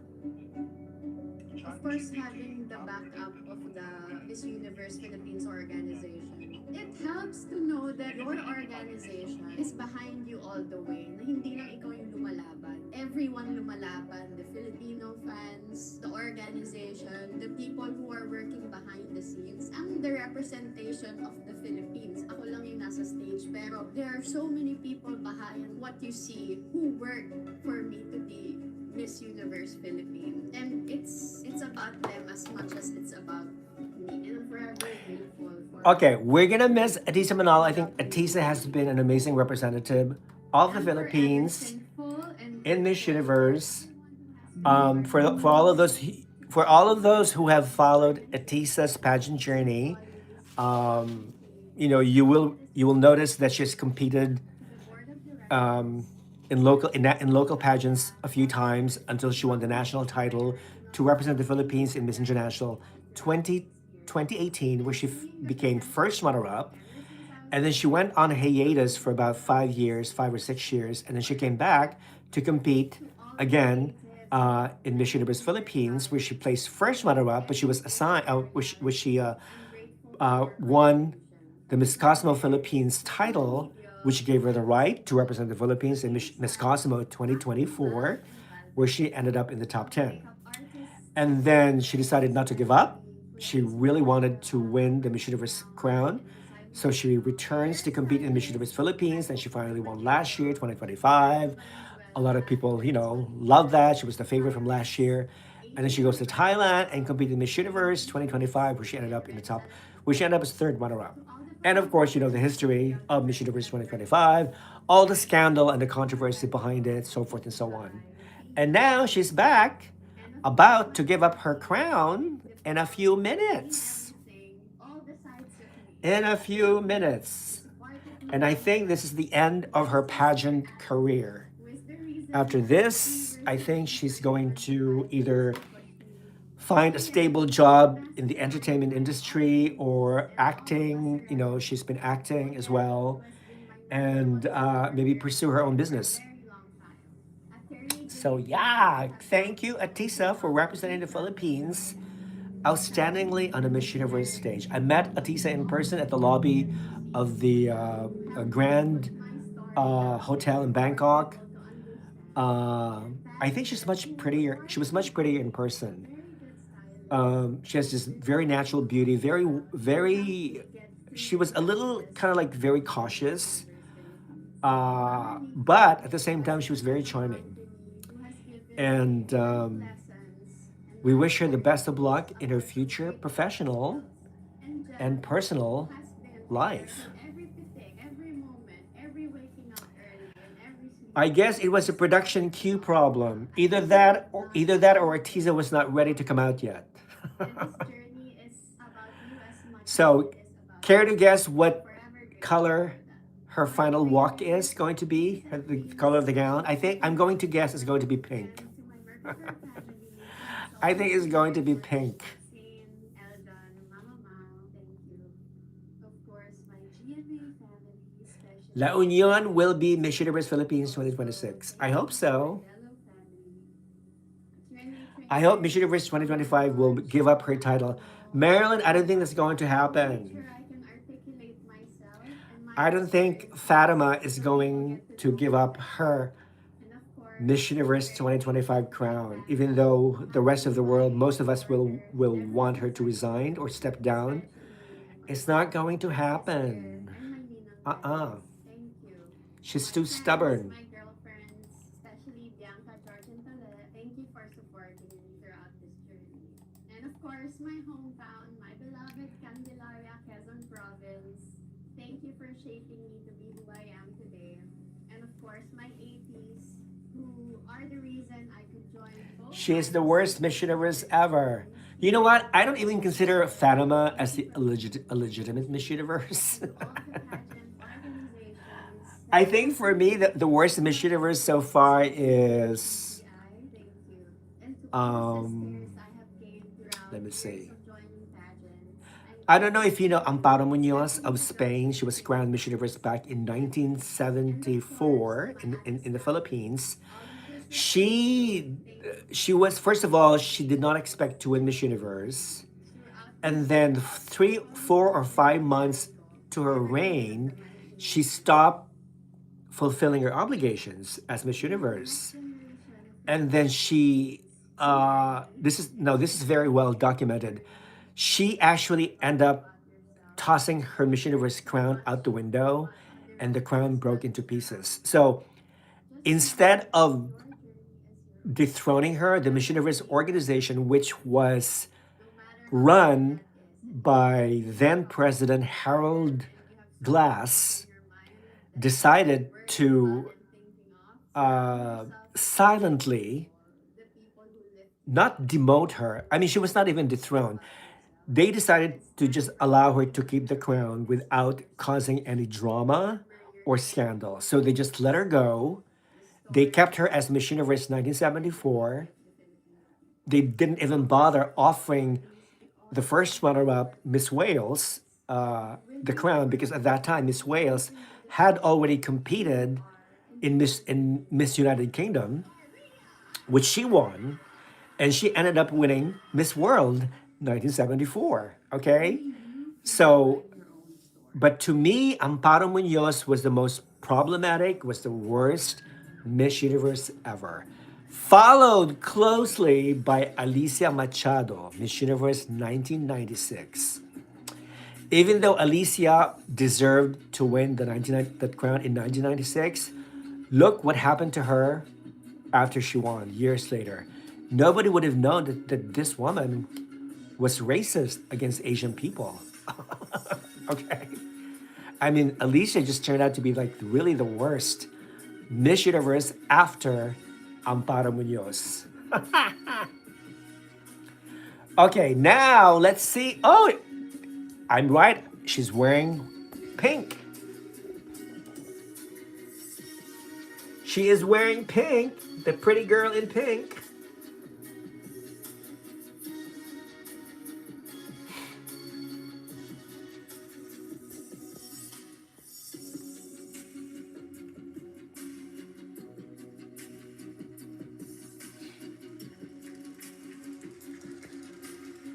Okay, I actually love this gown. I don't like the shoes. She's wearing the same basic nude platform shoes, which just really destroys the complete look. But the gown is very decent. So I think I Thank didn't get you the so name of the much, designer. Atisa. Your reign has been a testament to what it means to be a true Filipina. Graceful, purposeful, and unforgettable. And now, Actually, I prefer I Marina's take a gown. moment to recognize excellence among our delegates. It's time to announce the special awards. Okay, here we go. Special awards. First up, Miss Congeniality is Miss.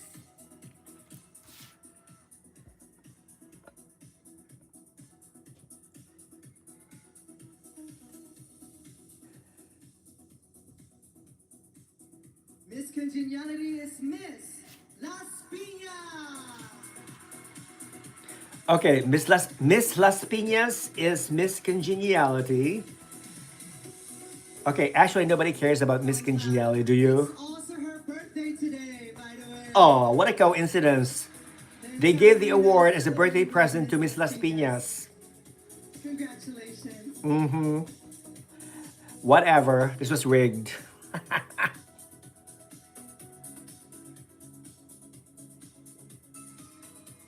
All right, up next, our Miss Photogenic. Photogenic. Miss La Union. Manila. Pateros. Pateros. Okay, these girls did not make the top 30, so they're ending up being given all these consolation prizes. Really? I don't find her photogenic, do you?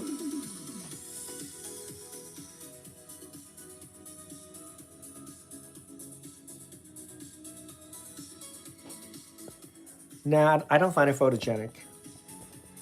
Congratulations, Miss Pateros. Our Oh Miss well. Photogenic Thank you for coming. Philippines 2026.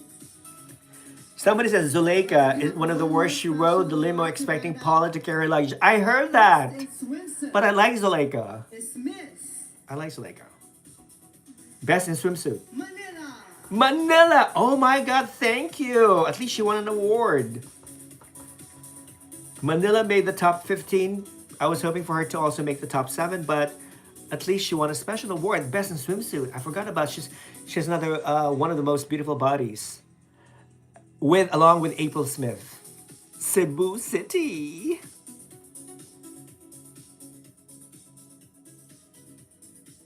There we have it. Miss Manila, congratulations. Congratulations also to Miss Las Piñas and Miss Pateros. That's it. Well, Mall of Asia Arena. Here we go. This is it. The moment that will define who will represent the Philippines on the Miss Universe stage. Yeah, the awards are Let's just, take yeah. one last look I'm telling you, the at special the awards are the kiss of death. Miss Cebu Province.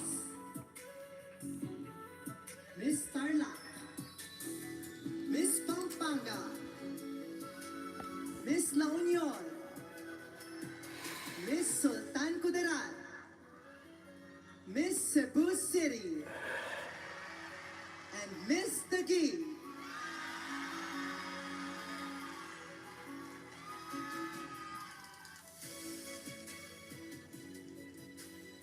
All right, joining me in this very special moment, please welcome the National Director for the Miss Universe Philippines organization, Ariela Arita.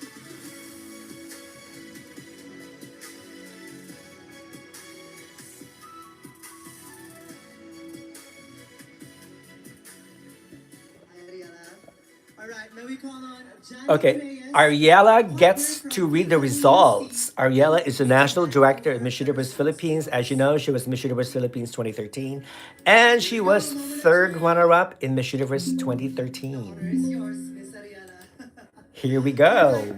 These results have been officially tabulated by CISPROTEC and independently validated by Tax Services Incorporated. Oh my together God! with PWC, our official verifier and auditor.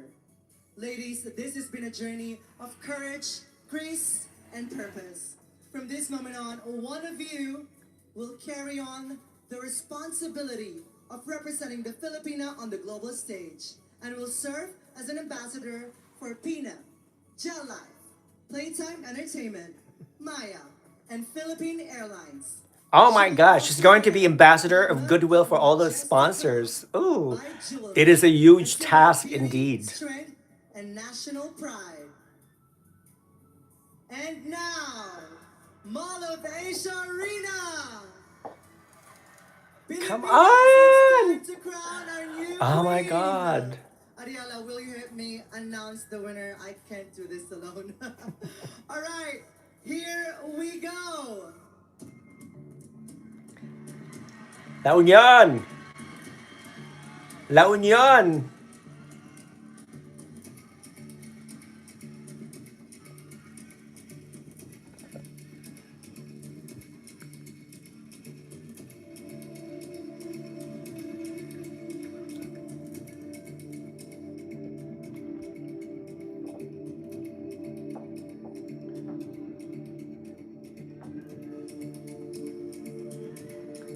La Union.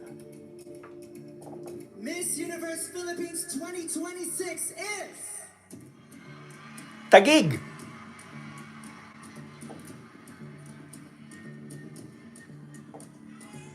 Miss Laura. Ah! Oh, she didn't know. Oh my God, she didn't know. Oh my God, I knew it. I knew it. I knew it. Congratulations, La Union. Bea Milan Mindorski, Miss Universe Philippines 2026. Woohoo! Well deserved. Oh my God! Philippines will make the top five in Miss Universe 2026. Watch it. Mark my words. Even though I don't care for the executives, for the top executives running the organization, I still think the Philippines will make the top five. Watch it. Congratulations, Bea! Okay, so I guess Miss Astrology got it right. I think they had Taguig as the winner. Miss La Union. Please take your first walk as Miss So happy for her. 2026. So happy. No, Unicorn, you're wrong. Philippines will place this year top five at least.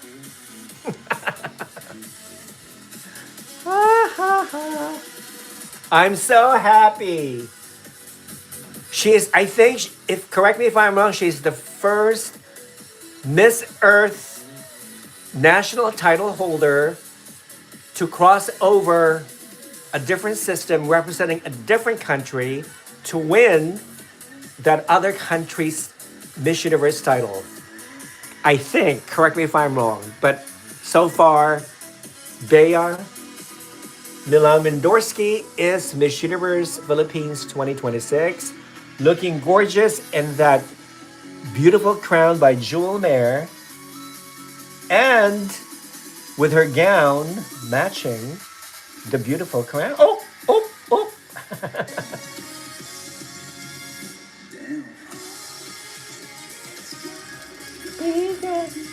She didn't even cry. Did she cry? I think she was expecting it. No, she didn't. She was not expecting it. She did not hear her name called. Okay, but I didn't see her cry or even shed a tear or two. She was just so relaxed and poised. Okay, now do we have another Catriona Gray? What do you think? What do you think? Do you think she will win Miss Universe 2026? Do you think she will equal Catriona Gray's feat? Or she will just end up being a runner up?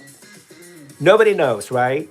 But I'm sure she will definitely make the top five in Miss Universe 2026. Congratulations, Miss La Union.